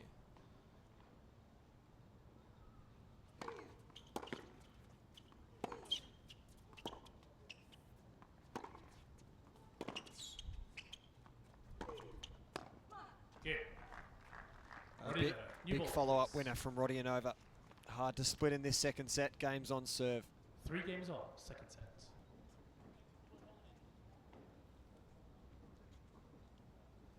One of my offbeat moments of 2014 was seeing Maria Sharapova take a likening to one of the Australian reporters in her press conference after one of the matches. Really taken aback. Yes. By his presence and his delivery of his question. I was just speaking to him the other day, actually. He's so Lachlan was Wills. Not shy and coming forward. He rode the coattails of that.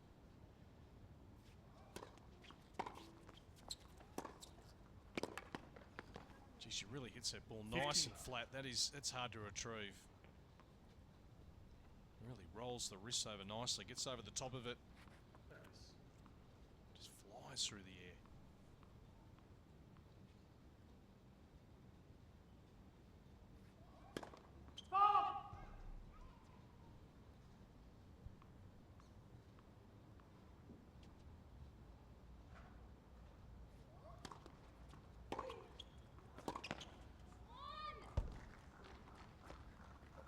Highlights reel of her own, maybe just in this game.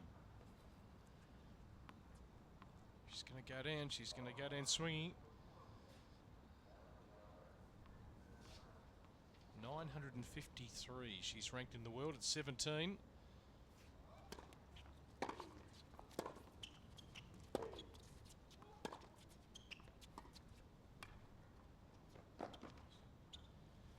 This time the drop shot paying off for Rodionova.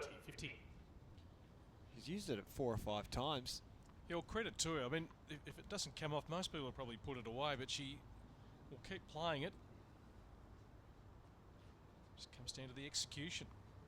It's also a fun shot to play. Yeah.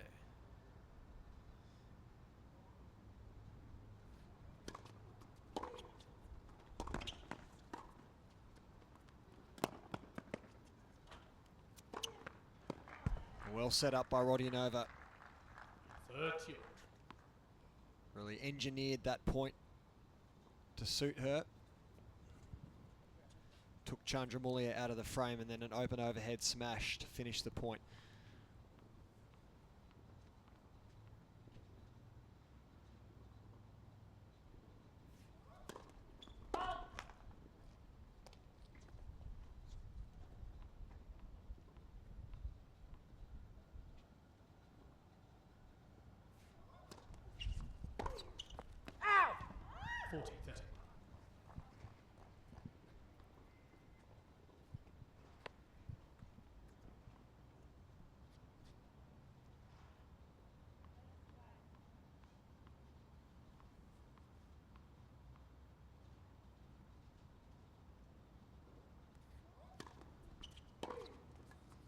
Yes. Yeah, set up beautifully. Blistering backhand. That's where every player wants to return.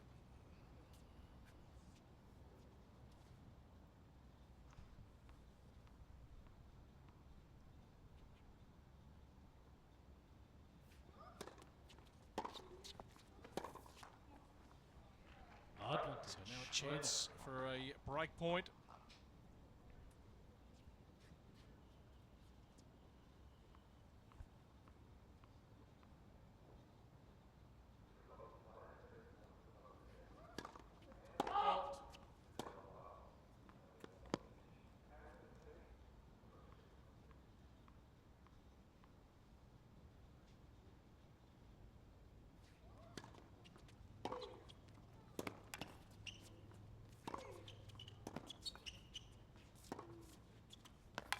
Again, Rodionova. Nicely done. Gets the breaker serve in the 7th game of this second set. Rodionova leads. Certainly got the upper hand right now. Set and 4-3 up.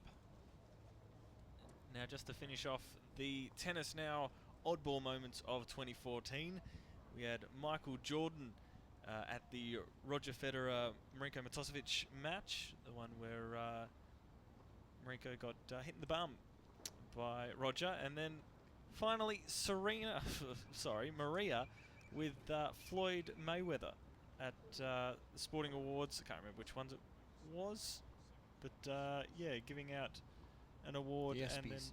the ESPYs, of course.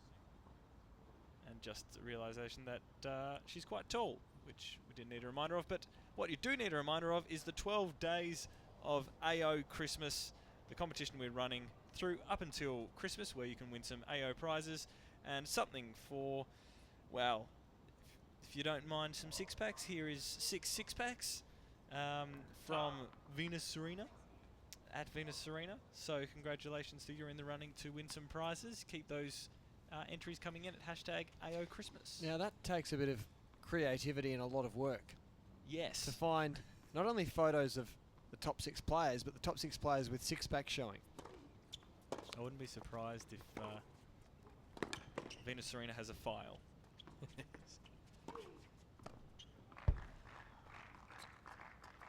15.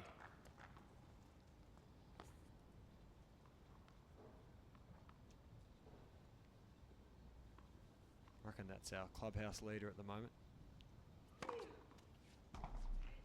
30 love.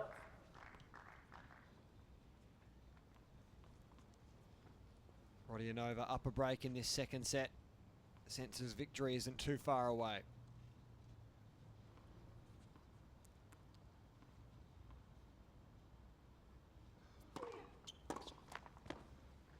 Yeah, on her way now. Real spring in the step of Arena.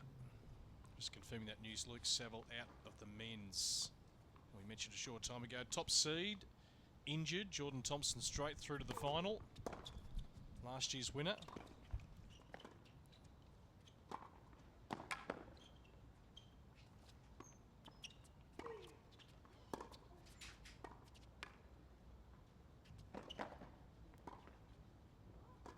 Yeah, didn't do enough on that shot, Arena. She knows it too. Little wry smile.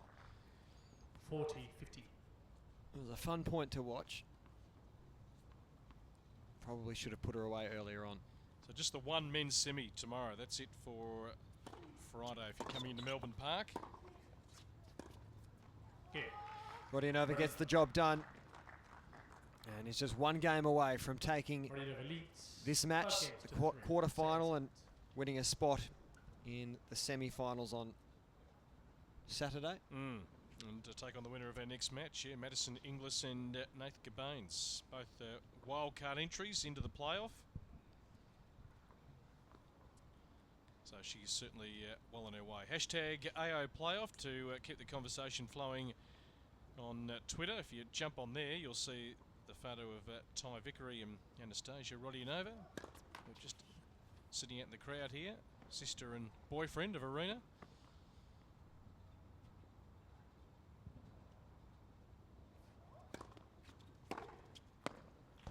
Love 50. Earlier today here with the girls' quarters, Daria Gavrilova 6-1, 6-2 over Abby Myers.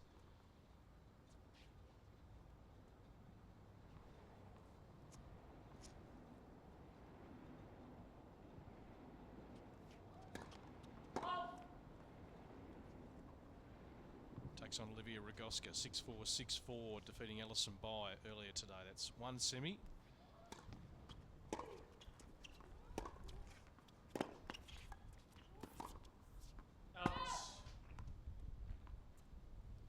The linesman actually had the handstand and loved that.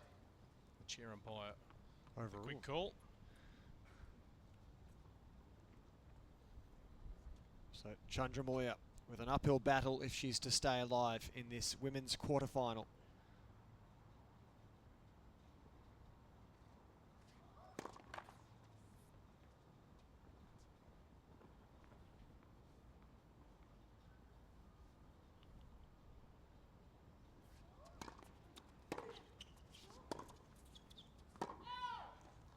Hitting it long. Brings up 3 match points for Arena Rodionova. Impressive display so far. Yeah, been to the semi-final stage before.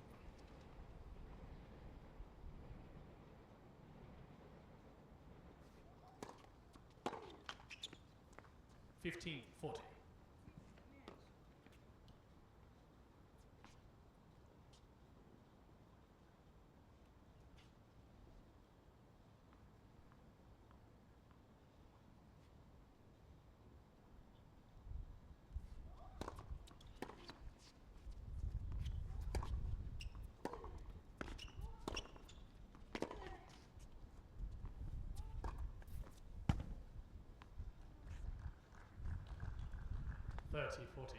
Really takes a big swing at the ball, Olivia.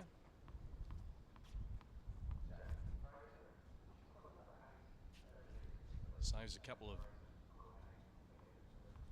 match points. Still one here. And that'll do it. Sails well over the baseline. Rodionova goes through to the semi-finals. 6-4, 6-3. Here at Melbourne Park, 6-4, 6-3, defeating Olivia Tjandramulia.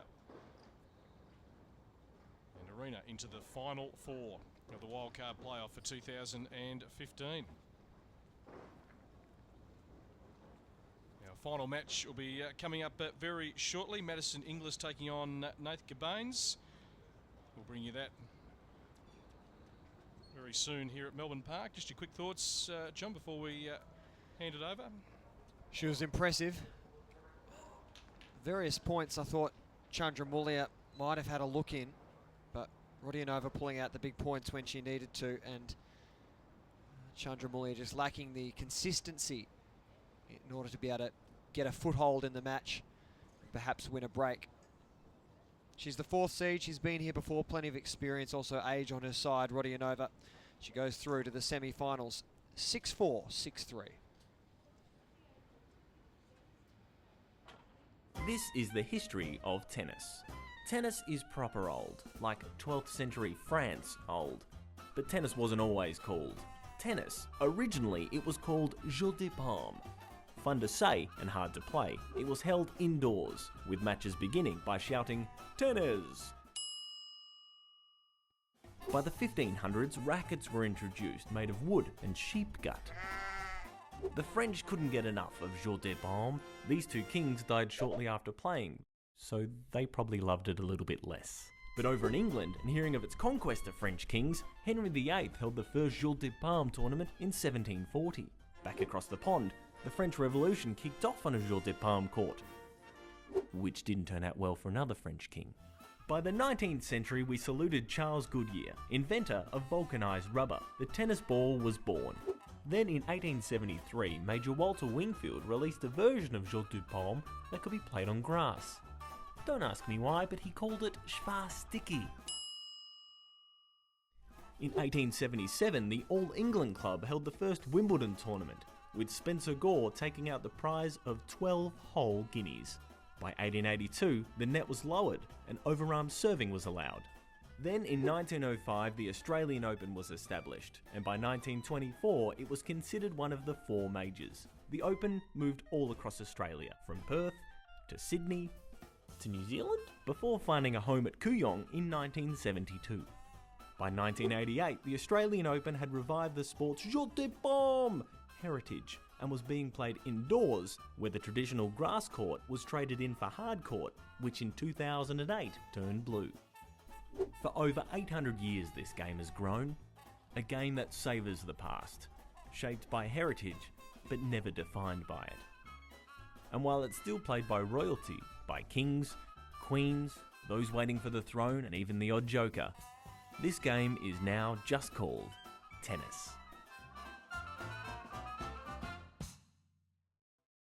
Do these exercises to improve your movement around court and give you more strike power. I started when I was 5 and hopefully I'm still playing at 85. Whether anyone wants to be playing with me at 85, I don't know.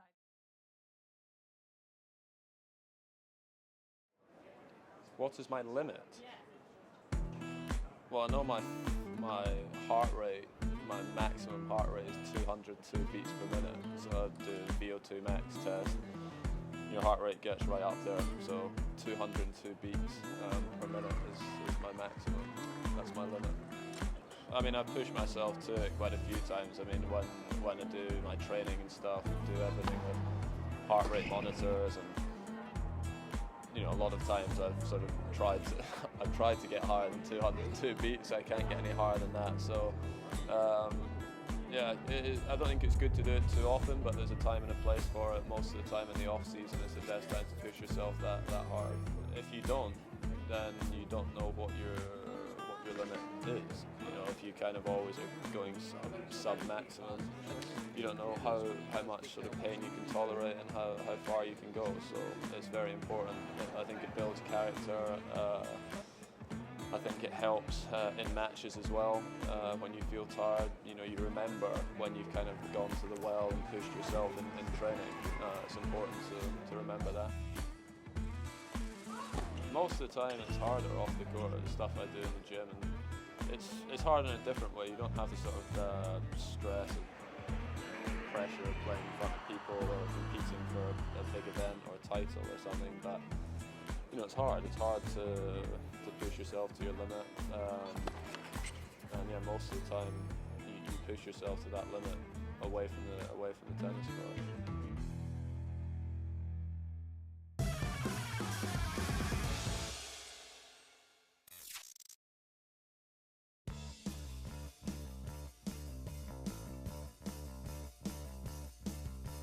In 1990, John McEnroe, appearing for only his second time in Australia, took on the relatively unknown Swede Mikael Pernfors in the 4th round.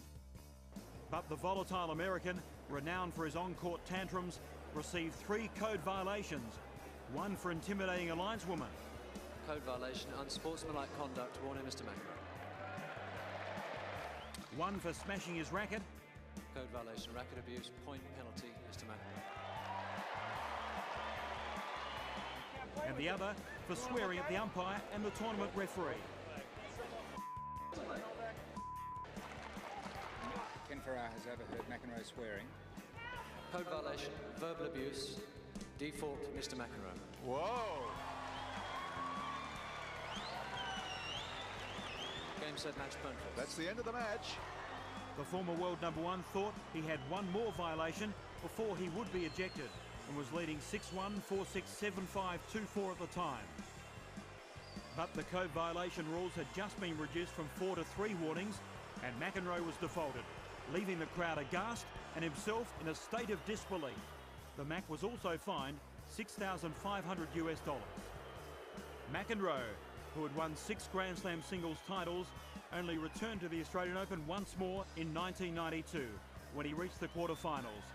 Despite never winning the tournament, this infamous moment ensured McEnroe's name has gone down in Australian Open folklore.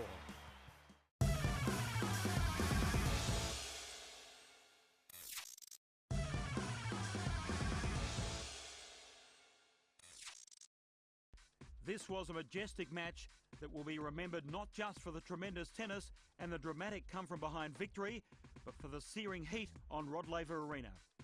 This really is cruel weather for both players. So intense was the heat that wherever possible both players sought refuge in the shade and were plied with ice packs and fluids. In a titanic tussle between 2 legends of the women's game, Jennifer Capriati was 1 set and love 4 down in the second to Martina Hingis, and within a heartbeat of a crushing defeat. In sweltering 45-degree heat, Capriati saved 4 championship points before staging what is considered one of the greatest comebacks in Australian Open history. The Florida-based Capriati claimed the second set in a tiebreak to level the match before winning the third 6-2, confirming her return to the game after her career had seemed all but over when she was caught shoplifting in 1993 and arrested for marijuana possession a year later.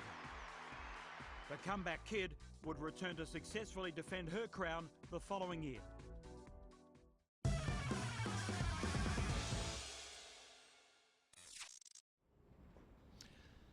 So back here at Melbourne Park, we're getting ready for the final match of the day. Madison Inglis of WA and Nathan Bains of Queensland. And Battle of the Young Guns coming up. Kate Kearns and Bojana Babusic. Really looking forward to this.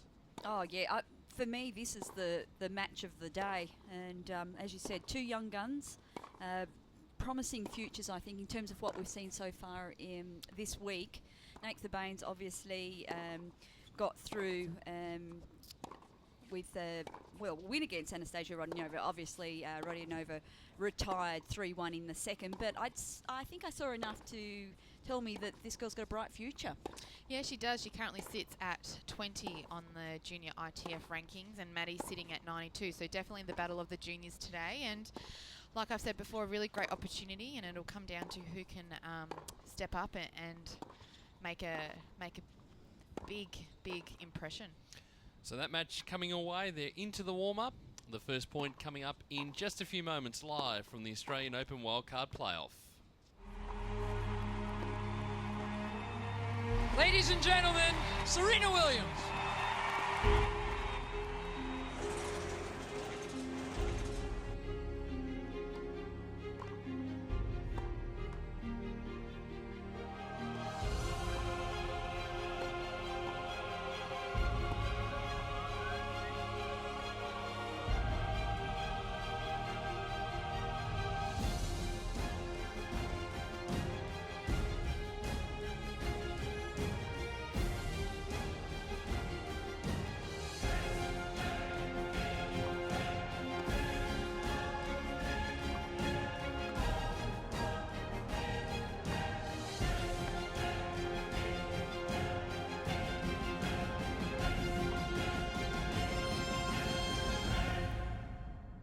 Oh, thanks, Serena.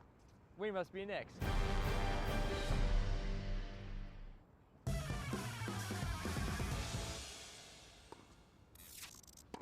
This was one of the most bizarre moments in Australian Open history. Pete Sampras and Jim Courier were facing off in the 1995 quarter-final, and the match was an absolute epic. Courier had taken the first 2 sets, and Sampras had clawed his way back to 2 apiece and was serving. What happened next baffled the millions watching and commentators alike. I think Sampras is in trouble. It would only become clear after the match that Sampras suffered an emotional breakdown on court triggered by the illness of his coach Tim Gullickson, who had just been diagnosed with cancer that would ultimately claim his life. The defending champion appeared to be a beaten man and on his way out of the tournament when he broke down in tears and returned blubbering to his chair.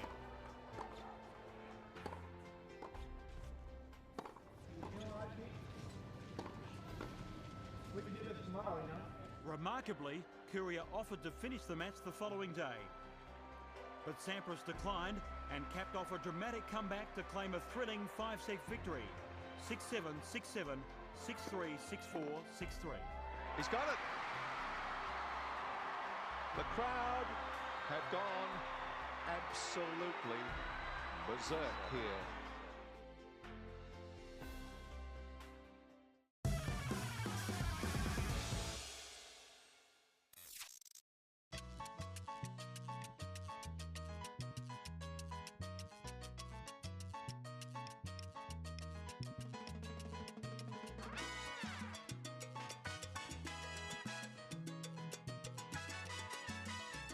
Sunscreen, extreme UV.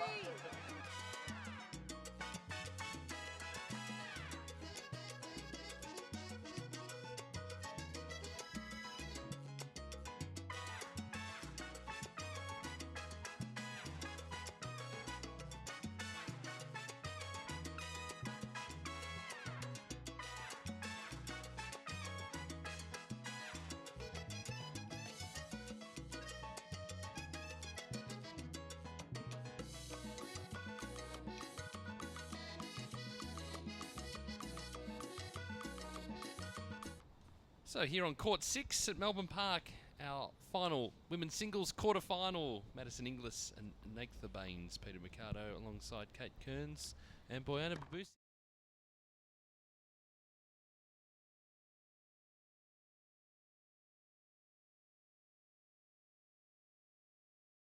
We've just seen a couple more of those, the Pete Sampras and Jim Courier one.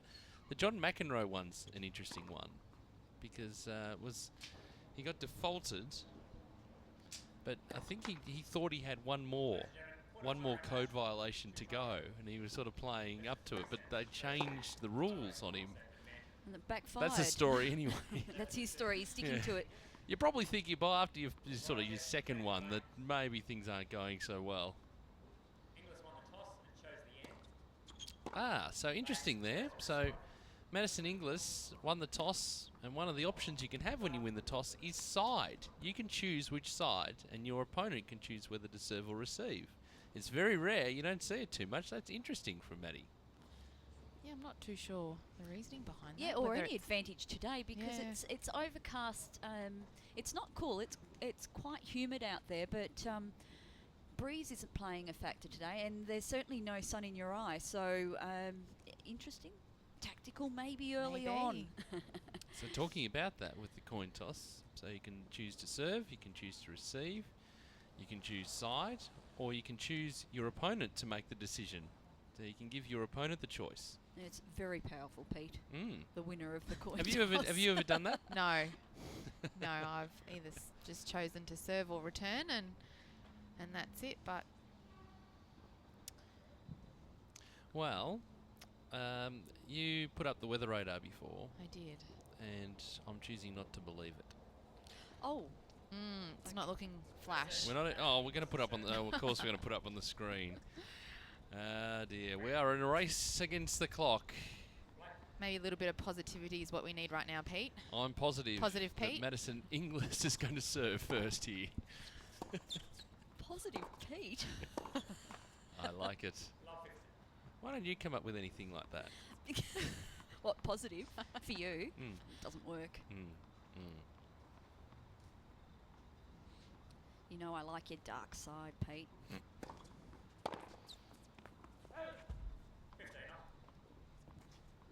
Positive Pete, that could be a children's book. Ooh, I'll give you a writing credit. The Adventures of Positive Pete. Sounds like a good title. Well, I'll give you a writing credit on it. But no cut of the profit.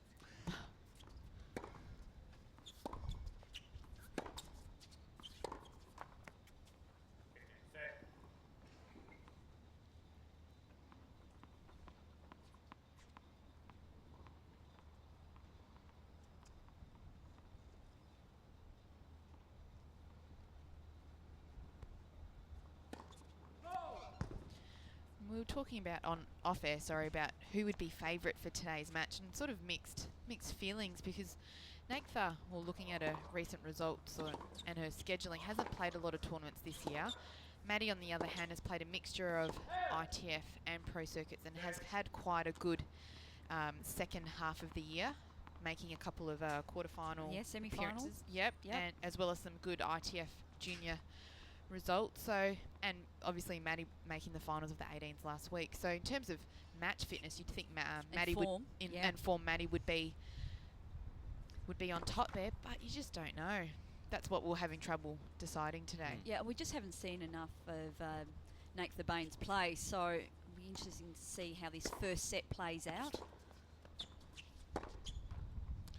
Well, the thing from my point of view about Nagtha Bains was she was overawed a little bit early on in her match with Anastasia Rodionova, but she was able to hang on to her composure and just work her way back in. And then she got to the stage where she was controlling the points. She served well, Pete. Yeah. Game point here for Inglis. I think the good thing that we're seeing from our juniors is it seems like the younger ones are holding their emotions maybe a bit better than the senior players, and I think that's a positive sign for what's to come.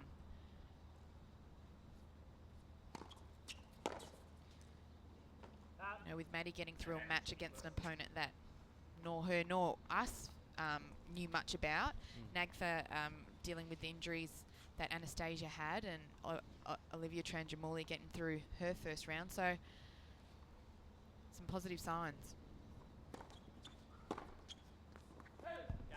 So Inglis holds in the opening game of the match.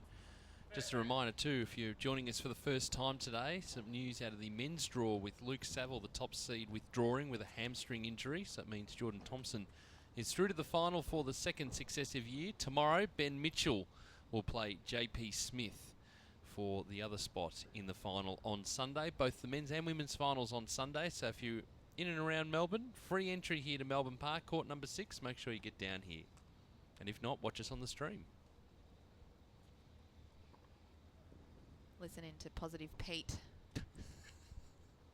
And his adventures at Melbourne Park. You've been spending too much time with Kate. That's what I'm that's what I'm sensing here. Chapter 1. Pete opens his wallet.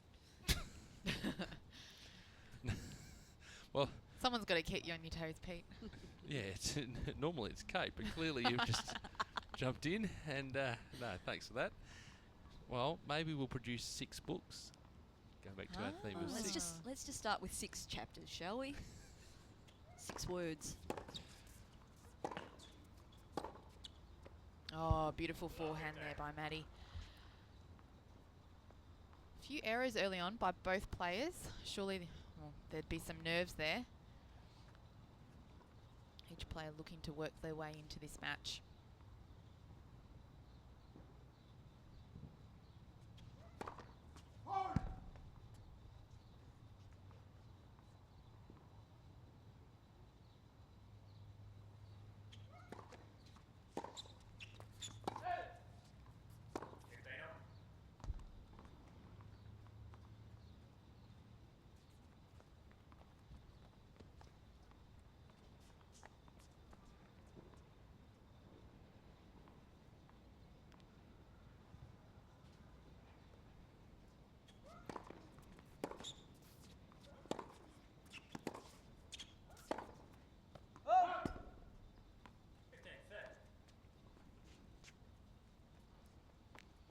Both players just content to stay on the baseline too. There's not a lot of defensive play going on right at this point in time.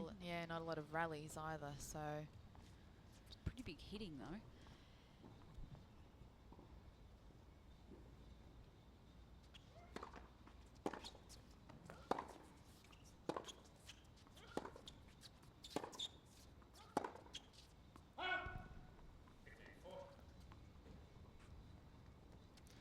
Interesting what we're talking about in terms of workload for these players. I mean, obviously the 18s tournament was held last week.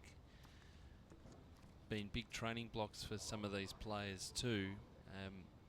Sort of get to this stage of the tournament, you want to just keep pressing through. I guess the bigger goal is the bigger events next year, but still, it's a lot of work for these players, and it's great that they're getting this sort of training, this match play training. It's so invaluable. And it's also dealing with the emotions of playing for such a high reward. Yeah, absolutely. Talk about setting their year up. And if there's any sort of perfect preparation come for the Aussie Summer, this is the place to start. Oh, that's some nice play by Bains. Where does she generate her power from? Because she's quite a fine build, Naktha, but she hits a pretty hard ball. She does. Has some pretty good rotation. Yeah. Hits nice and through the shot. Is that technique? Is it all technique at this stage? Yeah, and it's repetitiveness as Okay. well. Yep. I think technique's something you obviously start from such a young age, and then you build on to how to make your strokes that little bit bigger. So it's not only technique, but it's physicality as well. Okay. And choice of shot. A lot of factors come into play in terms of building the weapons.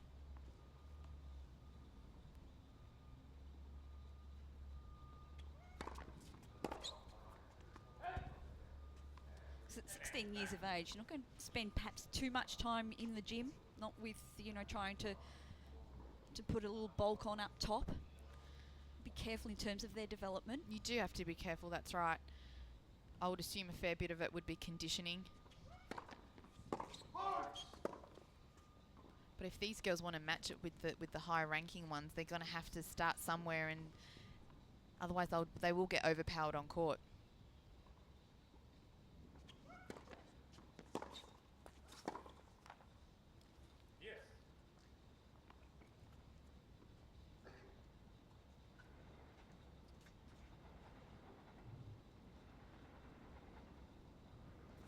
Bains really working hard to hold serve.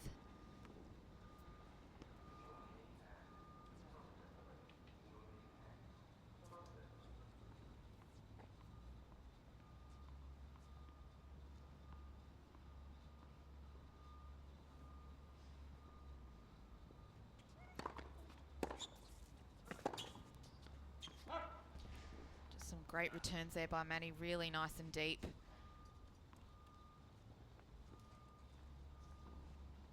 Yeah, brings up first break point for Madison Inglis.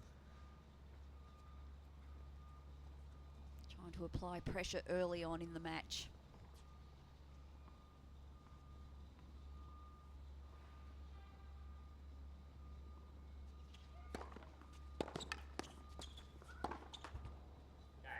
And there's the break of serve. So 2 games to love for Madison Inglis. Early stages of this one.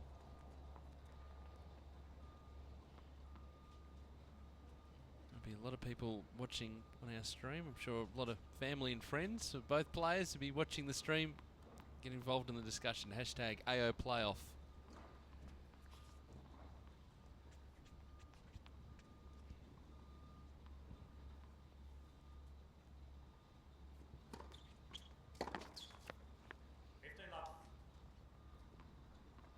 It's a nice serve out wide by Madison.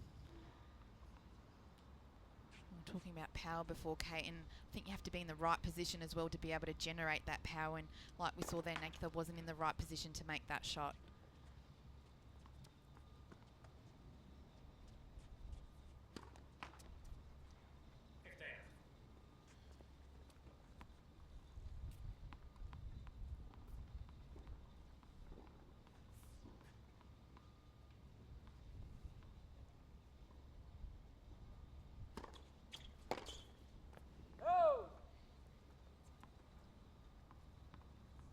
We've seen pretty much all the players on the women's side of the draw here. They've got that good sliding serve out wide. It's important as a weapon. When you haven't necessarily got the pace on your serve, placement is so important, and it's a great way to get your opponent out of court. That's right. Even if that ball comes back, you've got an open court to hit to. Nath just not seeing the ball well. She's just overplaying, overhitting. Maddie should take advantage of this situation.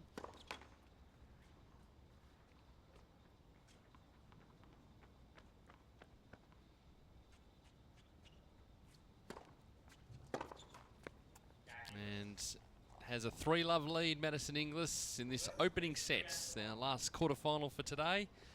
Tomorrow, one men's semi-final. It's JP Smith and Ben Mitchell, the winner, to play Jordan Thompson in the final on Sunday. That's going to be a great match tomorrow. Both Queenslanders. It's got 5 sets written all over it. I think are we yet to see one, or have we seen? In the men's, have we seen a 5-set match? We haven't. A couple of 4-setters, but not a fifth. We haven't been taken to a fifth. That might actually push us over the edge, I think, as a commentary team. Uncharted territory. We'll see if they can save it for what the our final. Endurance is like. Well, this is all training for us, isn't it? Yeah. From a commentary point of view, there is the CBD of Melbourne, and there's Nath Bains. There's a lot of work to do to get back into this first set. Just down a break, and just hasn't looked like she did in her first match. She, was making a lot of play, but not today. She's missing most returns, and I don't know what. I mean, she obviously needs to get back into this match by actually staying in some points and getting some returns. Seeing anything else that might help her in terms of what Maddie's doing? Well, I don't think Maddie's having to do too much yet, so can't get a really good read in terms of gameplay because there's not enough rallies. So Nath really just has to work hard, try and find her way into this match, try and get a little bit more confidence.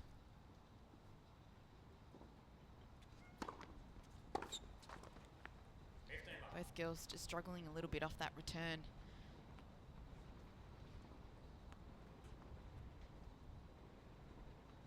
Madison had an advantage in her first round match against Nankara in that Alexandra was used to playing on clay, so she had to, it took her a while to adjust. In fact, I don't think she really did adjust to the hard surface very well. Bains more comfortable on this surface. Yeah, her game style is a little bit more suited to the hard courts, to the harder, flatter hitting. But at this stage, a lot of her balls are landing long, so she's going to have to go get a little bit more rotation on that shot.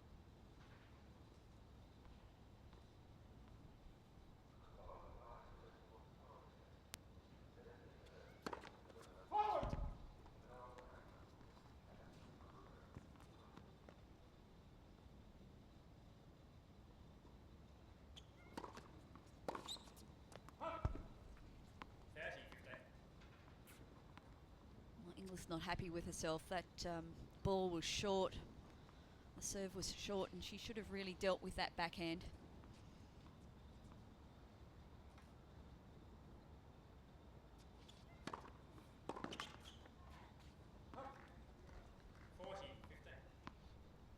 Better serve by Bains. So some points here to get on the board in this match.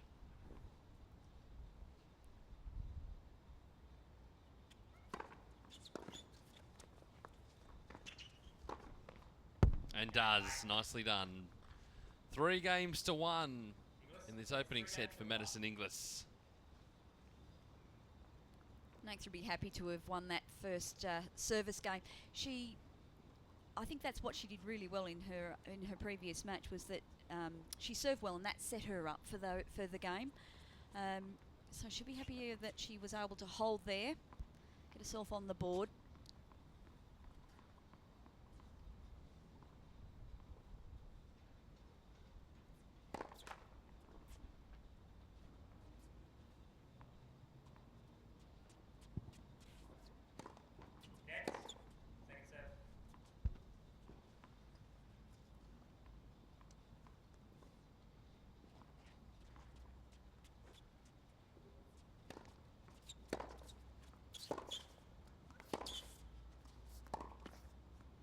beautiful backhand. Maddie did a really good job of stepping inside that baseline, hitting off her front foot. Generates some nice power as well. It's a slightly shorter backswing, isn't it, when she's in that position, but just good angle. Saw her opponent going the other way too. It's clever.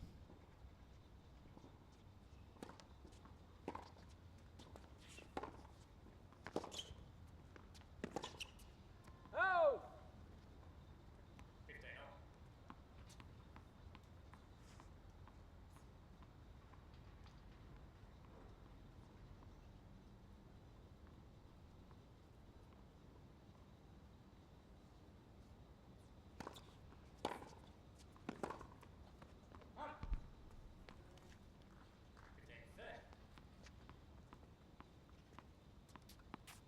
Saw that a few times today, not only from Maddie, but from a few of the other players, is when they get that hard, deep ball, they try and go down the line and change direction. It's really hard to do so when that ball's coming down the middle.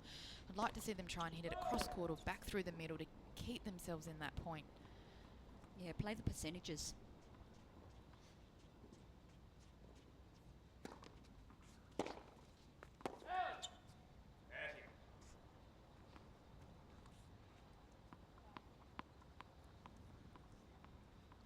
Bains will be wild because that was a real opportunity to go to 1540.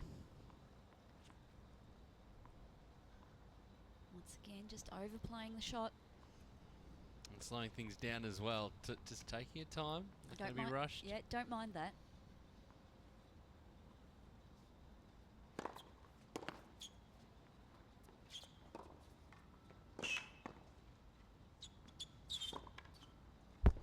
Yeah, well played by Maddie. Didn't really want to go in all the way to the net and finish off with a volley, did she? I think she was worried that she was about to get lobbed.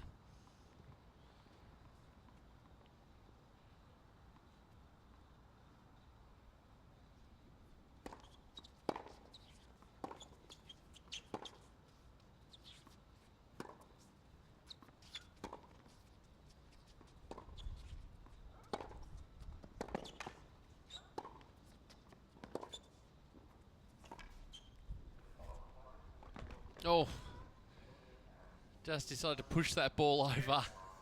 Well, that's a shame because that was great defence play by Inglis, and in the end, a shot that she'd normally make any other day. I think she thought it was going to land a little bit shorter, so she already had that continental grip, whereas I think she was quite surprised when she got there. She had plenty of time to hit her forehand.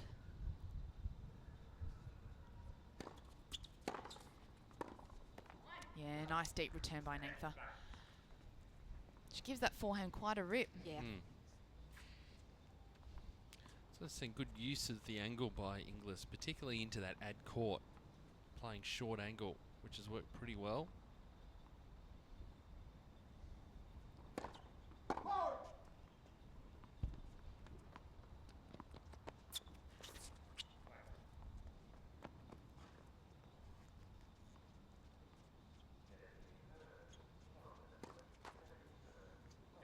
So there's the break back. Inglis leading 3-2 opening sets. And don't forget our 12 days of Christmas with plenty of prizes to give away. Hashtag AO Christmas. Are we coming in? I've got absolutely no. Oh, now there we go. We just had a shot there of Roger Federer, didn't we? Yep, Team Fedberg owns 6 AO titles. That's not a bad one. That's a good one. Great. Like it, Yeah, that's good. Let's see. My tennis love sent to me 6 tickets for AO for 6 days to watch tennis. It's another tweet that's come through. Is it there? 6 McEnroe dummy spits. I like that one. Oh, how about the one underneath it? The top 6 players with 6 packs. And there you go. Oh, hello. Rightio, settle down. Goodness. Moving on. I think that was the best one I've seen. So we swim to the shallow end of the pool, folks, this afternoon. No, keep those tweets coming through. Well, for these two, keep those sort of tweets coming through. Goodness me. So back on serve, and Nake the Bains at 2-3 opening sets.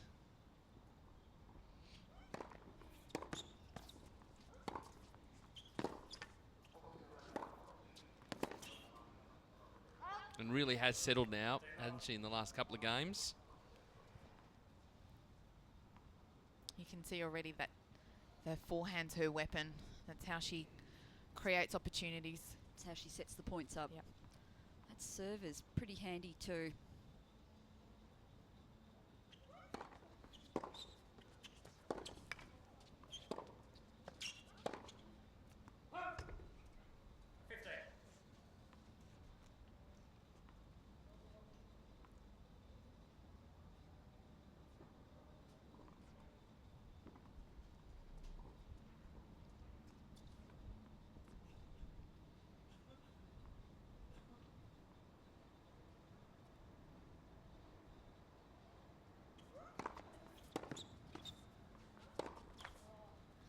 Oh, she'll not be happy with that play. She got the short ball back. It was a lovely serve down the tee. And that, yeah, sorry. No, you're right. It's just the balance between hitting it too hard and then trying to, you know, make the play. And I think sometimes Nake that overplays that forehand. She's just got to be careful there.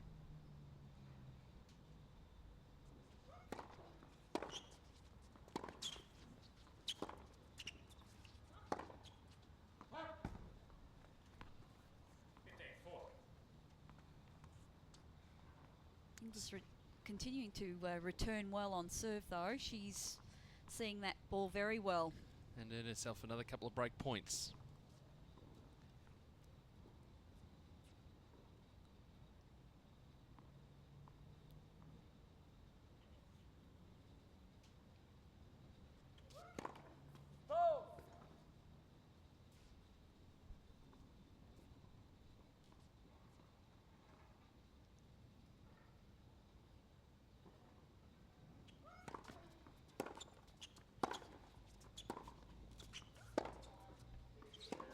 Nope. Just leaning off that backhand. So still one more break point here.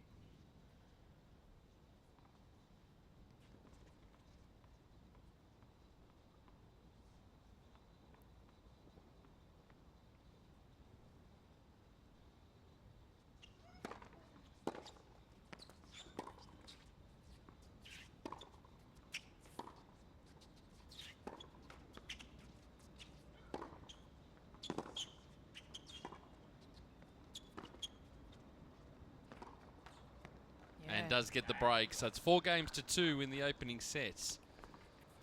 Really one of the first real rallies that we've seen in the match. Yeah, we've seen a couple of good rallies, and we can see the quality of tennis that these girls can play, but now it's just a matter of being able to repeat that and back up those rallies and good points. Just checking our tweets. Our friend Max from Canada says she's going to sleep. Well, I don't understand why that would be, just because she has to get up to go to school. He. Is it a he? Well, that's a picture of Maria Sharapova. Oh, it is too, sorry. Is it Max? You'll have to stay up a bit longer and let us know. He or she. Could be Maxine. Could be. But then again, it may not be. Could be Maximilian. We're going to argue that point? Is that our 3 o'clock argument today? Yes, positive, Pete. Oh.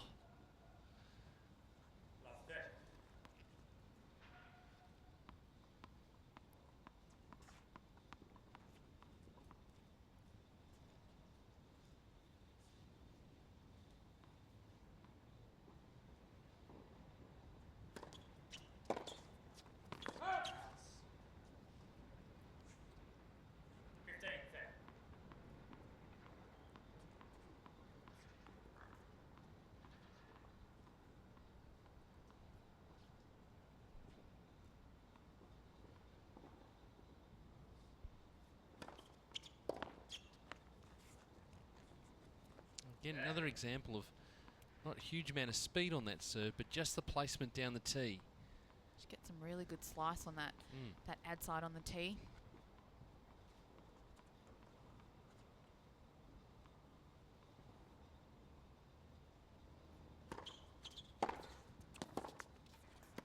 Oh, nicely done.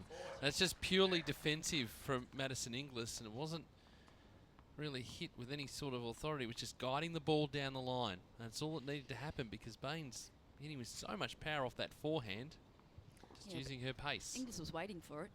She knew exactly where that ball was going. Game point for 5-2.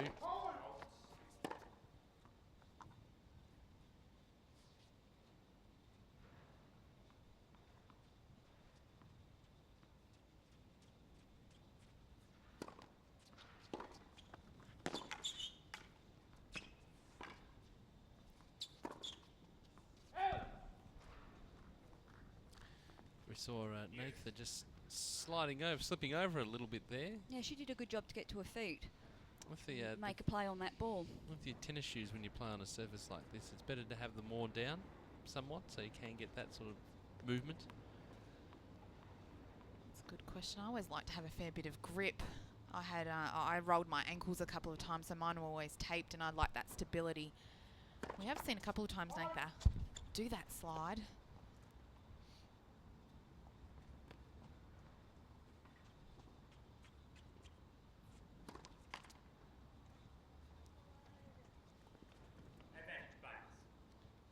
Well, Gail Monfils couldn't do it if his shoes had, if we just pulled new shoes out of the bag. He couldn't possibly be able to slide like that on the courts like this.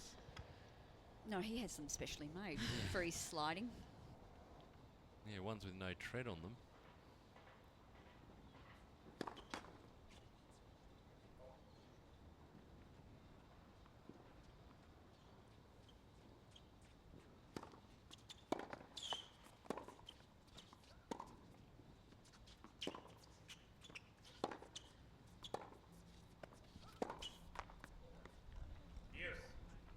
Maddie's doing a really good job of getting low and hitting through the shot because Natha's getting some really great depth on those balls.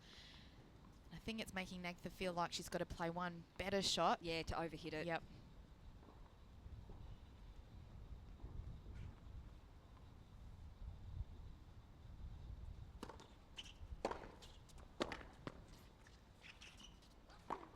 Oh yeah, that had some authority behind it. Yeah, I feel Natha's starting to pick that out wide, so if Maddie's going a little bit too much, and I feel that that's helping Natha zone in on that forehand.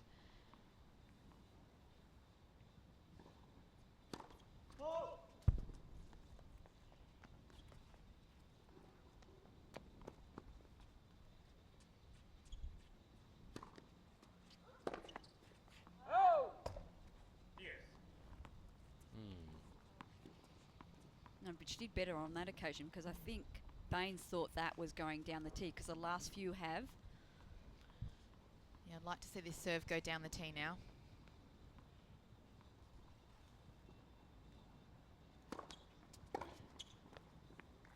Oh, picked up beautifully as well. That's in.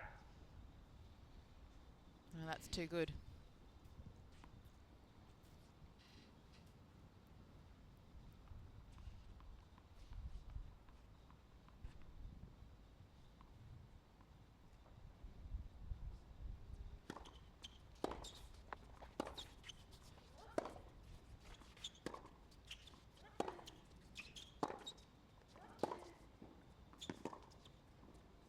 No, it's missed as well.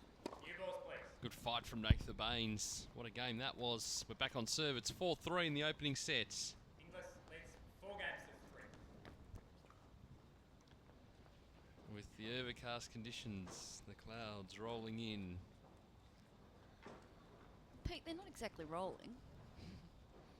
Oh, yes they are. Oh, yes they are. Oh, yes they are, according to the radar. There is a lot of... oh. That's a little scary. I don't like seeing the... Oh, yellow's moderate, isn't it? Is there any red patches in there? No red patches, no red but patches. A lot of blue and into your greeny type area. Enough to take us from the court. Yes, now that front's coming from as high as Ballarat, so I doubt that will miss us. Positive Pete. Come on, Maybe Pete. you can Yep, I'll tell you what. work on that. Talk back those clouds. I'm positive that's going to reach us at some stage this afternoon. Just a matter of time. We've got plenty of time though. This is an intriguing battle at the moment. It is. Someone needs to hold serve. Yes, that would also be rather handy. Inglis got out to a 3-love lead early in this first set, and the Bains has done a great job to get back in. Needs to hold here. Just don't feel that either girl is actually playing that well.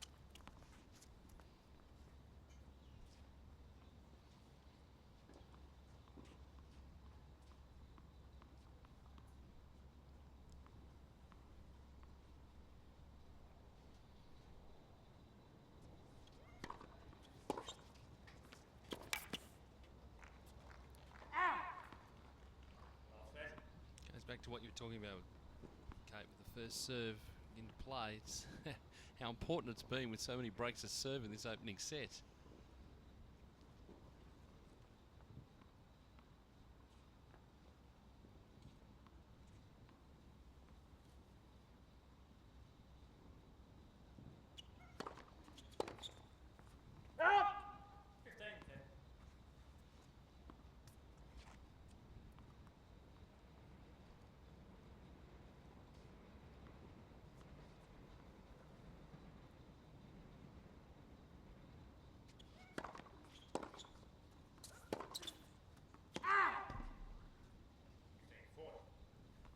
Well, I'm not working the lines because there have been some close ones today, haven't they? Yeah, that was one of them.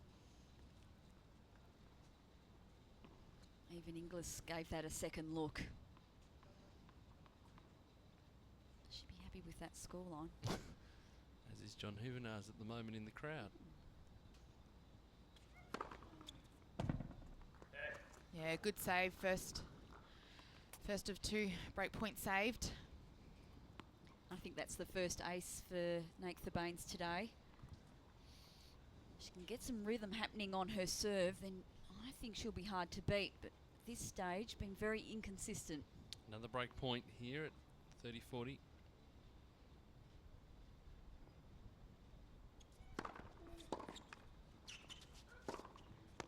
And just overplaying again. So another break of serve. And it's 5-3 opening set for Madison Inglis. Now it's a question of whether she can hold. Now it's never easy closing a set. I know that's been one of our themes this week is whether finishing off. Yeah, finishing it off, and I think that'll be a test for both girls.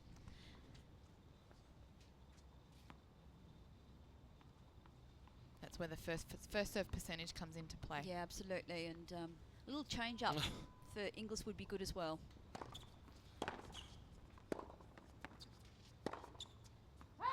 Speaking of faces in the crowd, so you've taken over. Why no?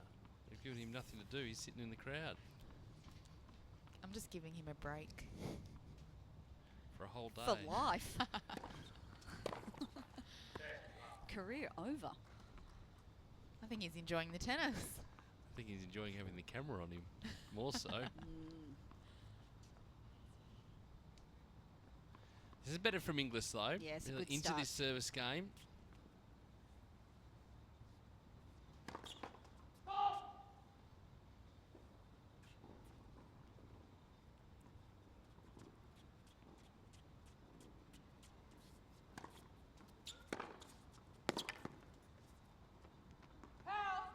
Still a lot of serves going out to that forehand side. I know it worked on the 15 love point, but their second serve, maybe not the right choice.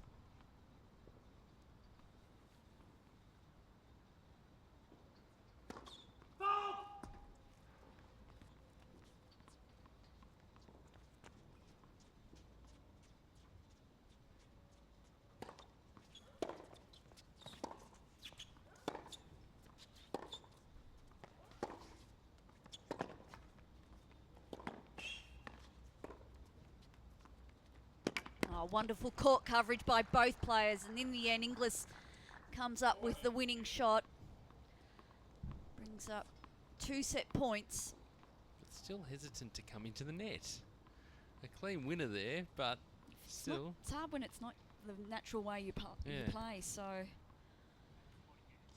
And being slowed down again. Practice, Pete. Oh, practice Pete. Oh dear. Oh dear. Maybe we could get viewers to tweet in. No. Yes. Next. Yes. Set point here for Madison Inglis. You know what I'm talking about, Kate. Yes. Set point. And I'm backing it. It's a winner.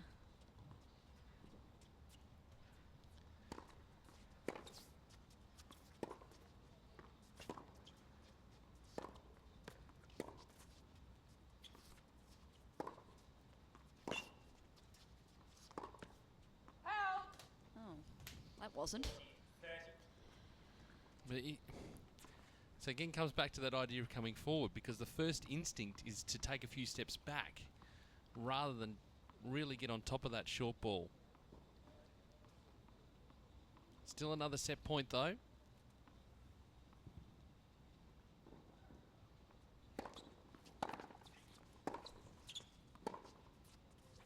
And got it now. Really competitive first set of tennis. It goes the way of Madison Inglis. 6 games to 3. Well, competitive game of tennis, Pete, or first set of tennis, but I still don't think that either player has hit their straps yet. They still don't seem to be quite comfortable out there. Not, we didn't see too many long rallies, some hesitant play. Inconsistent serving, so I'm hoping for better tennis in the second set. Yeah, well, Maddie, the clear, consistent player. I think Nagtha showed that her weapon is using that big forehand, and she's obviously got some very powerful first serves. But Maddie just hung in there, made Nagtha play. But if Nagtha can zone in on a few of those shots, cut down those errors, it could be a really close second set. Well, we're hoping for a close second set, and we're actually having a change of commentary team, or we're getting rid of what did we end up calling? Well, I had Positive Pete. Positive Pete, and what did I have? It wasn't perfect, was it? Had nothing. I've given you nothing all day, Pete, to work with. Was it Pistol Pete?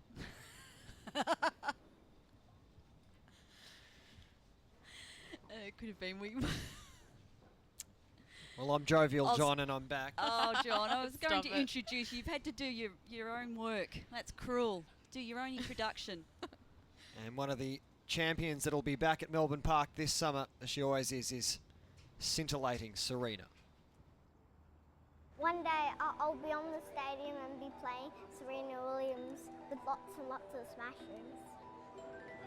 On court, I'm really intense player. It's often too intense.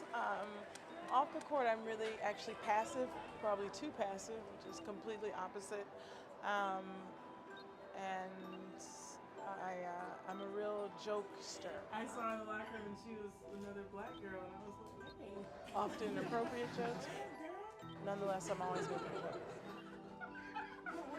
I'm not sure about reflections as soon as the last year. I think more reflections as in different things in life are very important. She does a great smash, and I love her style. Hi guys. I feel like I don't get to show fans. I don't think really anyone that's a tennis player in the public eye so much really get to show their fans the real side of them that they can see. It's difficult, especially for athletes and for tennis players, because you're so intense on the court, and you're always playing super hard, and maybe you're a different person off the court, but hey, it is what it is.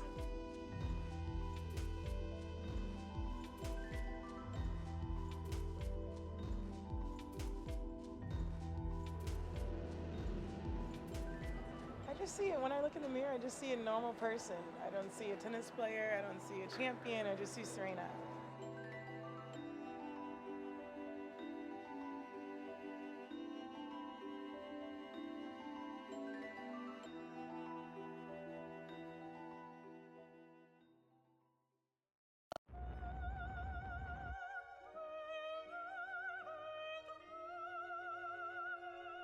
These are the hairs on a tennis ball traveling at 234 kilometers per hour. The fastest serve recorded at the Australian Open. These are your hairs standing on end as you watch this ball hurtling like a burning meteorite through space. Get closer to the action at the Australian Open. Book through Ticketek.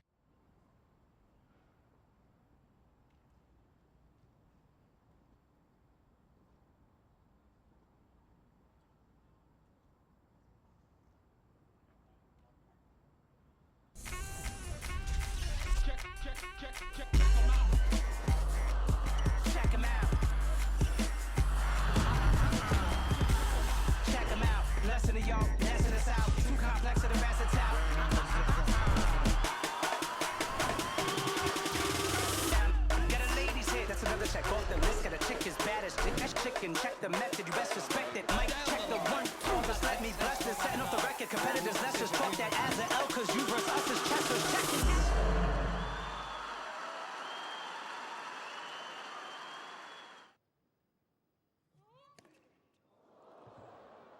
Wow. Can't believe that. Nearly missed it. So. He's hit this right off the top of the frame of the racket, as Alan said, and he's almost...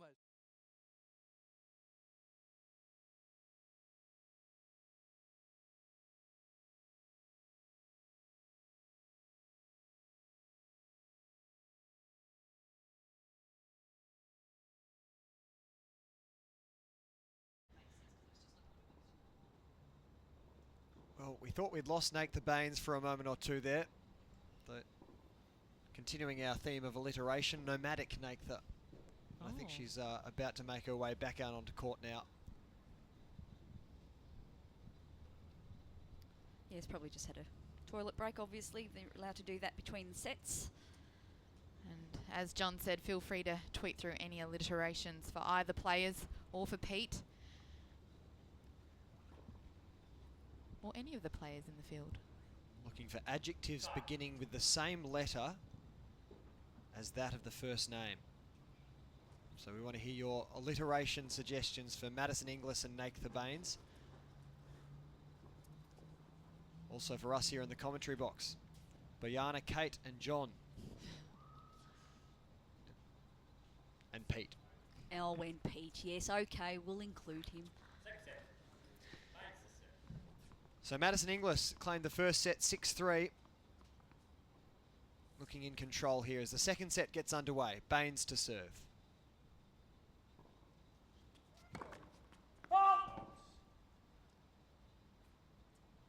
John, did you know that there was a lovely shot of you on screen before, sitting out watching this match, first set?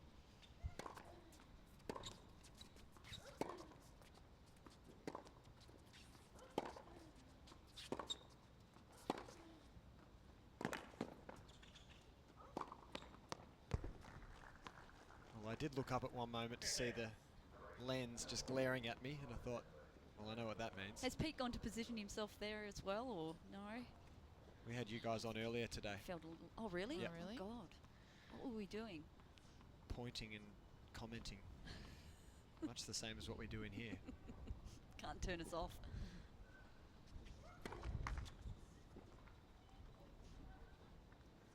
Okay, that wind has picked up. And Bains just waiting before she serves.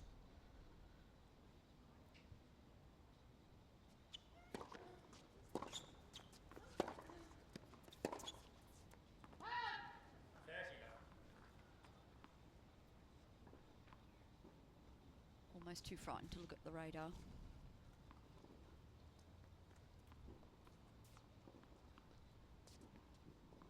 Oh, wow. It's coming in quick too. We'll have another look at the rainfall on the radar shortly.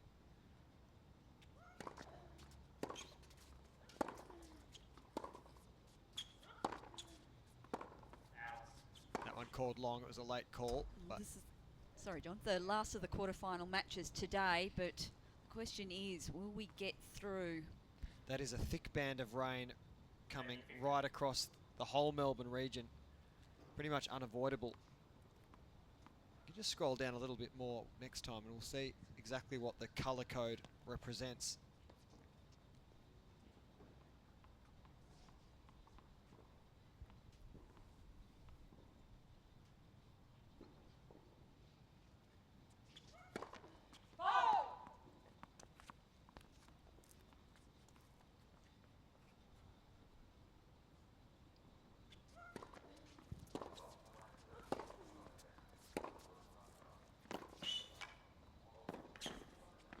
Oh, beautiful hands by Maddie.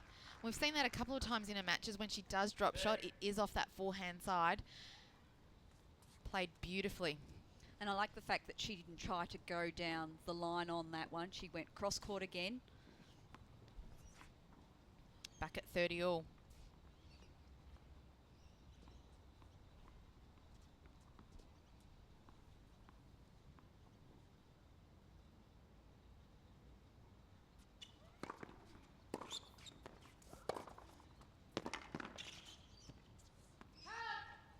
Yeah, good aggressive play there by Nengfa.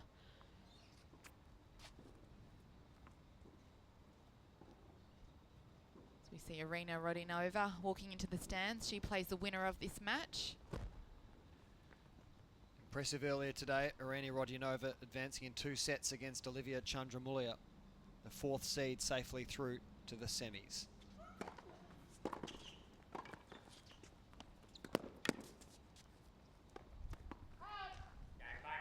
Yeah, great volley by Bains. It was deep. We don't see that every day from juniors, let alone. No, you don't. And if that's something that she can do, then, you know, she'll back herself off of some of those big serves. As I said, I think that is actually one of her weapons. That the forehand obviously is the other. She can get some deep first serves in and follows a short ball. She could really find herself back in this match. Let's have another quick look at the radar, because you can see there in the background of this shot some dark clouds in the background. That rain band can't be too far off at all. And you can see some splotches of yellow and orange, which is moderate rainfall. So likely to see some wet courts in the not too distant.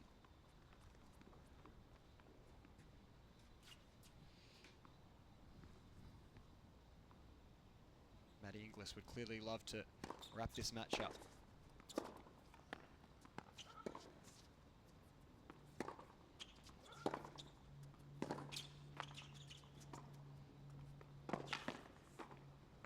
Great touch from Bains, wasn't it? Quality tennis right now in these first couple games by both players. Nathan clearly showing that she's confident at the net. Some good gets by Maddie as well.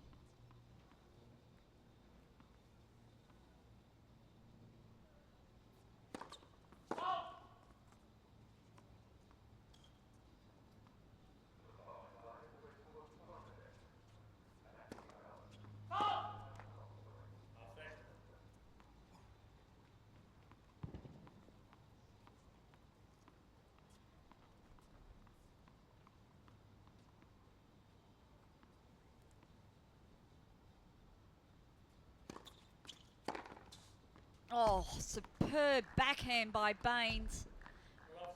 She had to go out wide, but she was perfectly set to take that shot. Certainly put some heat on it too. Yeah, she's got some power when she's set nicely.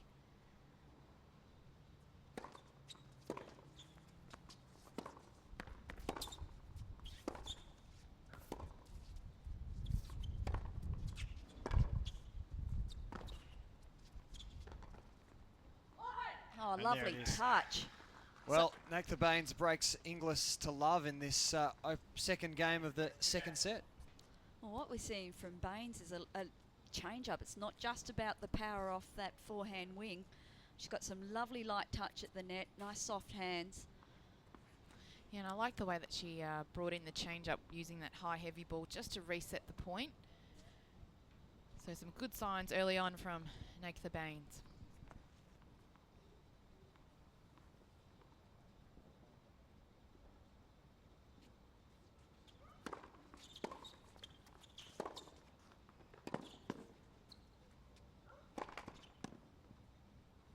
Well, she missed the overhead on that occasion, but I'm liking this play. It's far more aggressive,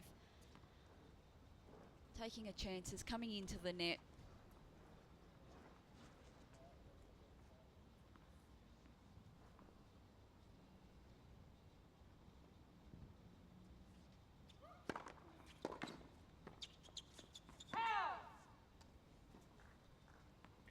Once again, makes a huge difference if you get that first serve in. Frustration across the face of Madison Bains, Madison Inglis, rather, not getting our players mixed up. Thinking too much about those alliterations.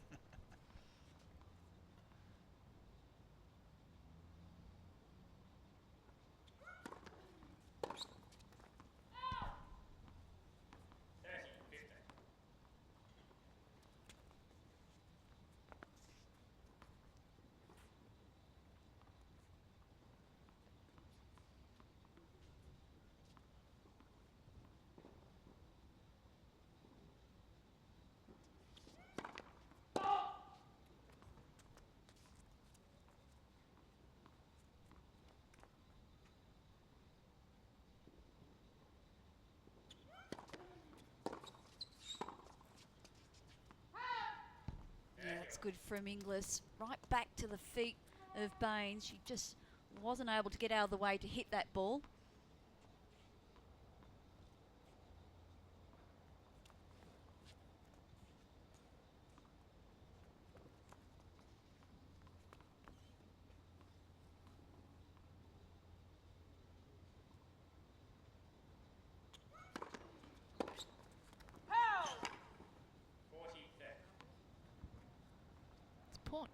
It's an important game right now because I feel like that momentum's starting to shift a little bit.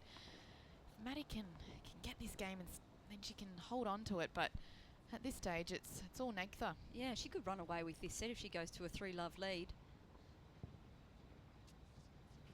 I mean, it's only the one break, but it looks bigger than that, doesn't it? And you do get the feeling that momentum is with Bains in this second set.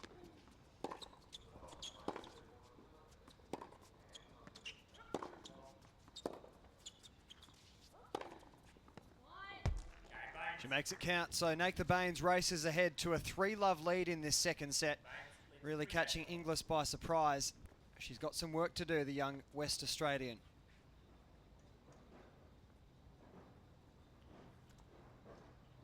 As the cloud rolls in, the lights are on here in some of the outside courts at Melbourne Park. But not on this court. Not yet. We're over here on the feature court 6.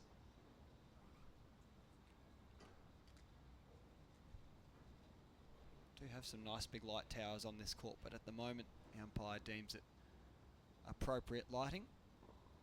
And that rain band ever more encroaching on the central business district of Melbourne. Yes, it's getting closer. And I don't think it's just going to head down to Rosebud or Mornington. Mind you, as you said earlier, John, it's only saying that it's moderate rain, not heavy falls to be expected. Fingers crossed, folks. You can actually start to see the rainfall over on the horizon there. Well, your eyes are better than mine.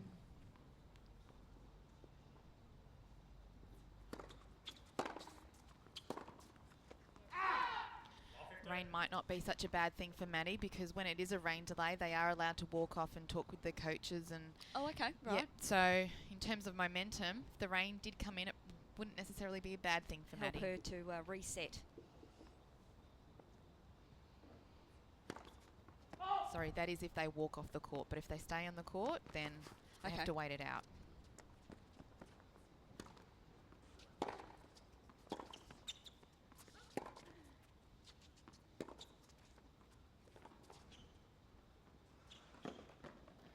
A few times Inglis has come to the net with a sense of trepidation and a little bit reluctant to play a big shot and just volleys it straight into the net. Reluctant to play a shot, John, I think. On that occasion, she just didn't want to be there.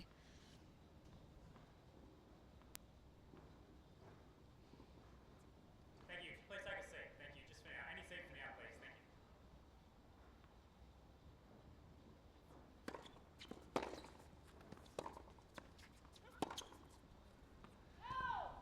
But Yana, with Inglis coming to the net there, why might she be so reluctant to play a firmer volley or something more aggressive? One, I think she might be trying to be a bit too cute with that forehand. I know she hit a really good forehand angle a couple of games ago where she did win the point, but that's twice where Maddie's come in trying to hit a slice forehand cross court. Oh, good rally by both players. And I think she's picking the wrong direction to go cross court. I think she needs to go down the line, otherwise she's opening herself up with too much court. Well, 2 more break points here for Natha Bains on the Inglis serve. This to take a 4-love lead in this second set.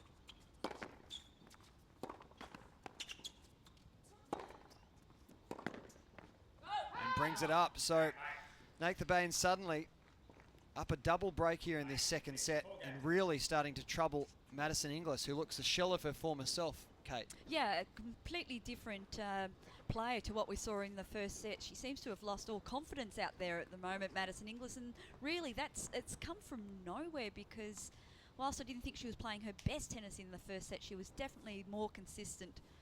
And I'm not sure where this has come from. The pressure of Bains starting to hit some big serves to find the lines.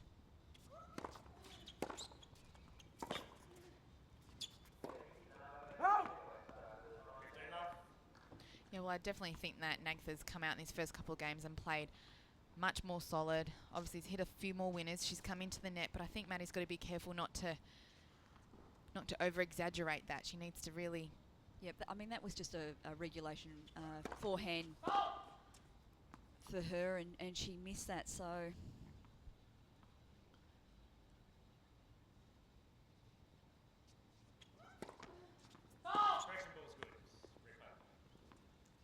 Overruled by the chair umpire there, replaying the second serve.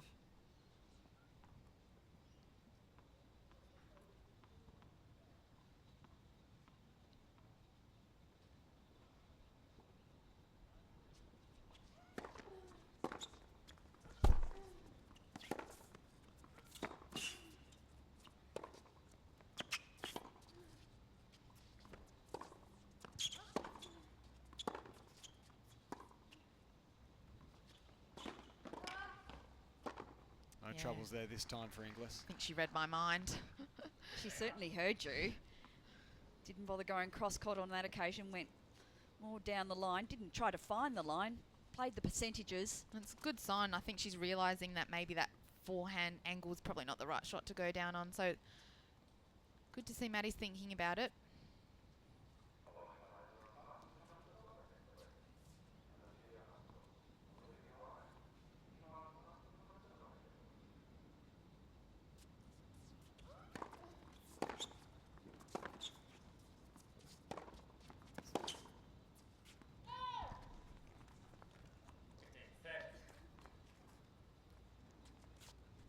This final women's quarterfinal here at Melbourne Park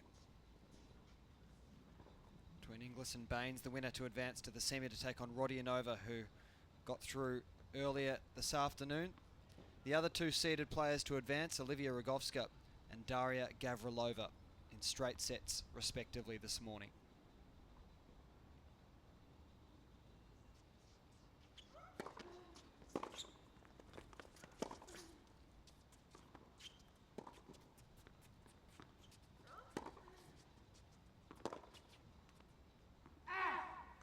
Try to take it on the half volley, a lower percentage shot.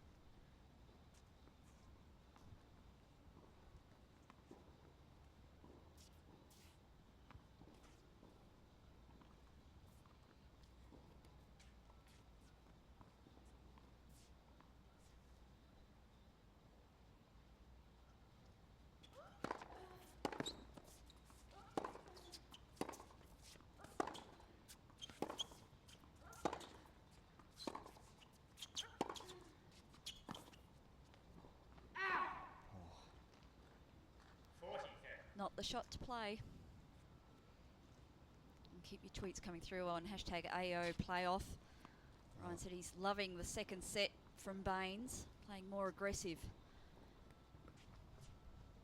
We'll have a quick look at some of those tweets after this game. Hashtag AO playoff to join the conversation.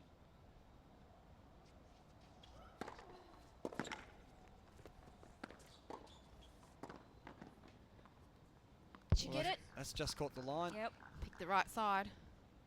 And this is a really crucial game for Maddie, because if she can break and at least get on the board, hold serve, then it puts that little bit of pressure on Nagtha to try and finish the set off. So she's got to try and put some pressure on, because Bains tends to go for a little more when she's feeling it out there.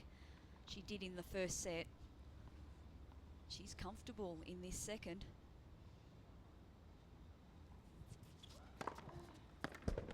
Oh, that is a great serve down the tee from Bains. Nothing Madison Inglis could do. There's way too many unforced errors from Inglis in this set. So she can cut those back.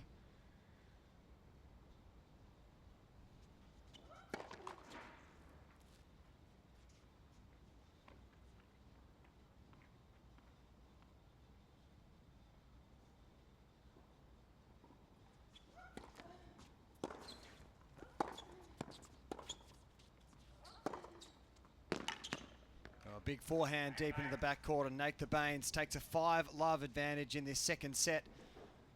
She's down a set to love, but she certainly has the momentum in this second set. Yeah, it just shows how quickly momentum can change, and Nagtha's done a good job of putting that first set behind her, and she really started well in this first game, and the first two games of this second set created some pressure on Maddie, and then that forced Maddie to start playing a little bit more towards the lines. A few errors crept in, and now Nagtha's on top of this second set. Absolutely. I mean, we spoke earlier in the day about the need for plan B. Yep. And Nagtha's got one. She's done that, yeah. Absolutely. So she has changed things around. We might have another look at the radar, see the weather coming through Melbourne. Oh, John? A few dots of orange in there. Moderate rainfall in the centre of that rain band. You can just see it approaching from the southwestern suburbs of the city. But so far holding off, I think. I think we'll get. Will we get through this second set? I think so. Yep. Let's have a look at Twitter as well, Bayana, while you're there. Let's have a look at hashtag AO playoff. And I agree there with Ryan. Nagtha definitely playing a lot more aggressive. We saw her come into the net a few times. Played a drive volley, serving well as well. So it's all mentality, how you approach it. And Nagtha's definitely done a good job of that in this second set. Yeah, she's not been going for too much. Still really hitting hard through the ball is Bains. But she's playing the percentages better. She's not trying to overhit that ball as she was in the first. So there's more margin in a game now. And she's 5-love up in this second set. We are going to a third. Come on, Maddie. Come on, WA. Fair West Australian contingent here to support Maddie Inglis. She begins the fight back.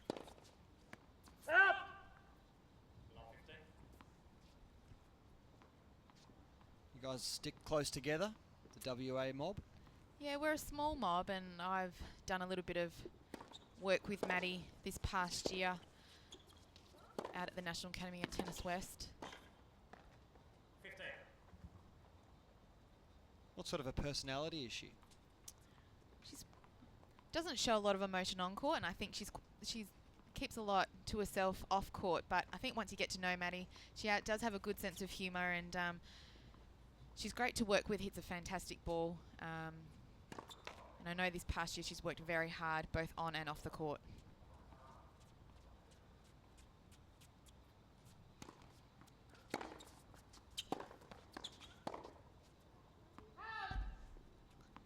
Yeah, certainly seems very restrained with her emotion out on court.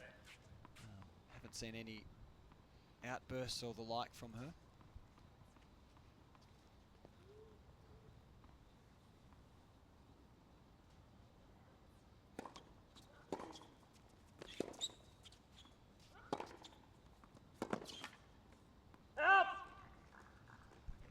Madison needs to work hard just to hold here, because I think it's important that she at least wins a game, or at least holds serve going into the third set.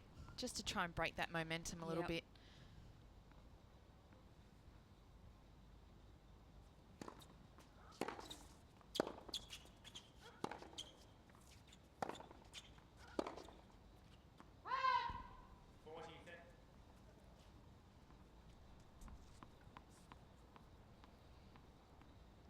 has gotten a little bit darker now, hasn't it? So those clouds keep rolling in. The first few spots of rain to drop on show court 6 here at Melbourne Park. Make the Bains. We're very keen to end this set as soon as possible. Yes. Well, she's got this game to juice. And you're right, I think she would like to have this second set in the bag if play is called off for some time.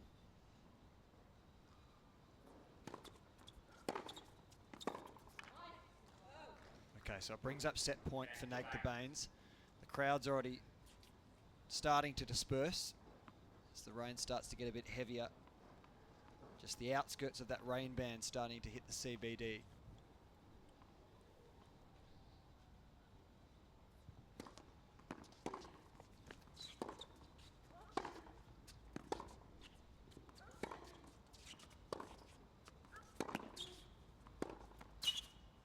Bains with great intensity claims the second set to love and levels this match, the quarterfinal, at 1 set apiece.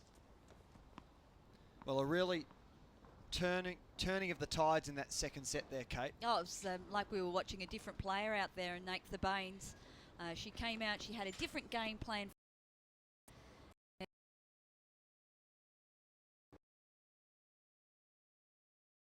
Wasn't clearly that forehand of Nagtha's really zoned in, and I think Maddie maybe played or served a few too many to Nagtha's forehand, which enabled her to get into her striking zone, hit that forehand a little bit better. She showed Nagtha showed signs that she can come to the net, and like we said before, definitely more of an aggressive game. Yeah, it was interesting because I didn't pick the fact that Inglis was going to sort of fall off that form so quickly as she did. I mean, yes, Nagtha came out and started playing better, but there was a real loss of confidence in Madison's game, and there were way too many unforced errors off her racket in that second. Yeah, and it's really important now for Maddie to try and put that second set away from her. Really try and get a good start in this third set, play high percentages and really work hard to win a few more of those points. Well, the chair umpire just conferring with officials and assessing the situation with the rainfall out on court. It's only going to get heavier, at least in the immediate meantime. We'll walk the lines and assess how slippery they are. Yeah, it won't necessarily, like I said, it won't be a bad thing for Maddie, just to slow down, take a time out, reassess the last 2 sets. And if they do go off court, I'm sure she'll have a word to her coach. It'll be interesting to see how Nagtha responds after winning a set 6 love. She's got to be careful that she doesn't relax. Yeah, get too confident. Yeah. She as well will have to work hard and play the percentages, and then it will be a real battle between the two. Yes, because what we saw in that first set was her actually overplaying, overhitting, missed a lot of forehands. They went long. In the second, she was able to reverse that because she actually found more margin in her game. So you're quite right by the Oh, we're actually getting on with the third set, Yeah, John. the umpire completed his hot shoe shuffle and decided that there wasn't enough slip factor in the lines to constitute calling this match off for the time being, suspending play. Slip factor, I like that. Never heard it described as slip factor. Actually, I'm going to call it SPF, slip protection factor. This third and deciding set So will go on. Does it work as a SPF 5, 10, 15, 30, 50 protection? We've just had an update from the Hopman Cup that John Isner will replace Jack Sock for Team USA, while Benetois is stepping in for injured Songa for Team France. Okay, Some fantastic. big news rolling in there. That's a great lineup for Hopman Cup. Still some good quality replacements. John Isner played at the Hopman Cup previously. The players like getting over to Perth, don't they? They enjoy themselves over there. Yeah, it's a really good preparation leading up to the summer, and they are playing the new Perth Arena as we see that rain. Yeah, play's really been starting to come suspended. down. So the slip factor has become way too much here on court 6 as we will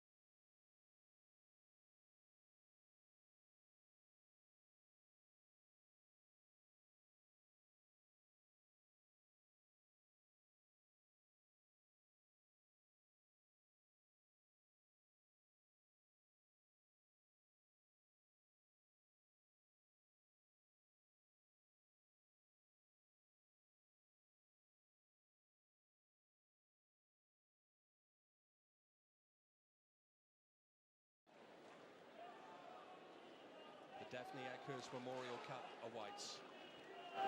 And the little matter of around about $2.6 million in prize money for the winner.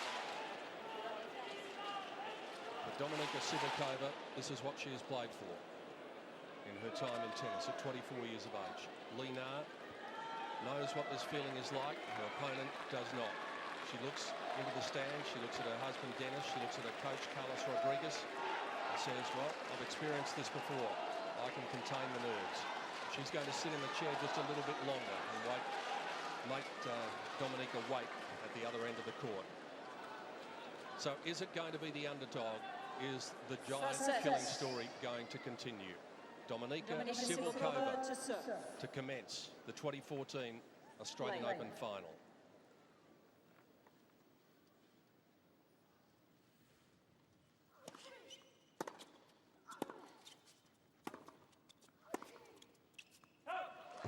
So important, given the fact that she is serving, that she comes up with a service hold just to reinforce all of the positives that have no doubt been imparted to her in the past couple of days, in the past couple of hours in particular.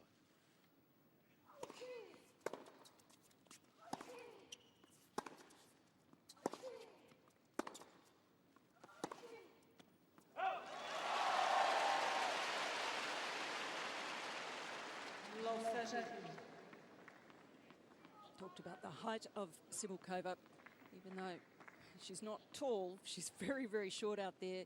It's the movement that stands her apart from other players. Great court speed. Got to get rid of the nerves here.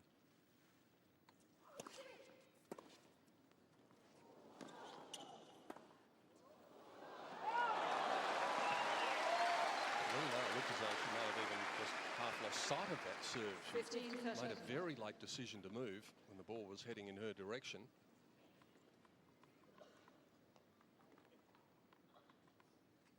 That's the last shot, going for the lob.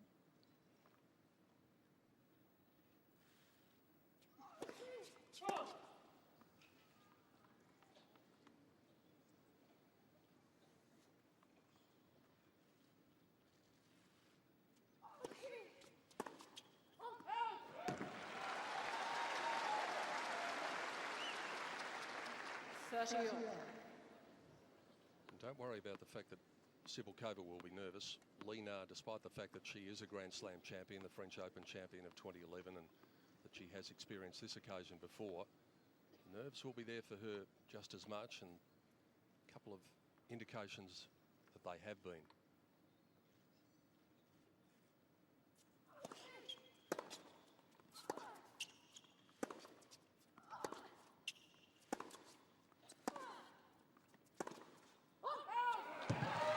It doesn't matter how experienced you are. I think when you've got a scenario playing 40-30, someone that you've beaten 4 times, they've played 4 times, Lina has won on each occasion, once last year in straight sets, and also someone who's ranked well below you. The expectations are so high, and that brings the pressure.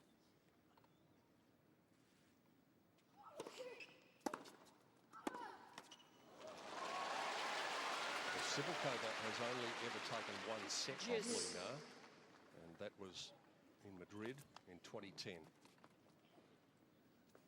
Interesting to note that both the men's and women's finals have records where the underdog has not beaten the favourite.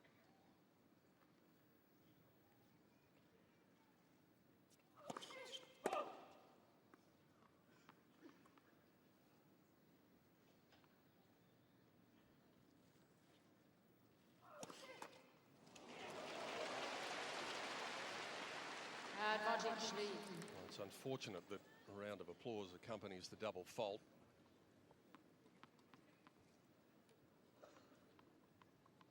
So she did a good job to claw her way back after being down love 30. But now, a second fight required.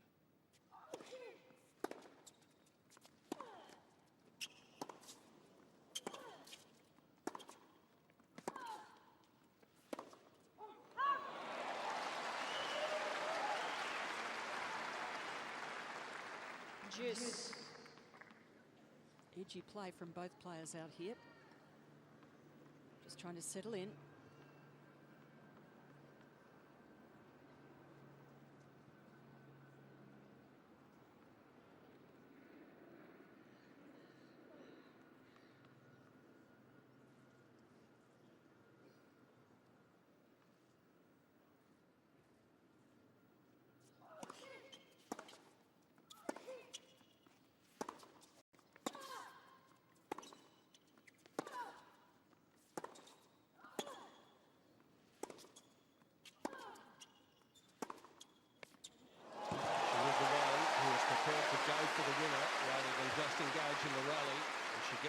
effort, Lina. Advantage, Lee. Well, this is what Lina will be trying to do throughout this match. She has more power. She's really pinning Cibulkova behind the baseline and then unloading with a flatter shot. She'll be going after them. It's the way she plays. Break point number 2.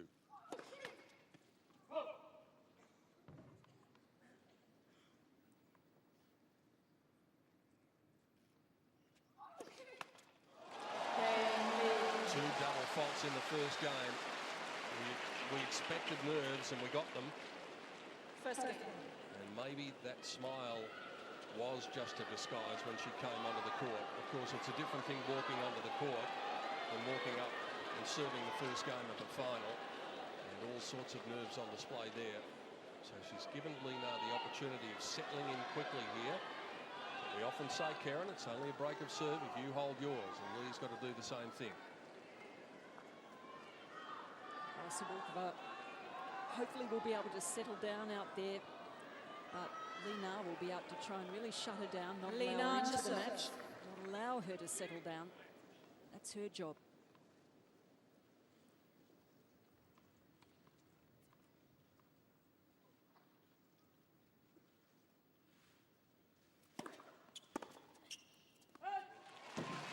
She has the repertoire in her game to do that. Certainly 15 a lot more speed and power on the serve. Both sides.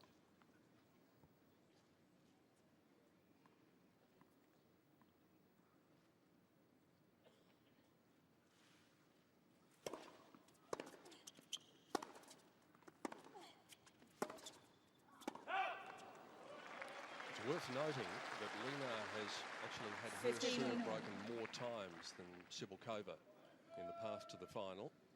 Lee's been broken 12 times, Cibulkova just the 9. And of those 12, 6 of them came against Safarova in that game where she nearly made an early exit in the third round.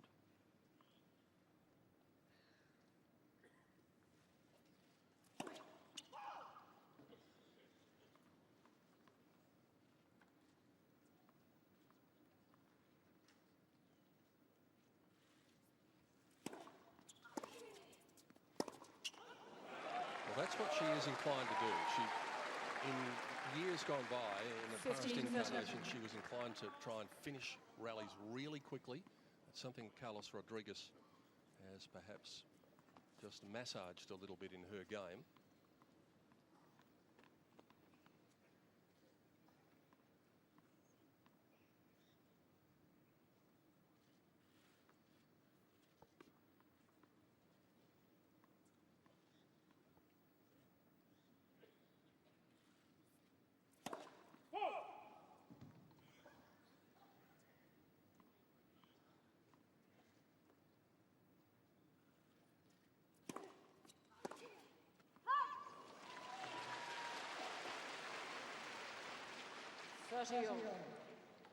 Because her ground strokes are fairly flat, they are higher risk. It's not a safe game that she plays, but he's certainly tempered the way she goes about it. Watch for the backhand, it's her strength.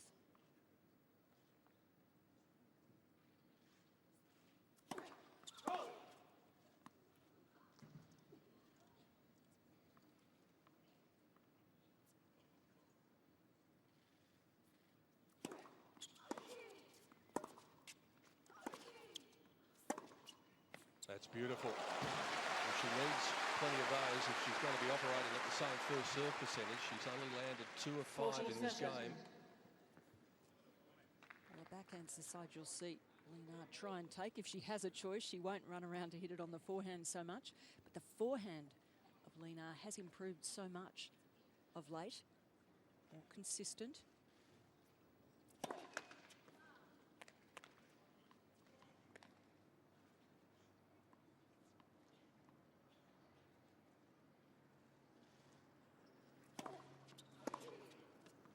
That may be the difference between the two players. Half chances are going to be so important. Lee leads against a lot. Cibulkova had half a chance because she fought herself back from love 30 in her first game. Lina down 15-30, fights her way out of it and consolidates the break. One thing you know, at sport at any level, you have to take your chances. When you get to the absolute top of the mountain, that goes without saying.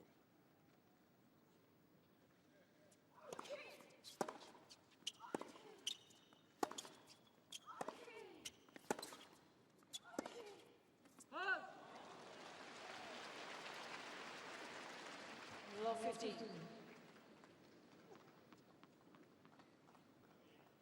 Well, it goes without saying that Dominica is just missing too many at the moment.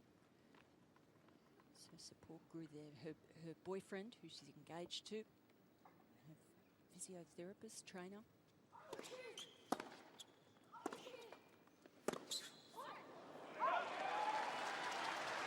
Trying to see whether a coach is up there. He doesn't usually sit in the player box there.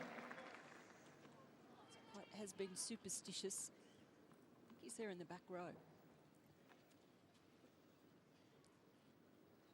Even superstitious about talking during tournaments, but he's broken that vow this week. Man, we're talking about Maciej Liptuk, who's done a great job with her. Well, that's the danger. If she's required to rely on the second delivery, and if it's only going to be 146 more often than not, 15-30. Lina's going to be teeing off on them. She certainly will, and that's not a bad second serve for Dominica. Her average second serve of the tournament has been 128, so that's going to spell danger.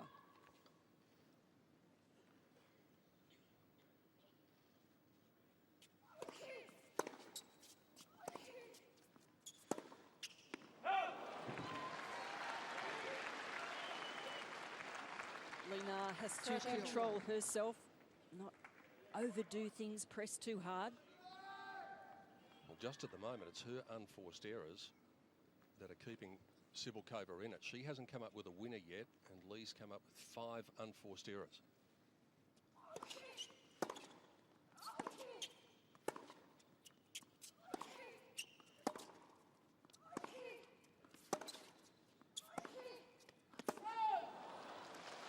Well, she missed that one, but some better hitting there from Cibulkova. 30-40. Her strength is her movement around the court, her speed, her feistiness. But don't think she's just a defender. She can also attack, explode into the ball. This is a must hold for the Slovakian. She can't possibly afford to go down 2 breaks in the first 3 games.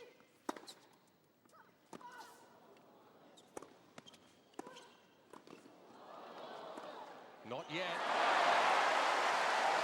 Good defensive stuff. It was a tough point. Cibulkova's struggling to stay in it.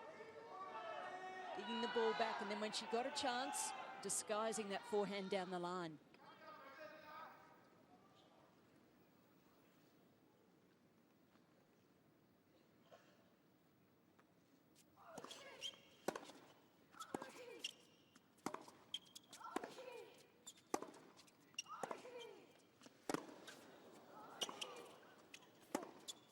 Good positive stuff from Cibulkova. Now she's got a spring in her step. Yeah. Starting to settle. Advantage, Cibulkova.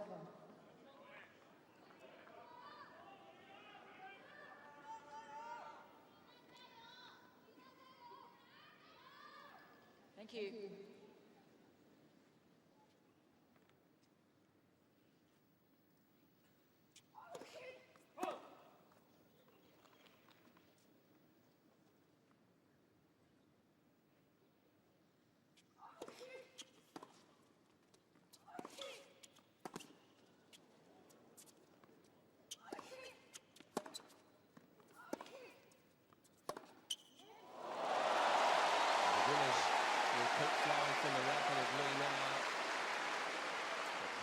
Appreciation from the crowd. Cibulkova really annoyed with herself here for not getting that ball deep enough into the strength of the Lina backhand. It was always going to be big trouble. That one put away at 133 kilometres an hour. When you consider the serve was 126, that's got a bit of mustard on it.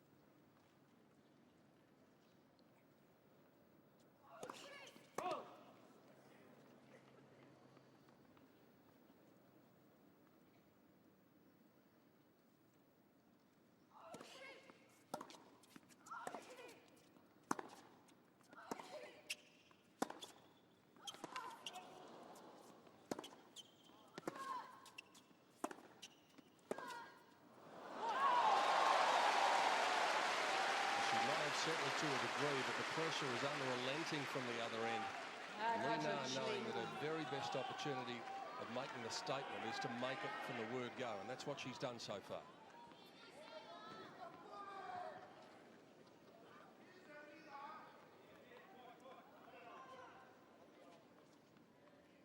Second chance for the number 4 seed to go to a 3-love lead.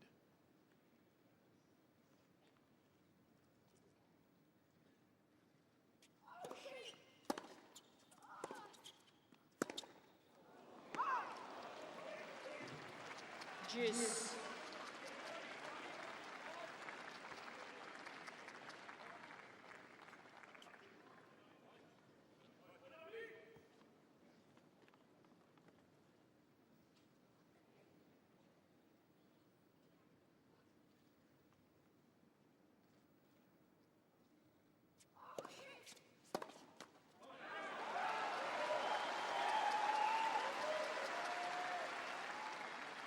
Advantage, Sibukova. No doubting the fact that it is a pro-Lina crowd, but Dominika will have her supporters by virtue of the fact that she goes in as underdog, and the Aussie crowds love the underdog. Yeah, that is a mighty big hold, and you can tell from her reaction as well. She avoids the double break and hangs in there, but Lina with the advantage leads 2-1 in the first set. 2 games to 1.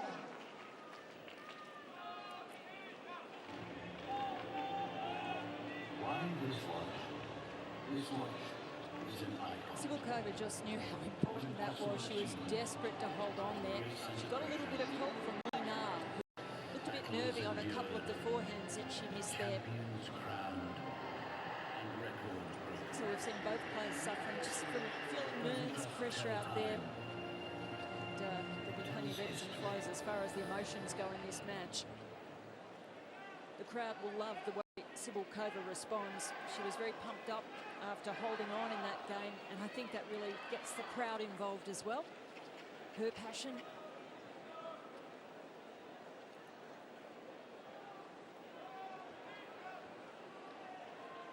Time.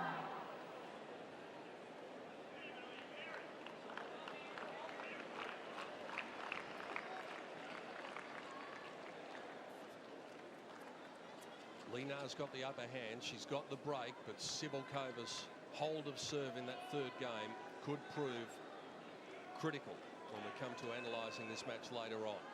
Now Lina, who is under pressure with her first serve, has to come up with a solid serve, otherwise we're back where we started.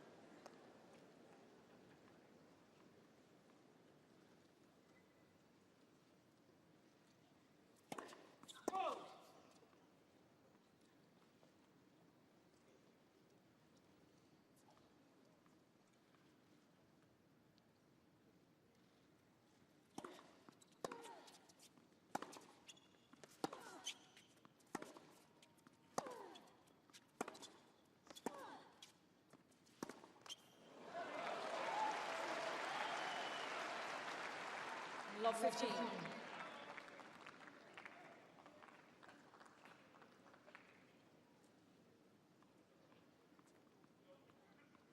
Lina's quickest serve of the championship so far is 177. She generally averages high 150s to low 160s. Nets. First serve. And her first serve percentage has fluctuated wildly. She's been as low as 60 and as high as 80 against Makarova.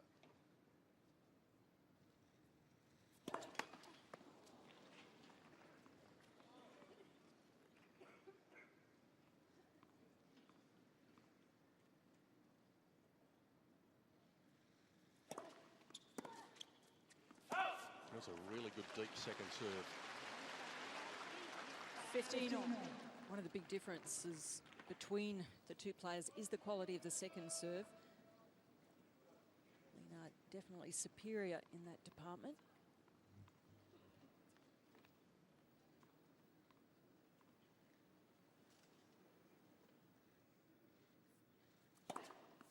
Fault. Decisive call from Carolyn Kramer in the chair. And Lina hearing that it was so decisive, not bothering to challenge.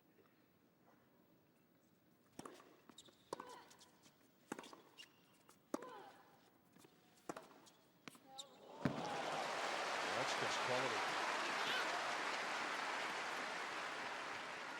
30-15. Telling herself that's more like it. It's a trademark shot. The backhand down the line for a winner. Tough shot to hit, but she produces that regularly in her matches.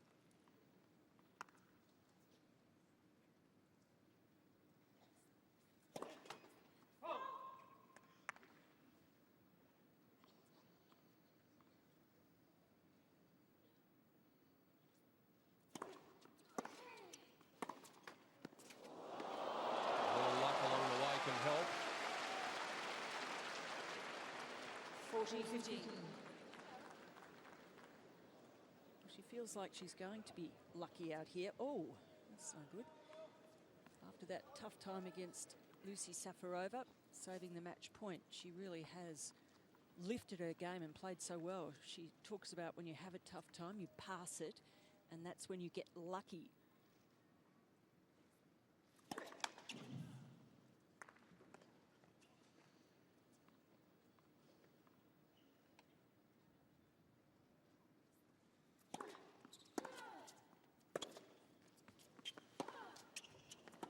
Game lead. That is clearly the most comfortable service game to either player so far.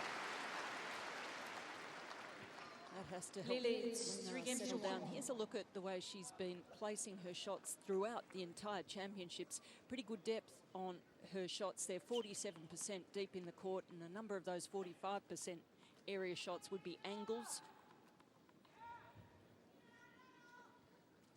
Just about got the whole court covered there. Deep. Just about.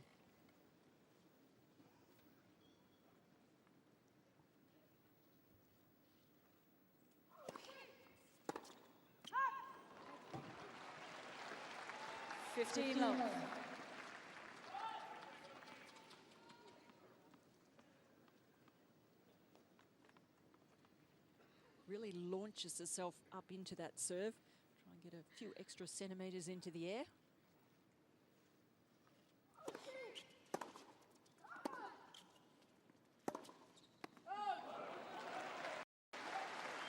Just by being here tonight, Lina joins a very selective club. She joins Chris Evert, Martina Navratilova, Yvonne Corley and Margaret Court as players who are 30 years plus to reach an Australian Open final.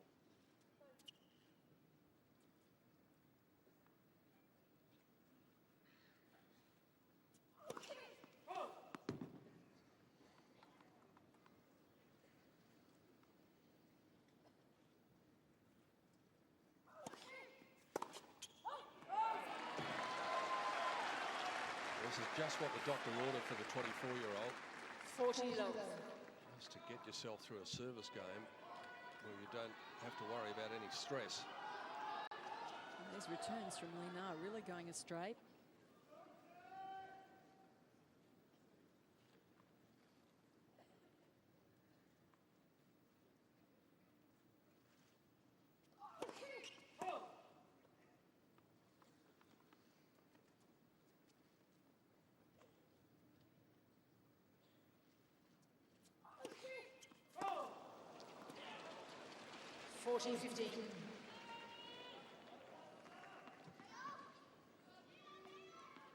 Three double faults already. Two of them coming in that very first game where she was broken. She has settled, no doubt about that.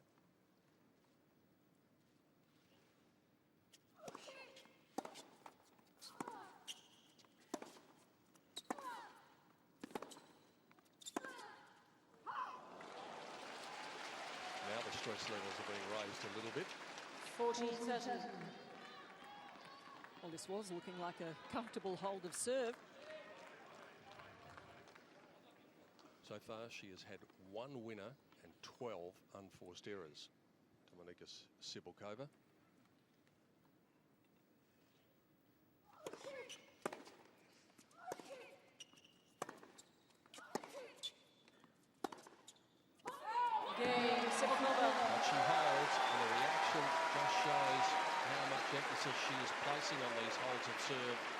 Lina, maybe the damage has already been done with the break. Leads 3-2.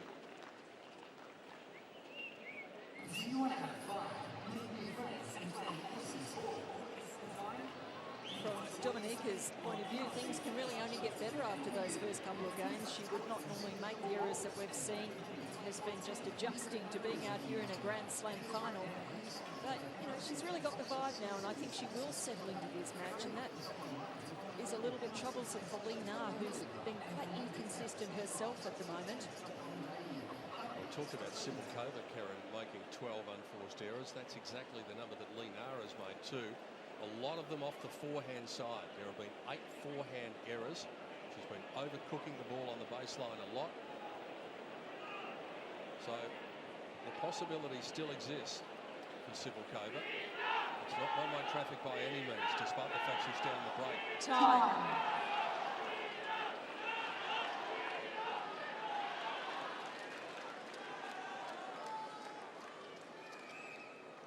3 games to 2, the break coming in the first game of the 2014 final. Lina in the driver's seat. She's having to work for every point. And she's also having to work to keep her unforced errors down, something her opponent is also doing. At this stage, they're on a par in that department.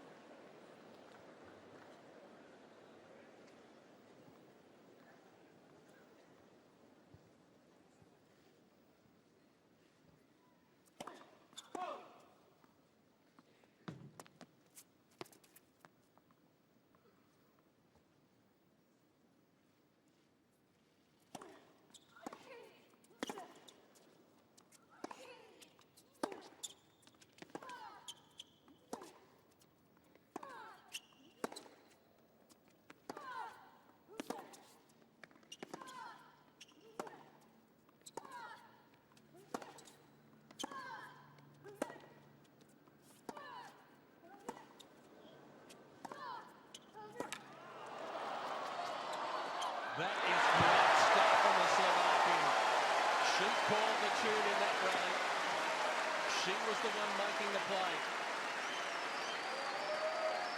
Well, this is how she wants to play. 7 pace quicker, the Lina backhand throughout the match so far, but right here it was all Simulkova.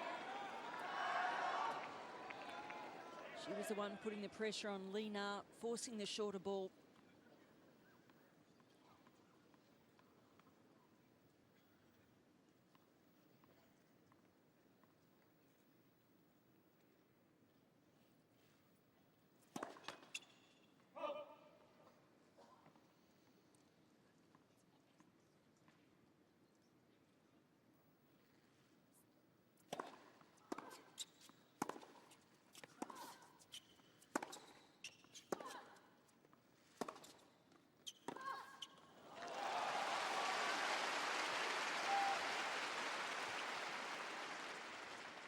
The forehand of Lina is such an important thing to watch in this match. After her third round tussle with Lucy Safarova, before that, her forehand, she was producing a whole heap of errors off it, but then in the last 3 matches to get to here, the forehand has come together. It started to really work well for her.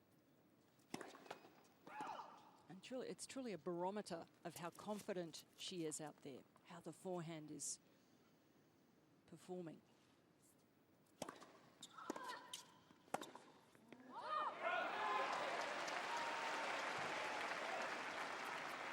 Here's another one of those half chances that we were talking about. She had against Lina in her first service game.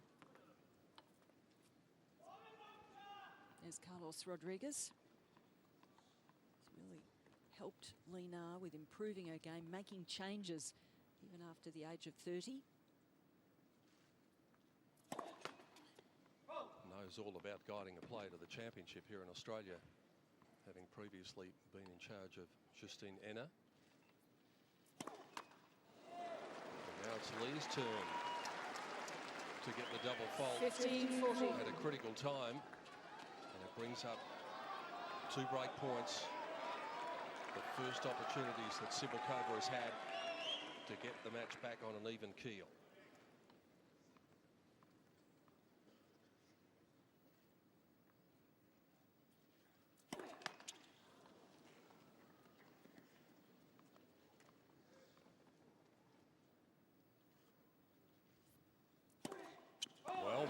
That missed by a long way. So we're back where we started. And just for the moment, 3 games on.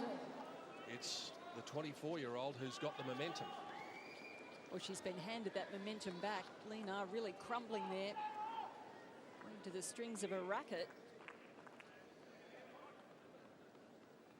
It's probably her husband's fault. Probably, it She's usually paid out is. on him so much over the years here.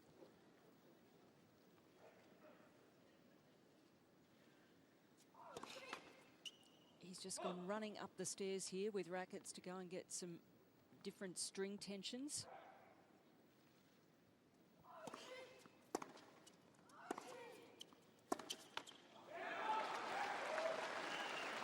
Better hurry. 15 long. I know she's unhappy with the strings, but really she's not hitting through the ball. I think she looks incredibly tense out here. Steering the forehand.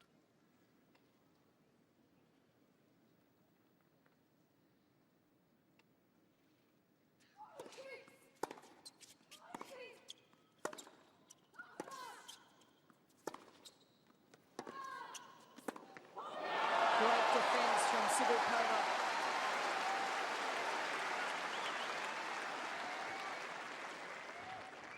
Low.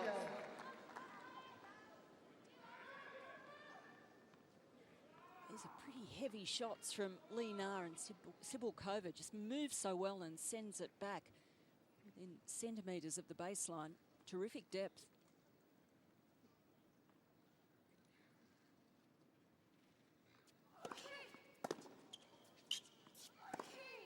She's getting in the groove now. Terrific serve. 40 low. Then the reply would have hit a box about 15 centimetres around in the corner. Playing with a lot of precision now, and her confidence is building.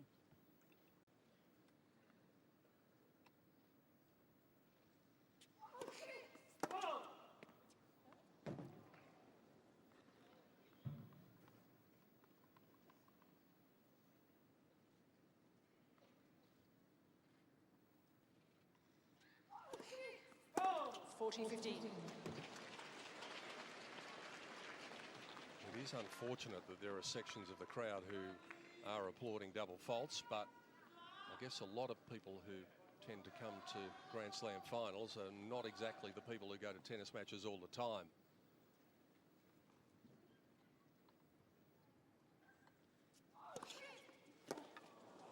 That is a real indicator that the tide has turned.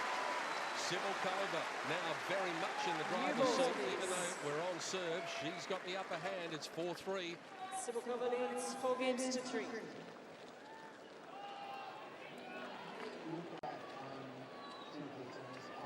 Dominika Cibulkova has fought her way into this match and is now playing the sort of tennis that has seen her get through here to win the matches that she has throughout. And Lina looking very uncertain in the last couple of games.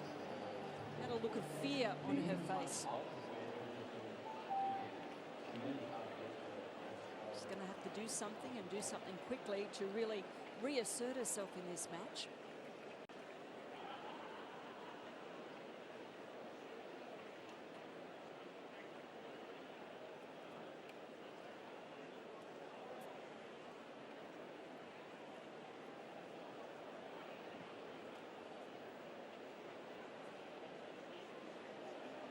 Time.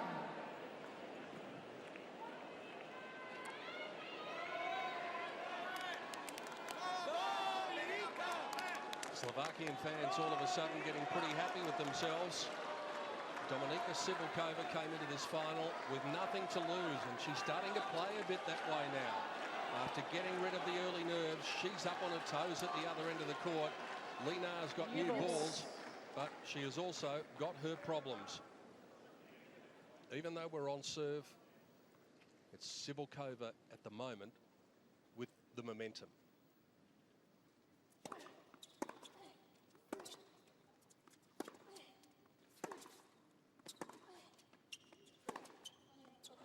Well done. This is where the experience, Karen, is going to be so important for Lina, because as much as it feels as though her opponent does have the edge at the moment, she won't panic. Well, with a first serve percentage of, it was 13% before that point, there's reason to panic on serve if she can't land a few here.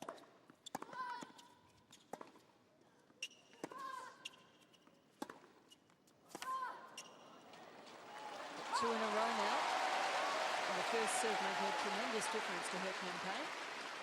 30 love. It's 18 service points now, and she's only managed to land it 4 times.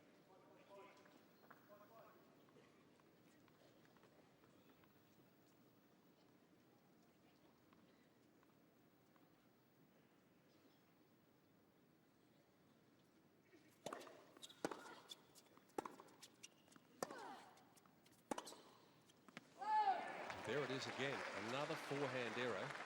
It's 11 on the forehand side, 18 unforced errors in all. As I said, I really think it's a barometer of her game, and that's how uneasy she's feeling out there. Well, in 3 of her 6 lead-up matches, she didn't make 18 unforced errors for the match. Net for serve.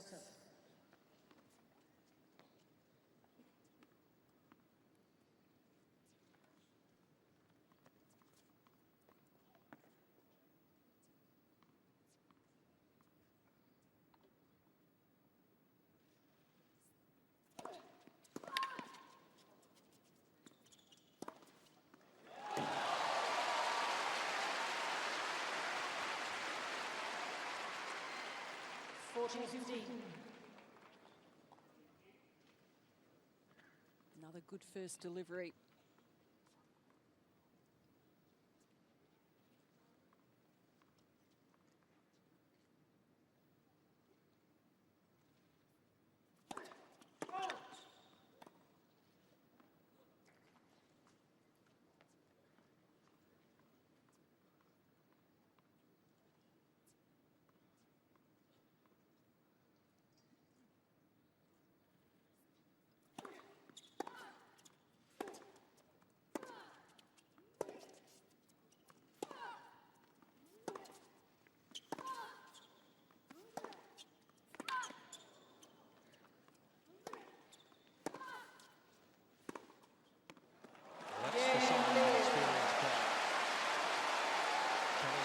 Comprehensive hole just when she needed to. 4 games in. And boy, did she need that. Really covering on the first serve score. Doing very well with the first serves and also steadying off the forehand side. Really getting the feet going well, hitting through her shots. Looking good again. Sibylkova has been able to up the ante in her last 2 service games. She's only lost 3 points in those 2 games, but she can't afford a relapse here, otherwise the first set might be done and dusted pretty quickly.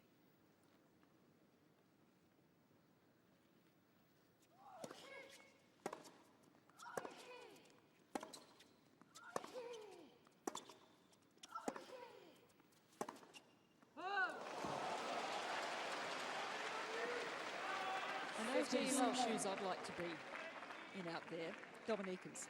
When you think about the different expectations on the players, Lina really with everything to lose out here, going in the overwhelming favourite. Dominika, well, she can come out swinging here and give it her all.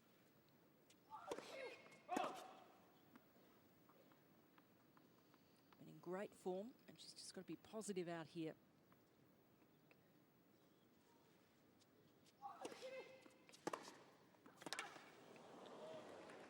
That was only 115 kilometres an hour, that second serve, and it got what it deserved. 15 all. Well, she's only won 3 of 11 points when she's had to rely on second serve, and that is going to be an ongoing problem for her.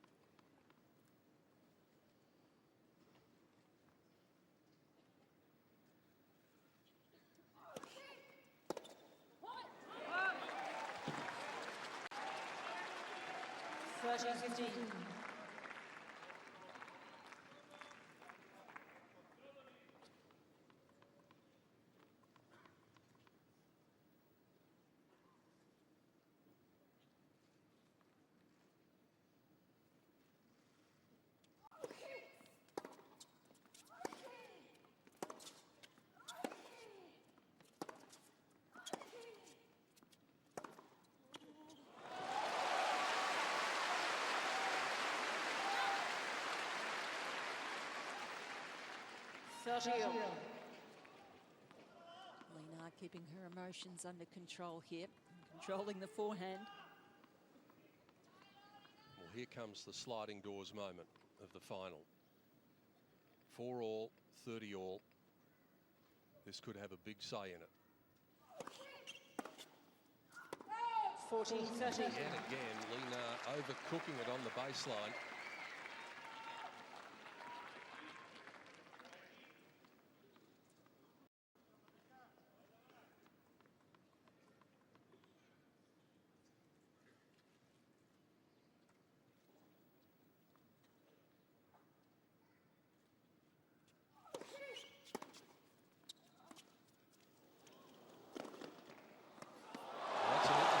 From Civil Cover, but good wheels from Lina.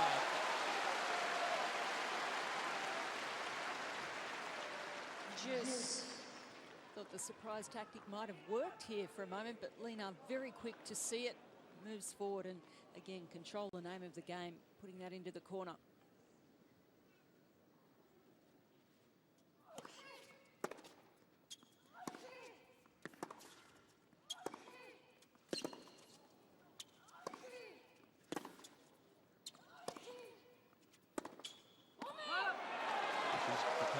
Increasingly frustrated, Lina, and it's showing in her body language. Advantage, Sibylkova. She's not confident about the tension that she's got in her racket. And that sort of thing can get inside your head. 20 unforced errors.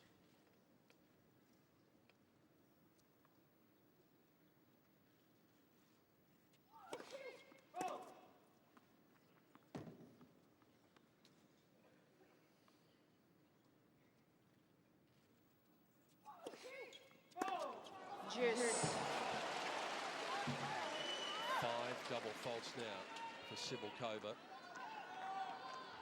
Many of them at inappropriate times, even though there's never a good time to do it. Lina's had 2 at inappropriate moments as well.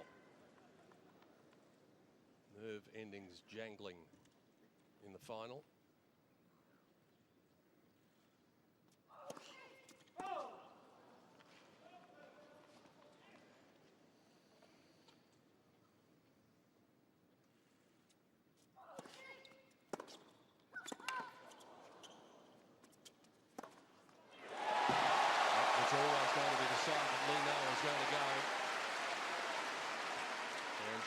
The chance of making massive inroads into Sibylkova late in this first set. That's why we're seeing the double faults from Sibylkova, because the second serve is really being dealt with severely by Lina. Break point for the number 4 seed to go to a 5-4 lead.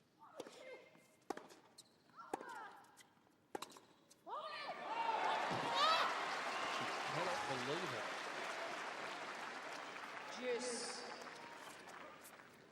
Well, the forehand really letting her down.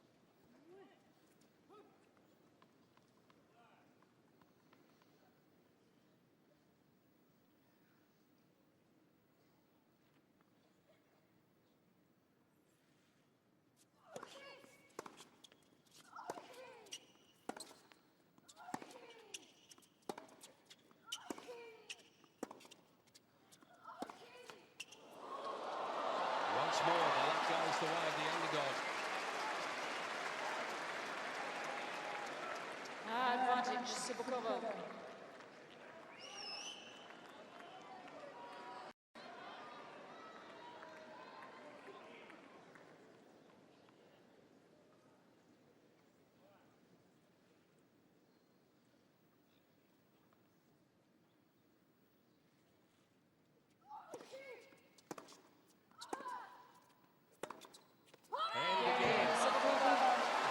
It's like a broken record with Lina. She just can't land that forehand inside the lines at the moment, and that allows Sibylkova to hold the lead 5-4 first set. Sibylkova leads 5 games to 4.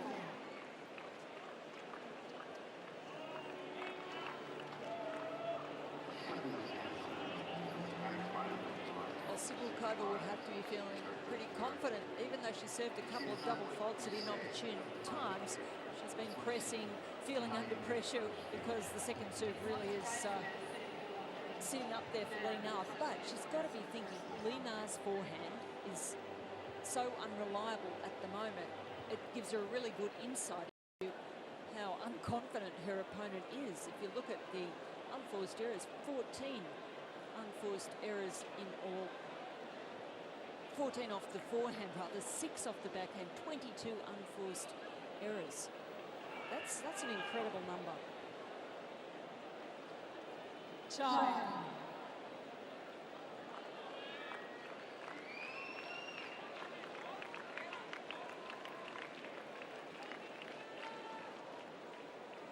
Here's the result of Dennis's mercy dash to the stringers, and something has to happen, and has to happen quickly. Jiang Shan, Linar's husband, will celebrate their 8th wedding anniversary on Monday. Is it going to be a happy celebration? Things are going to have to change. Linar's unforced error count. I guess if you look at the glass half full, she's still on serve and she's made that many errors. If only she can eliminate them, goodness knows what will happen.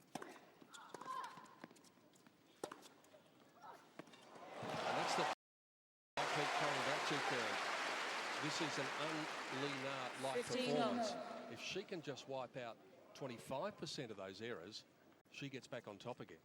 Exactly, with shots like this. The power when she flattens it out, she can hit through Cibulkova.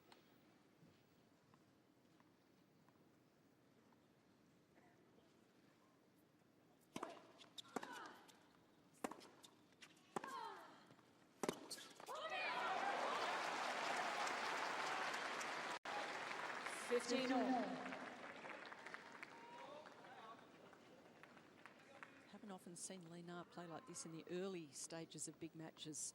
I've seen it on occasions towards the end as she's trying to close a match out or fails to close a match out.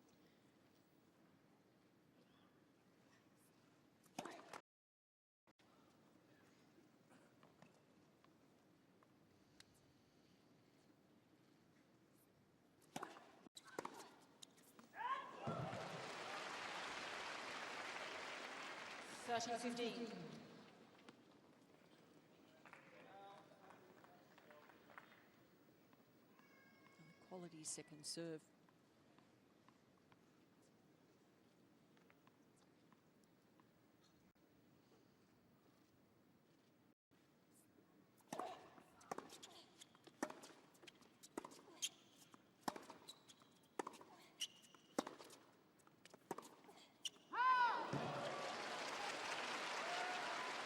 I doubt that Linar would share this viewpoint. 40-50. Maybe the key to her winning the final is losing the first set, because in the 2 finals that she's lost, she's won the first set.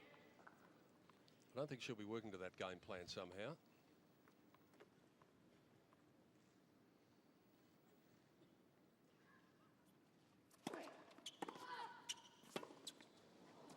That was an excellent return of serve from Cibulkova. Serve wasn't that bad. It was 1-6-2. 40-30. The direction was okay. She hit it sweetly.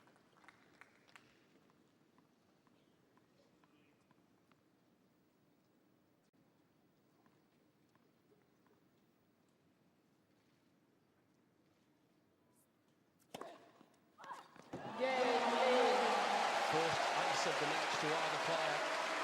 And now we're at crunch time. 5 games all. 5 games all.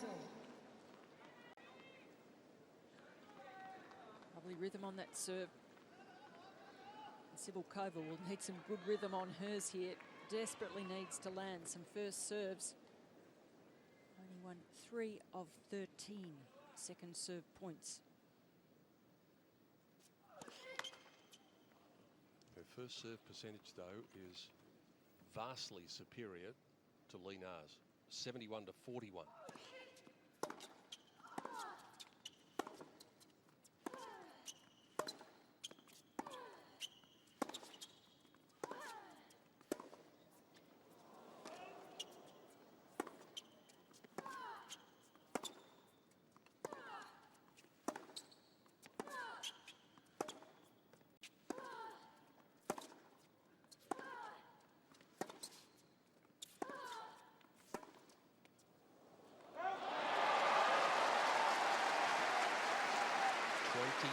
shots in the rally, and it was Lina who was first to blink in the longest rally of the match. 15 long.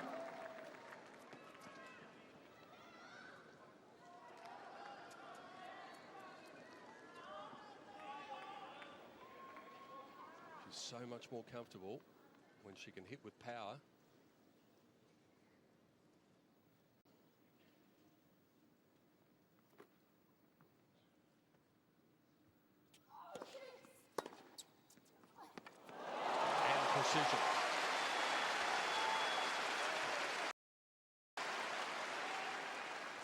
Precision. It's making her husband smile. Sabulkova gets this one in at 147, and Lina just uses the power of it. Nice swing through that forehand.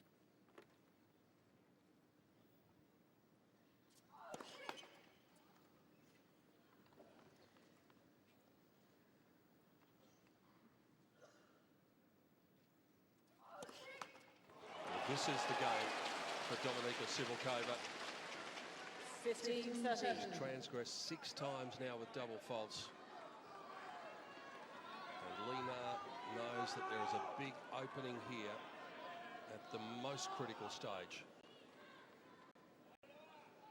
Winner of the first set naturally with a huge advantage, even though 3 of the past 4 have gone to a decider.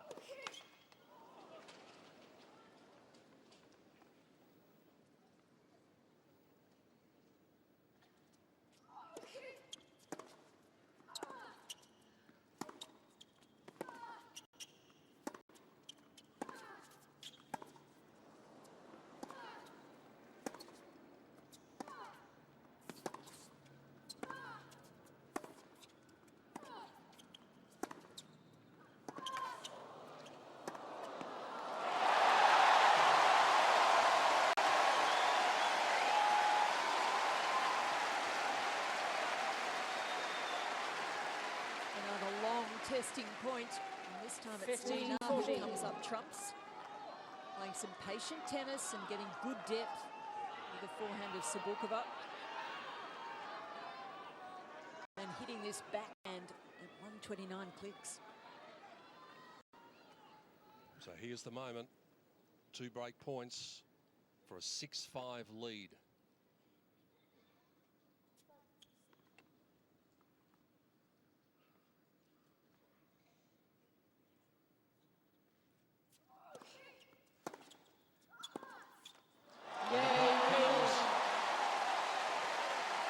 The resistance from Dominika Cibulkova has been admirable, but the experience of Lina comes to the fore. We've been going nearly an hour. In a moment, she'll serve to take the first set.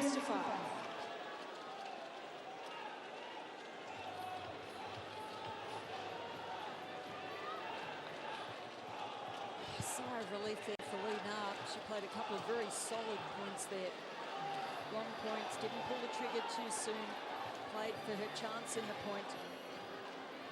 To get some very good depth, open the court up. And a lot steadier now. Still on a pretty low first serve percentage, Lina. Only 41% of first serves in. But fairly effective at 64% and 63 on the second. So not much difference in what she's winning off first and second serves.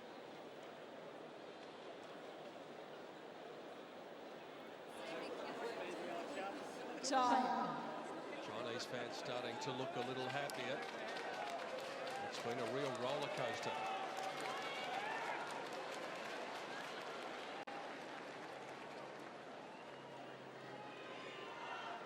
Always intriguing to try and read the minds of the players, but just at the moment you'd have to be thinking that Lina is saying to herself, win the first set and you win the match. With her belief in what she can do, it will make such a difference if she can't do that. She's about to serve for that huge advantage.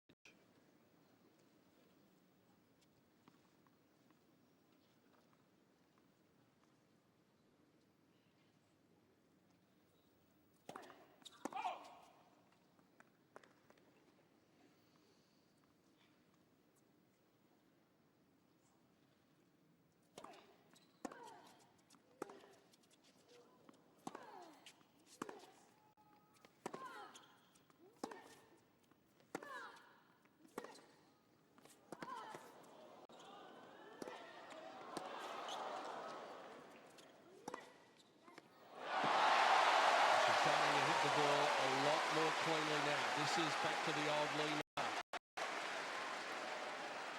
15 love. Yeah, steady as she goes at this point, not going for too much. Playing well within the margins.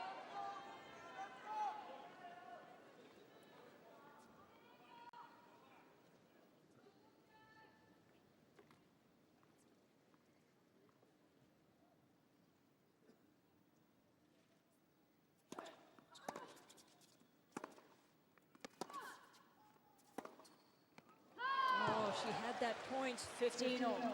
Was in charge after a really good first serve. Again, just overcooking it, going for a little bit too much. Amazing to think that it is 11 years since we've had a tiebreaker in the women's final here.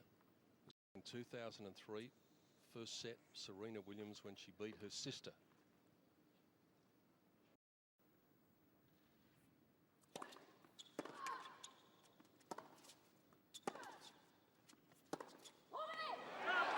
Could be heading to one here. 15-30. That's a nice slider out wide, and Cibulkova doing a great job, not only getting a racket on it, but getting it back. It caused some problems for Lena.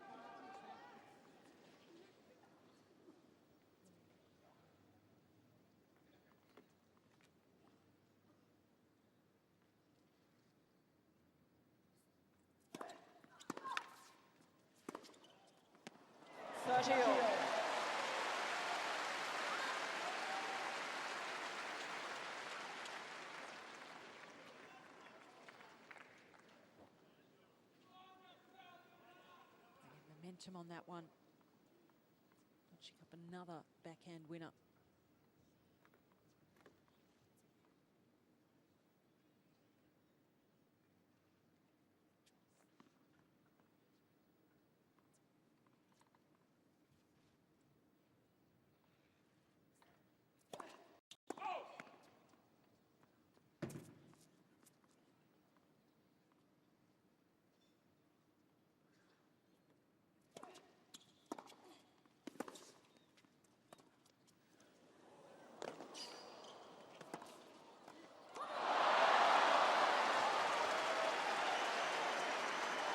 It was a brave choice, the drop shot.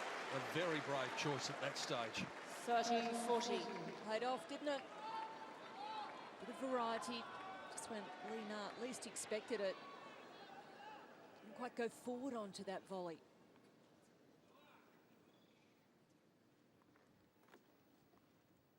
Break point to go to the tie break.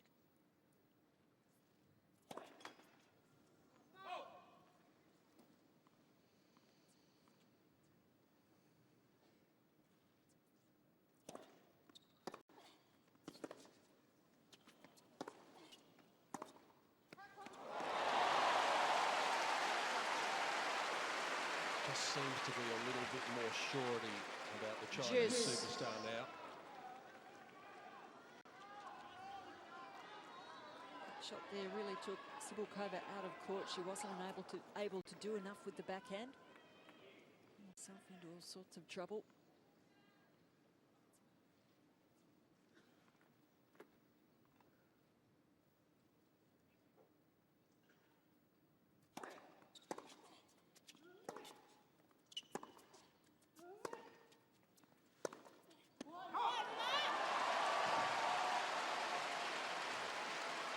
Cibulkova's 18th unforced error of the set. Sees Lena arrive at set point.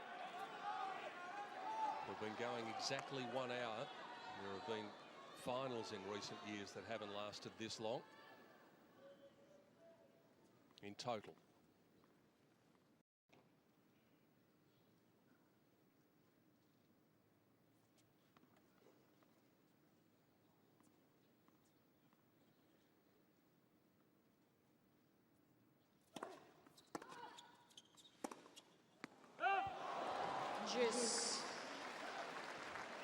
Away, she goes for the lines. Sometimes it works, sometimes not.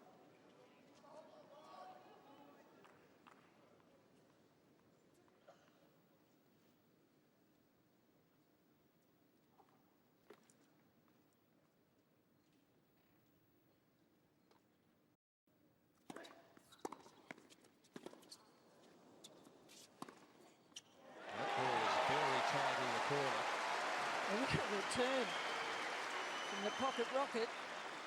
Advantage, Sibukova. On a 161 serve, really pushed Linar back in the court. And the knockout blow.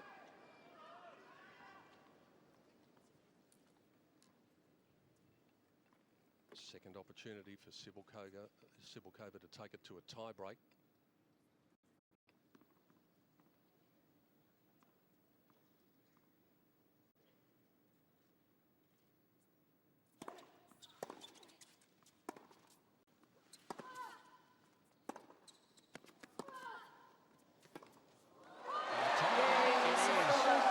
Maybe that's fitting after the ebbs and flows that we've seen in the final so far. 1 hour and 2 minutes in, we still haven't been able to break the deadlock. 6 games all. Tiebreak. Both players receive 1 additional challenge. 2 breaks of serve apiece in the opening set.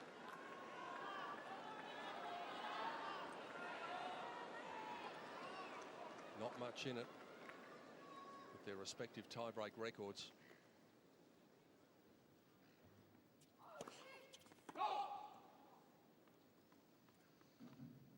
Keeping double faults out of the equation is going to be imperative for both players.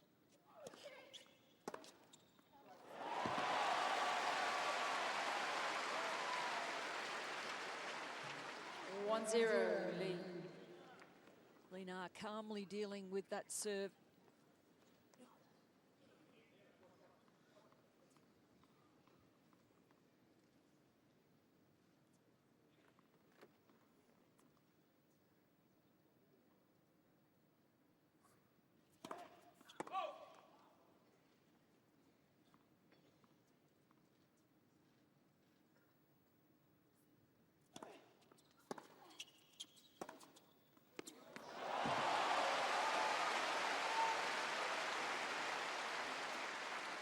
Two zero lead. Showing a lot of composure here, Linar, in the early days in the tiebreak. Very steady.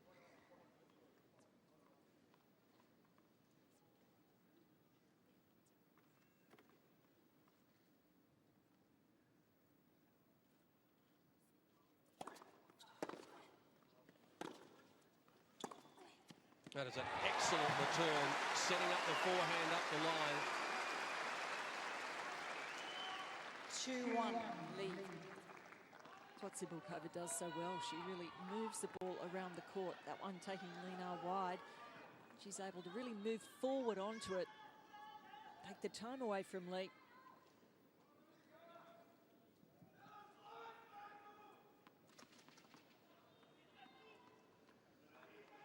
Great body language. Thank you. From Sibukova.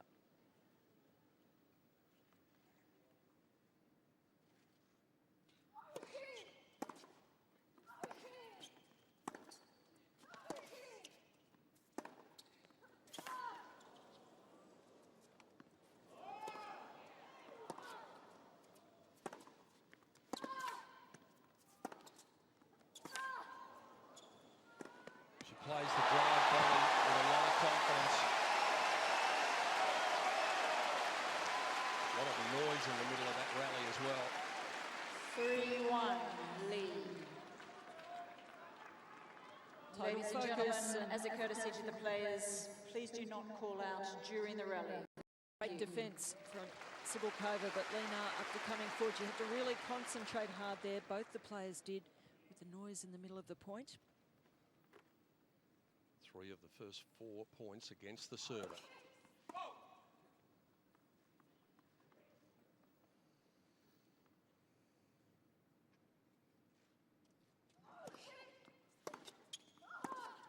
now make that 4 of the first 5.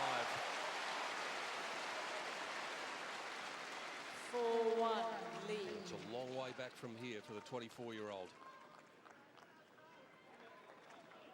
You mentioned the word panic before, Karen. It's something that Linar hasn't done, despite the fact that things have not been going the way that she wanted them to go. She's remained, for the most part, largely cool in that exterior.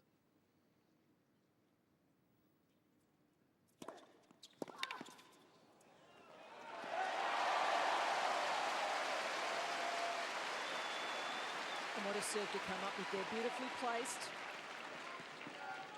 5-1. About the composure here, and she's certainly showing that. As well as Dominika Sibylkova has played, it's not going to rule out the victory if she drops the first set, but it is going to make it so much more difficult. A mighty big prize on offer here, and for Li Na, it's just 2 points away.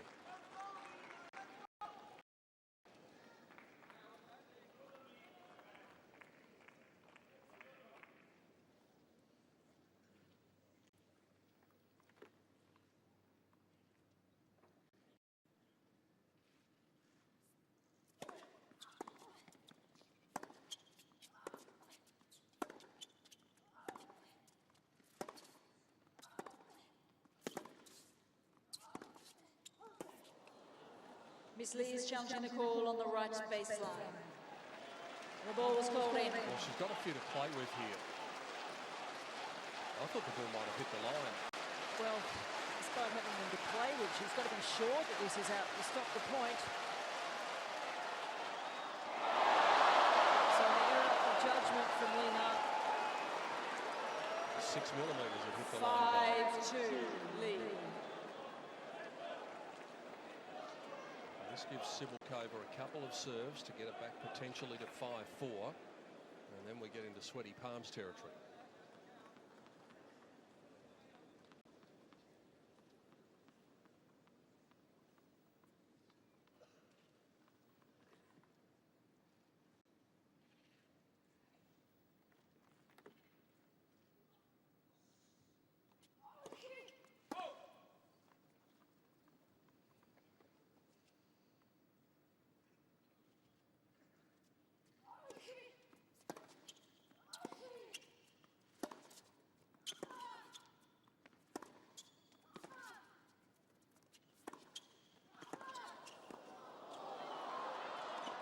Tremendous stuff. The volley from Li Na was outstanding, and the reply from Sibylkova was even better. 5-3. Wonderful point here, and Sibylkova really showing her wonderful movement there. Li Na not sure which way to go. She's able to whip up through this forehand. Slides into it.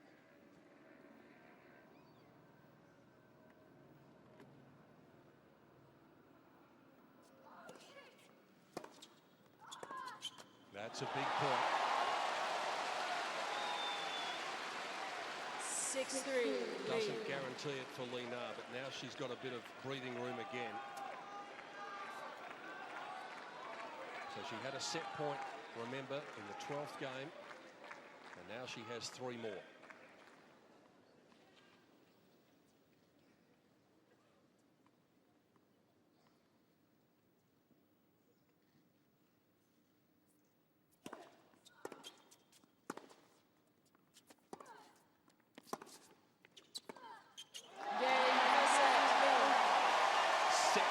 It takes to break the deadlock.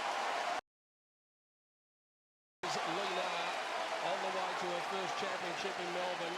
Well, after the way she finished off that set, perhaps they don't need the restrings. Things are starting to look better for Li Na. She takes the first, 7-6.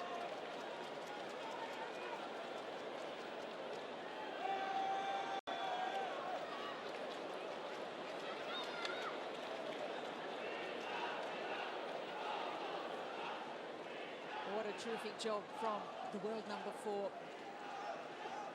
Good first serve stats there for Dominika Sibylkova, but winning only 26% of her second serve points, which is what did most of the damage for her. 12 backhand winners of those winners from Li Na to 7 overall for Sibylkova. The unforced errors, 25 for Li Na. She's the shot maker out there, the one really going after the winners with the big flat strokes. So Sibylkova, though, playing some terrific defence out there. She looked overwhelmed at the start and quite nervous.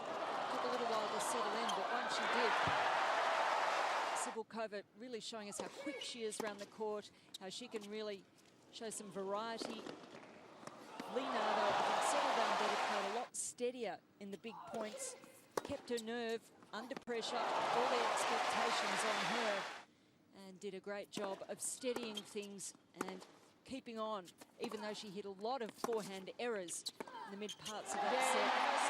Got herself together and toughed it out.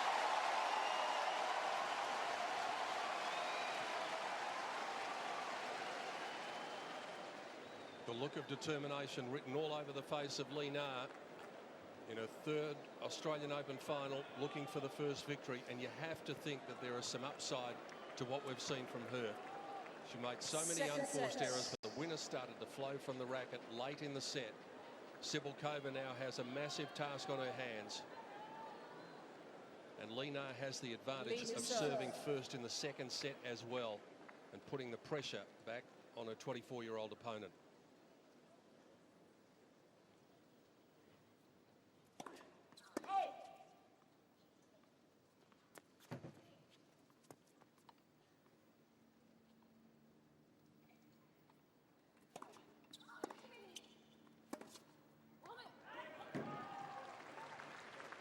Love 15.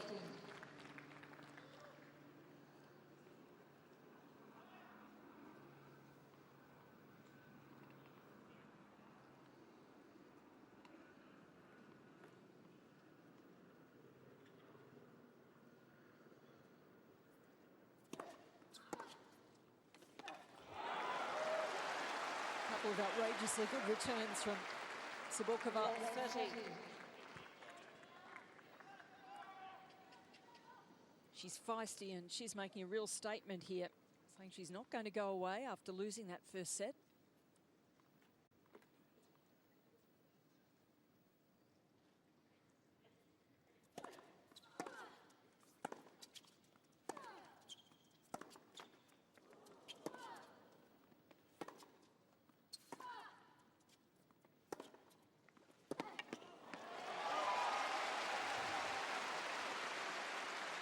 Well, if you were Cibulkova's coach, if you went out there, if you had the opportunity of going out there and whispering in her ear, probably the thing you'd say would be, keep doing what you're doing, stay positive, take the chances. I don't think she knows the meaning of the word negativity. Yeah.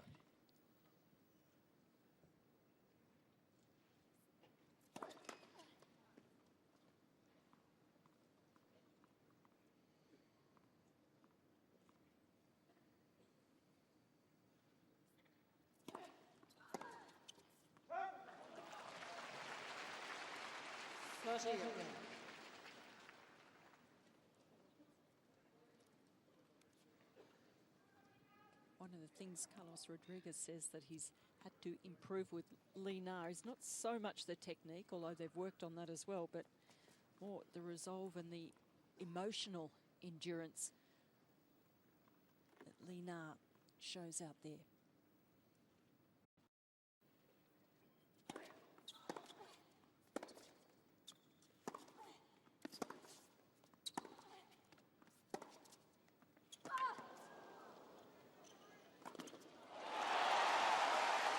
Lina finding the line in that point, and they're very quick to move forward and finish the point off.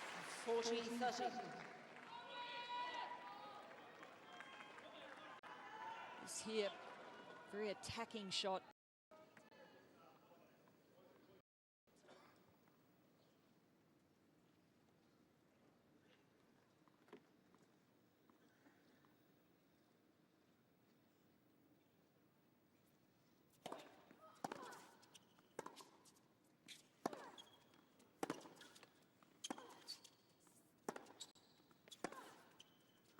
Game lead. And now there's only a differential of First 2 game, in second the set. winners to unforced errors ratio. Remember, early in the set, it was so lopsided for Lina. So many more unforced errors to winners. But now they're coming cleanly off the racket. She's up to 24 winners. She's 26 unforced errors, which is a lot, yes, but the balance is being adjusted, whereas Cibulkova has had just the 8 winners. She's not going to hit a lot of balls by Lina. 8 winners, 2 unforced errors.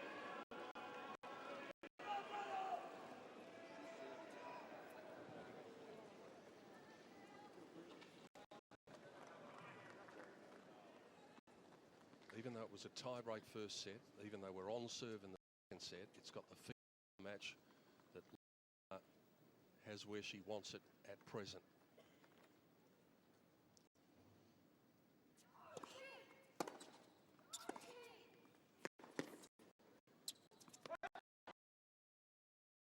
Well, left. 15 love. More the physique of a gymnast. Power-packed body. There's that second serve percentage, only 26%.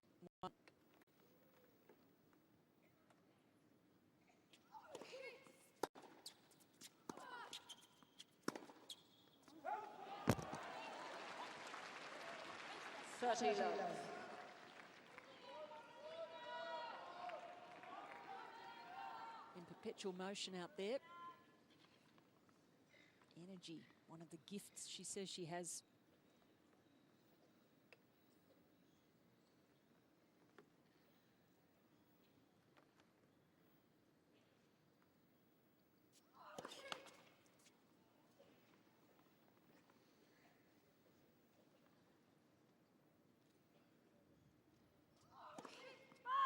Oh, that's a wild serve from Cibulkova.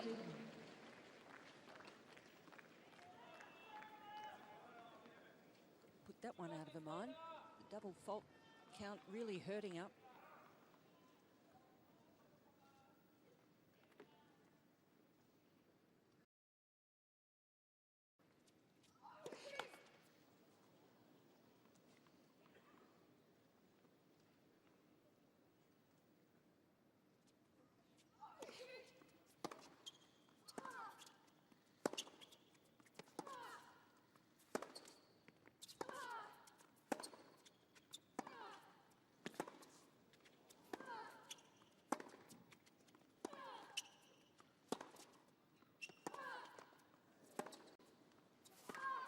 Now the warning bells are starting to sound.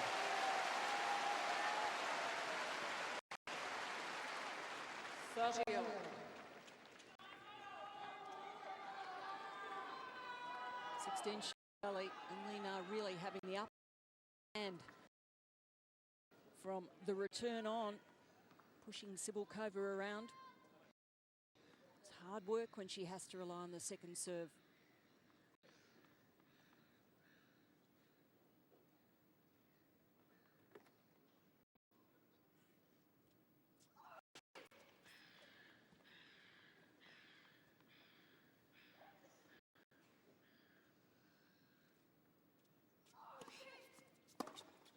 Well, that's the issue. I don't know if you can feel it, Katie, but that crushing pressure when she misses the first serve, it's just all around Cibulkova. Well, it's one of two things, isn't it? It's going to get spanked if it gets over there at 125 mostly. And then there's the danger of the double faults, which have been hurting her so much. Break point.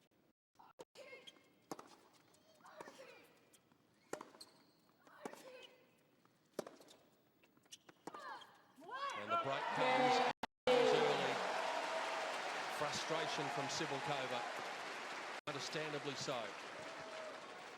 27 of the last 29 Australian Open women's finals have been won by the player who's won the first set. And the two exceptions were the ones that Lena lost. Isn't that amazing? So a valuable thing, that momentum of a first set in hand in a Grand Slam final.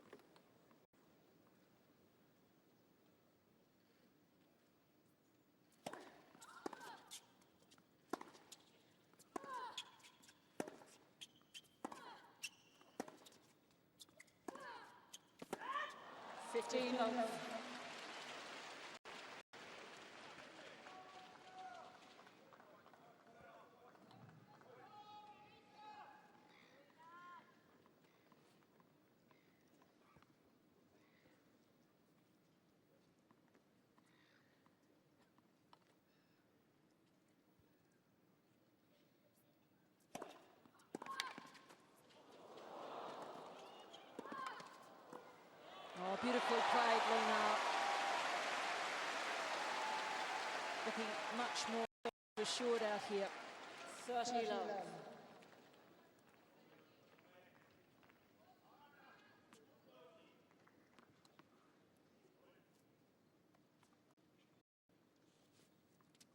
These days a lot more comfortable around the net. Starting to trust her volleying.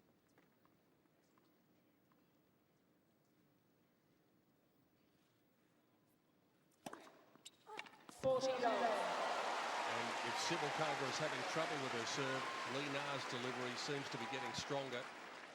That one at 166, that was her quickest serve of the match. Equaling her fastest of the, Sibukova's fastest of the tournament. Lena's 177.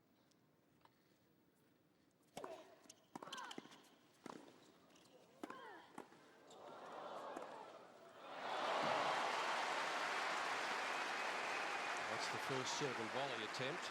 40-15. Good to try something different. And to try it on a 40 love point, probably worth a go. Oh, she must be feeling quite confident. Something she's been trying to get into her game. One thing practicing it though, and another executing in a match, especially a high pressure match.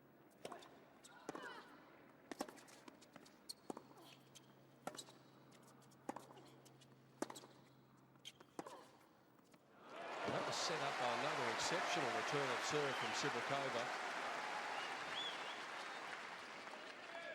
40-30.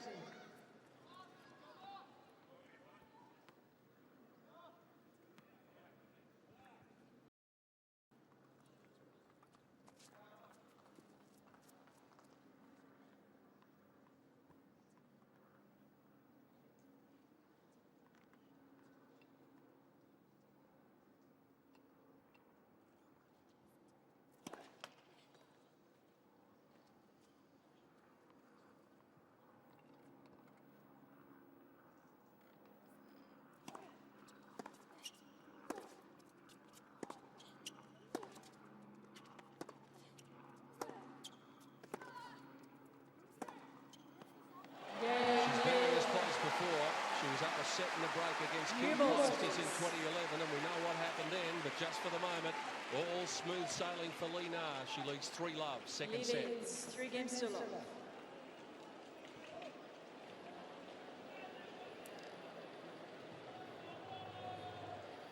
Well, getting a new racket out of the bag. I suspect this is one of the ones that might have been just restrung for it. Talked about all the rackets that she has, something like 8 in the kit bag. And there was much mirth when she said they're called Lena 1, Lena 2, all the way through to 8. I won't repeat all of those numbers.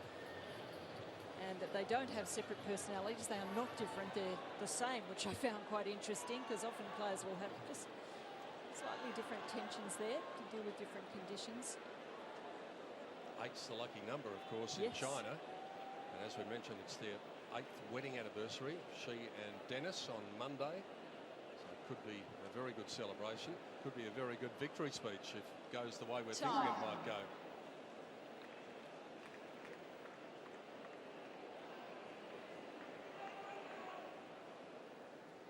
What a spectacular scene it is. Rod Laver Arena, women's final night 2014, and out there in Garden Square. It's a beautiful night.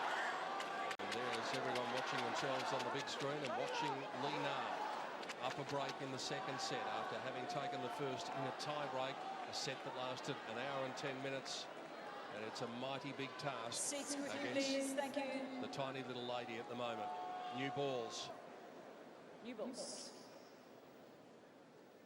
Sibylkova serving to get on the board in the second set. Oh, perfect shot there. Sibylkova is challenging the call on the right baseline. The ball was called in. See if Hawkeye agrees. Certainly struck sweetly. With Sibylkova right, she was on top of it. 15 long.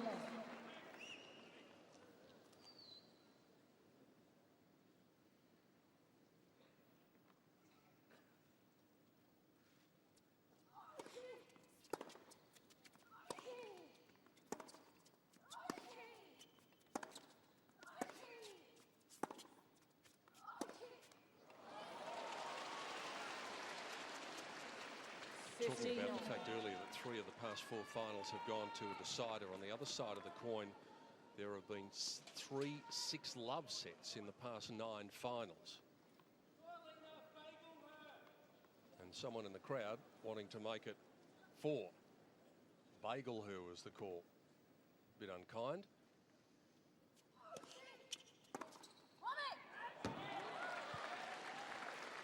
$30-15.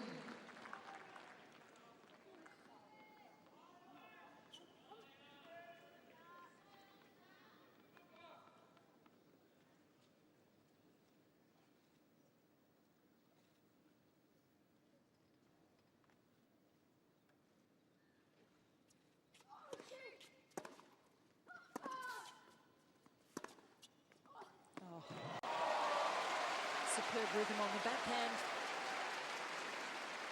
Really timing it swiftly.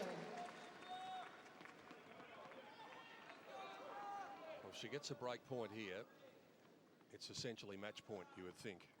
A double break.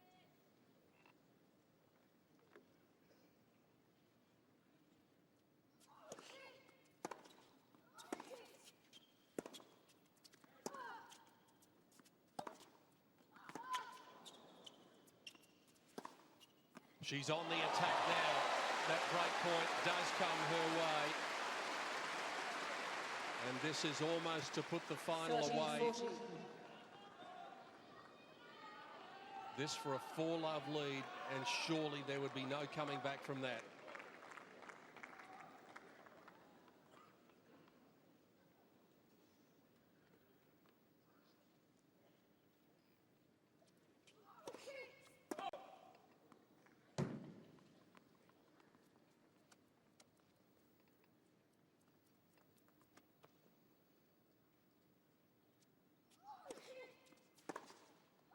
That is just what she's been doing. The double break is there, and she has one hand on the Daphne Ackhurst Memorial Cup. Oh, what aggressive play from Lina. Here's a look at her return position throughout the match. She's made 81% of them, which is very good. Second serve, she's sort of up to a metre inside the court. First serve, though, she's back on the left court, forward a little more on the right when they're sliding out wide. But she's returned very well today, especially as the match has gone on, and on the second serve, doing so much damage.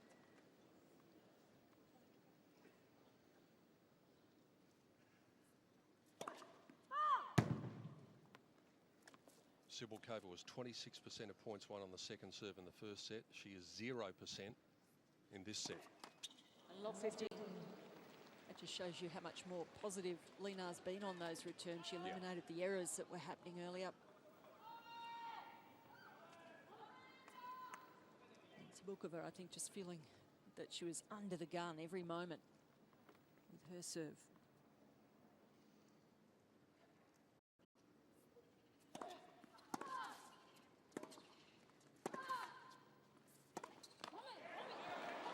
This is not the time to tighten up. No. Double fault and a missed forehand. And that's why the double break, I think, was so important. That one break, and it's still in the balance a bit. 2 breaks, she gives herself a bit of breathing space, but she doesn't want to put herself in a position where she needs to use that breathing space. It's headed in that direction in this 5th game.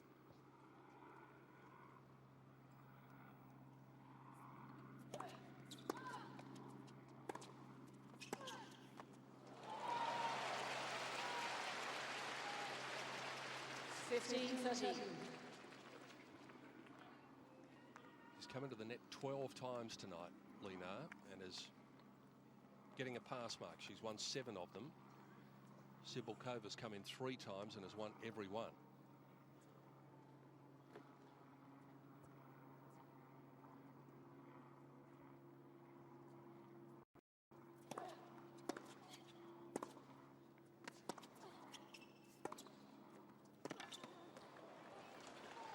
She's always been such an aggressive baseliner. She wins so many points like that. She's been introducing a lot more net play, trying to get forward in the court. And when it first happened, she said to her coach, well, why do I need to do this? I can play on the baseline for 100 years. But it's certainly helping improve her game.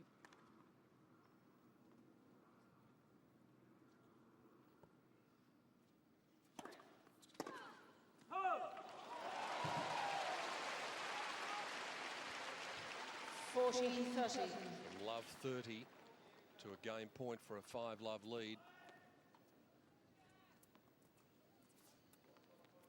It's been a power-packed performance late in the first set and for just about the majority of the second set, which has only been in progress, 21 minutes.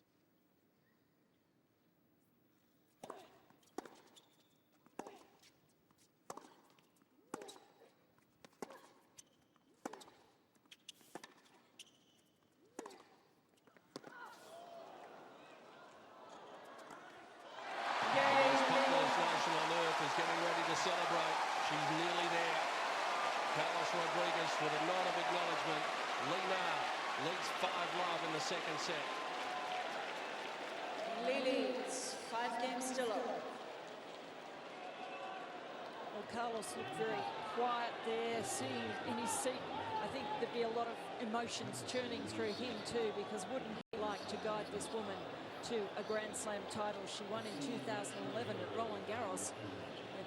Took over as coach 18 months ago. He's done a lot for Lina and for the marriage of Dennis and Lina, because he didn't have to cop the brunt of being the coach as well as the husband. He's the hitting partner though at the moment, and often he cops a bit of flack because he doesn't get the ball in exactly the right spot. But it's all in good humour. I get the feeling all may be forgiven in time. about 2 or 3 minutes' time.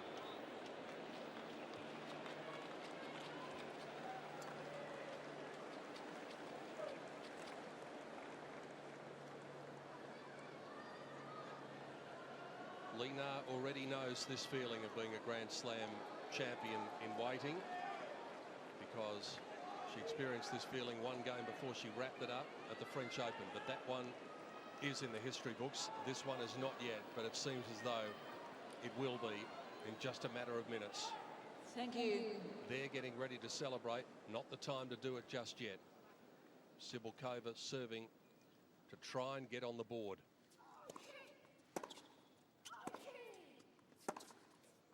But it's just been that sort of momentum swing in favour of Lina. Everything is starting to go right for her now. This is the play that we expected to come out from the word go. Just going from strength to strength in this second set. Backhand continuing to fire.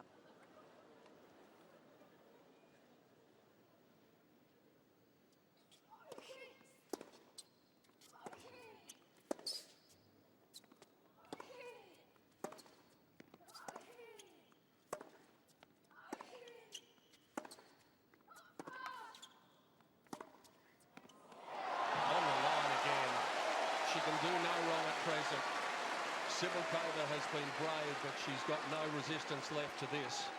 Well, there's not much you can do about this. Incredible shot making. Playing confidently, positively,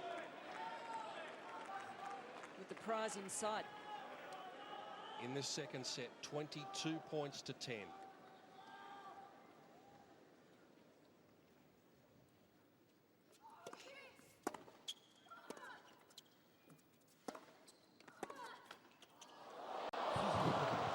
Generally speaking, in this circumstance, that ball would fall on Cibulkova's side of the net. At least the tennis gods are smiling on her just once.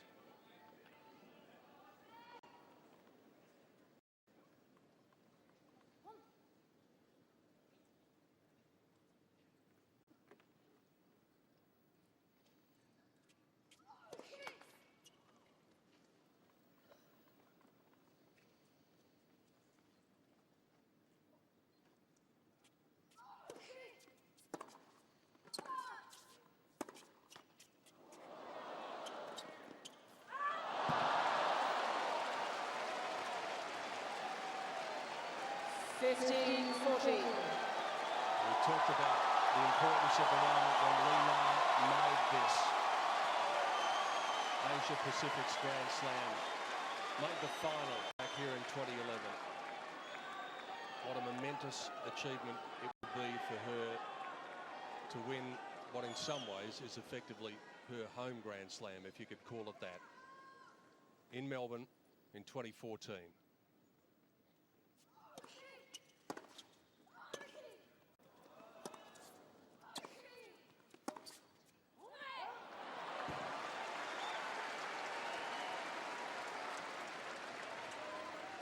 30-40.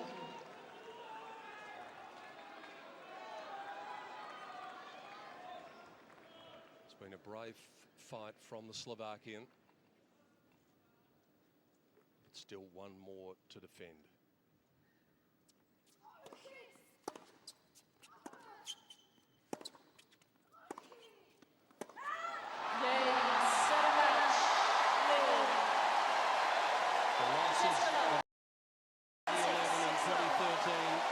Signed to history now. Third time lucky for Lina. She wins the championship in Melbourne and becomes a two-time Grand Slam champion. She is the queen in 2014.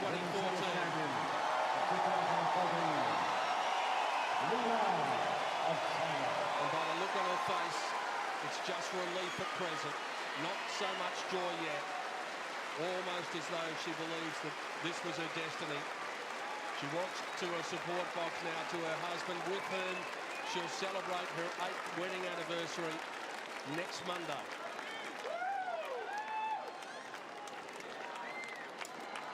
I think we'll see the emotions spill out here. The joy of victory. She deserves it. She played a tremendous match, reeling off the winners increasingly as the match went on. And with the burden of expectation, a few tears there. She had a lot of pressure on her, didn't she? She did. And she has had, because of the fact that she's been to the final twice. Congratulations to that young lady. She did what she had to do, Dominica. She came out swinging. She had to take the risk that there were going to be a lot of errors. She had to take the risk that maybe it was going to be a one-sided final. It was anything but that in the first set. But you could almost feel towards the end of that first set, Karen Pratt, that Lina was beginning to overpower her opponent. And that's the way it turned out in that second set. Yes, Lina, a deserved winner with the way she could power through it, controlled aggression, eliminated the errors that I think were from a few nerves in that first set, because she was expected to do this on paper. It's a book of what a tournament she had. Sharapova, Halep, Radwanska. Can't take any of that away from her. First time in a final, and it'll be a tremendous experience. She's only 24 years of age. So they call it at 1 hour and 37 minutes, which is interesting in itself because it was 1 hour 10 minutes for the first set. And then we do have another 6-love set. That is now the 4th time in the past 10 finals where there has been a 6-love set in the women's final. And there is that look of just relief at present. It's only afterwards that the joy will set in. There was a little tear when she went over to her support box, to her husband, Dennis, as he's known, Zhang Shan, and also to her coach, Carlos Rodriguez. But there is a deserving winner. And hopefully for Dominika Sibylkova, she will get the opportunity of trying to do this all over again one day. Certainly the way she's played here, you would think that she would. Either on the clay of Roland Garros or the hard courts, who knows? For Lina, this is her moment now. And again, doing great things for tennis in Asia and in China, where she's been a real trailblazer. So many women's tournaments up there now. Big Premier level tournaments, 3 international tournaments, and it's really largely thanks to the efforts of this woman. And she moves up to the number 3 ranking in the world and is now within 11 points of Victoria Azarenka in the number 2 rank. So all sorts of reasons to like what she's just done here, not the least of which 2.65 million reasons, Aussie dollars that is. And from our point of view, we get to hear her speech as well. Yes, and that is always entertaining. We've been entertained with the speeches when she's been on the other side of the result. So no doubt she'll have some words of wisdom for her husband and for us when the presentation comes up in just a moment. So she comes to the end of what's been an incredible championships, as we said. No Serena, no Vika, no Maria, and if someone could have told you that that was going to happen before the fortnight panned out, then I guess this lady becomes the logical favourite for the tournament, and so it proves. Well, she became the favourite as the other big names fell. And it was a glorious unpredictability about this championship that made it so interesting. With seems like Petra Kvitova going out in the first round and then the others falling by the wayside. Just some very talented young players, leaving the veteran Lee Na to be the last woman standing with some amazing tennis tonight. And Karen, if she's casting her back at the moment, to the third round, match point down against Safarova, and she had to rely on a high call to ensure that she survived that match, and now she's about to lift up the trophy.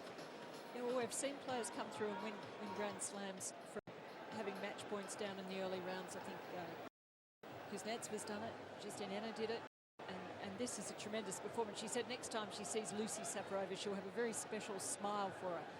I don't know, maybe she should borrow a drink or something. Dinner. Need to be a good drink or a good dinner, I think. 2.65 million. Monica Seles in 1993, Jennifer Capriati in 2002, and Serena Williams in 03 and 05 were down match points and won the Australian Open. We're not far away from the presentation after the Australian Open final. Chris Evert is on hand and she is going to present the Daphne Ackhurst Memorial Cup. The flags of the nations make their way onto Rod Laver Arena. And the presentation is about to be made after the 2014 Australian Open. Ladies and gentlemen, what a wonderful match we've just seen. Congratulations to Lee Na and Dominika Cibulkova. It's been an amazing fortnight ready for women's tennis. We've seen some stunning upsets and the emergence of some bright young stars, and we've seen two remarkably popular players play in tonight's final. And what a day for Slovakia, and what a day for China.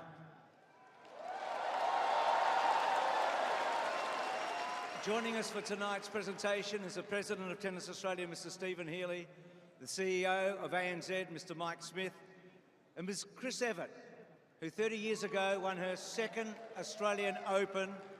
It was Chris's 132nd title that day and the 16th of 18 Grand Slam singles she would win. What a player she was.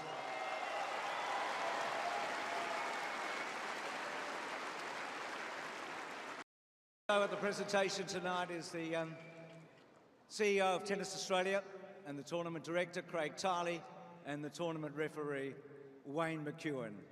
ANZ have been wonderful sponsors. I'd invite their CEO, Mike Smith, to say a few words.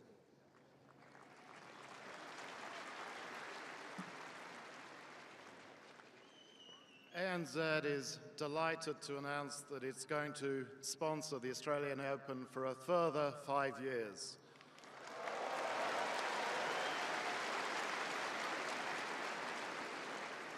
The Australian Open has become also the Grand Slam of Asia Pacific, and it's fantastic that tonight the champion is from China, Lee Na.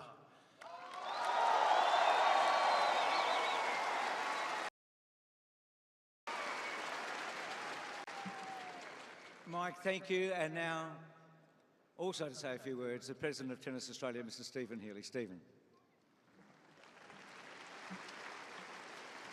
Good evening, everyone. What a fantastic fortnight of tennis from our female competitors here at the Australian Open. I would like to thank our fabulous sponsors, led by Kia, ANZ, Jacobs Creek, Rolex, and all of our great commercial partners, and a very special thank you to the Victorian Government, who've done a fantastic job assisting us with our facilities here and all of the operations surrounding the tournament. Thank you also to our tournament team led by our CEO and tournament director, Craig Tiley, our referee, Wayne McEwen, and our 4,500 strong team who come together to operate the Australian Open. And it's the enthusiasm and the precision that they lend to this event that has led the players to call this the Happy Slam. And thank you to all the spectators for the atmosphere you provide in here. It's been a very, very special tournament. And to the players, Dominika, congratulations. You're the first Slovakian player to make a Grand Slam final.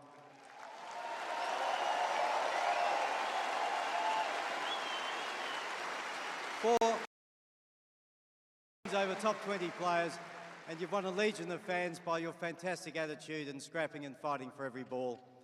And to Lee Na, twice a finalist here, finally a winner, holding up the Daphne Ackhurst Memorial Cup, your first Australian Open. Congratulations.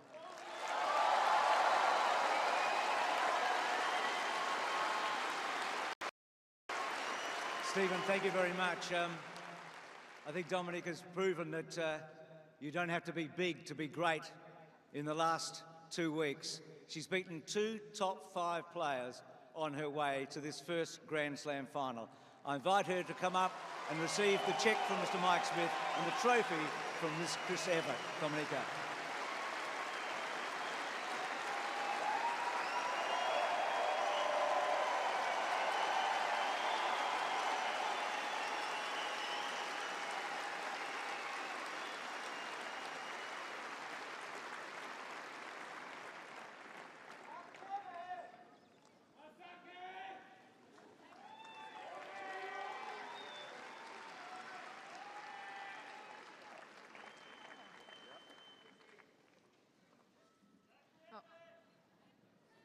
Put it a little down.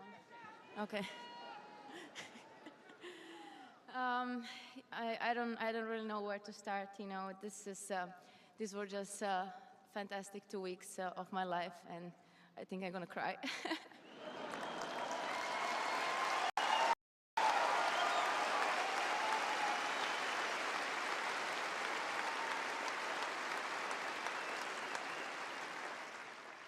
So I will start with my team. Thank you very much for supporting me, especially my coach, my boyfriend, my physiotherapist, my friends in the box, and my fitness coach at home. He's not in here, but and of course my parents, they're watching from home. So hello everybody in all Slovakia.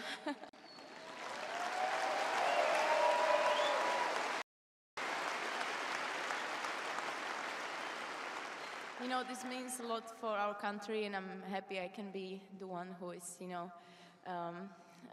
here for Slovakia. And I would like to congratulate to Lina. She had a great tournament, and she deserved to be here as a winner. And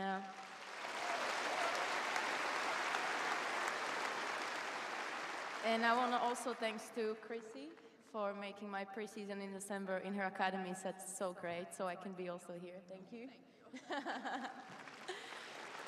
And I would like to thanks to all the sponsors. You know, this is now for me is my favorite Grand Slam. You know, all the people who works for the tournament.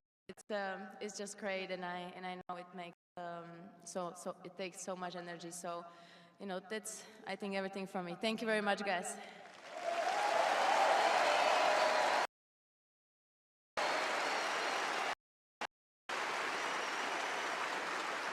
Congratulations, Dominika. And now to our champion, Lee Na. I know that there are lucky numbers in China, but we have a saying here, third time lucky. It was the third time that Lee Na's been in the Australian Open final in the last 4 years.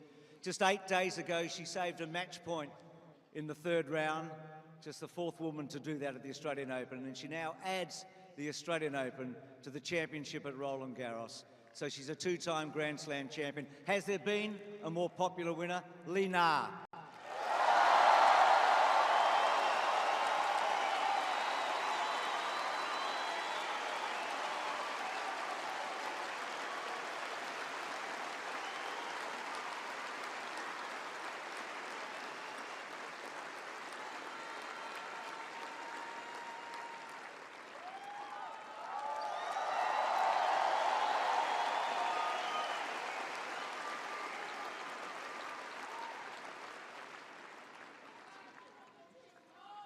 You know, finally I can got her. Last 2 times was very close. So anyway, so start now. First, congratulations for Dominika. Have very good tournament here. Also for her team. So best wish for the future.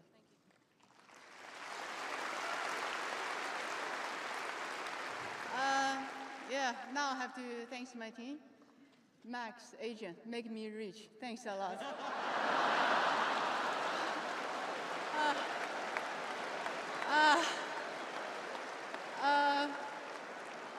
My physio, Alex, when we are working around like 4 years, I never got injured. Of course, last year's finals, we couldn't come down. So, yeah, it's not your fault. It's my fault. So you're doing a very good job. Thanks for Carlos. Always believe me, I can do well. Especially in this winter training, I think we are working so hard, and finally I get it. Thanks so much.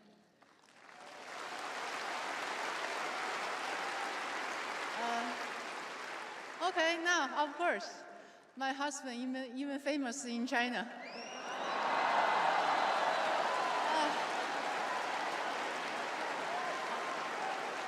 So,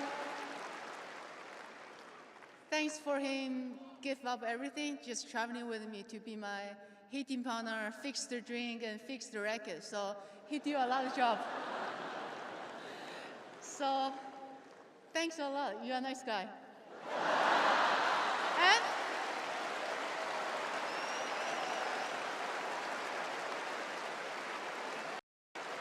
And also, you are so lucky. Fund me.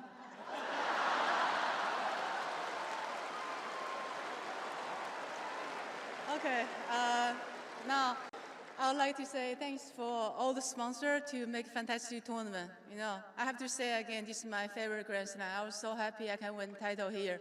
So I cannot wait and looking forward to come back.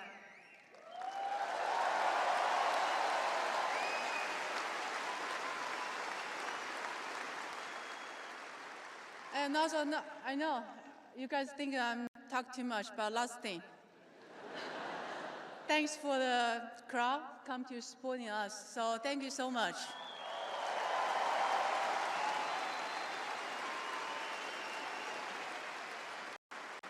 Lena's a very hard act to follow, ladies and gentlemen.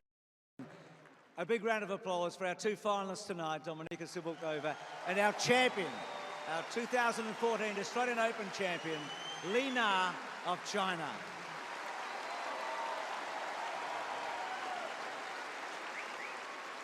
And now, what a great match it was. The sportsmanship shown. I'd like to invite our chair umpire, Carolyn Kramer, to come forward. And Stephen has a presentation. Thank you.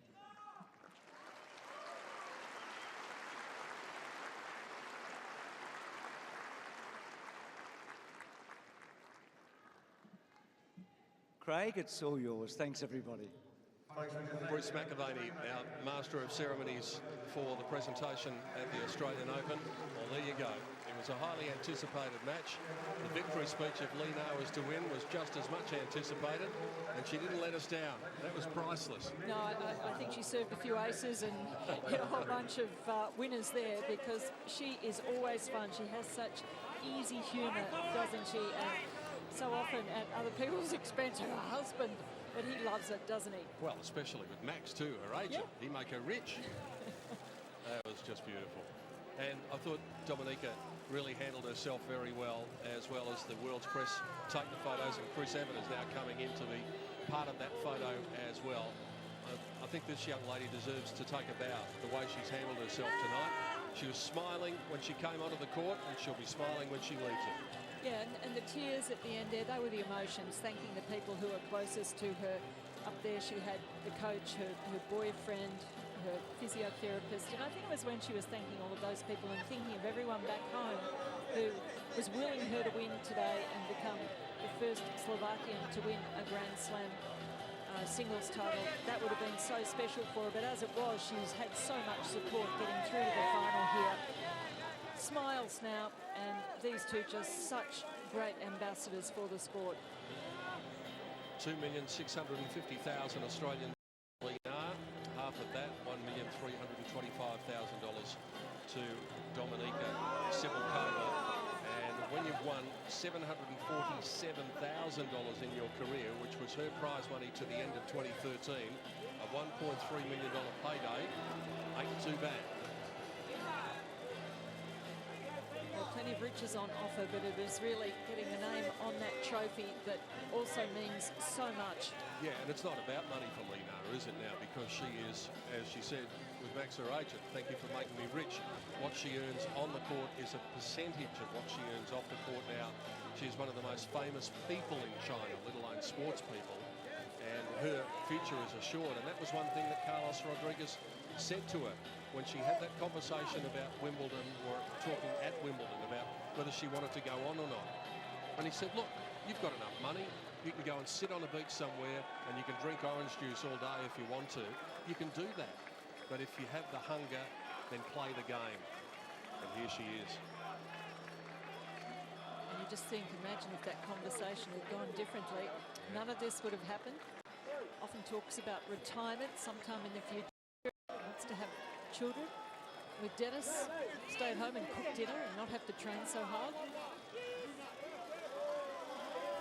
31 years of age. I guess she's got plenty of time for a family, and it won't be a big family because of the part of the world that she comes from. It's simply, they are the laws in China, but it's going to be, well, a billion people and then some who are going to be celebrating this victory.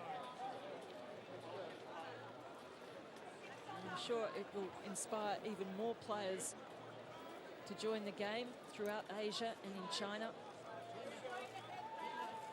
Already such a wonderful role model and inspiration for young girls wanting to take up the sport. Well, there were two great growing sports in Asia, and I spend a lot of time up there, in particular with role models like Li Na. It's golf and tennis. And China has a female major champion in golf, in Shan Feng. Folks, let's give Dominika Sivakova a dual Grand Slam champion. We wish her the very best of luck To in the add to tennis that year victory ahead. at Roland I'm sure we'll see her again in a Grand Slam It is final. third time lucky in Australia. And happy 8th anniversary to her and Dennis. Dominika leaves the court, as we said, smiling, and why not, after what has been a career best performance from her. And now it's a lap around this famous court, so everyone in the stadium can have the opportunity of taking a closer photo of the champion with the championship trophy, the Daphne Ackhurst Memorial Cup. And these are the times when you want this to be slow, because it doesn't happen often enough in sport. Take in every moment you can. She'll be enjoying the spotlight here. She deserves it. A fabulous champion.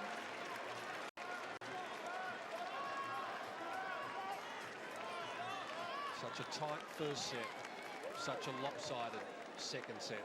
She hands the trophy on to Craig Tiley for safekeeping. And now she can make her way off the court, and the celebrations can be held a little bit more privately rather than in front of the world gaze and in front of the 15,000 at Rod Laver Arena. Li Na is the champion in Melbourne in 2014.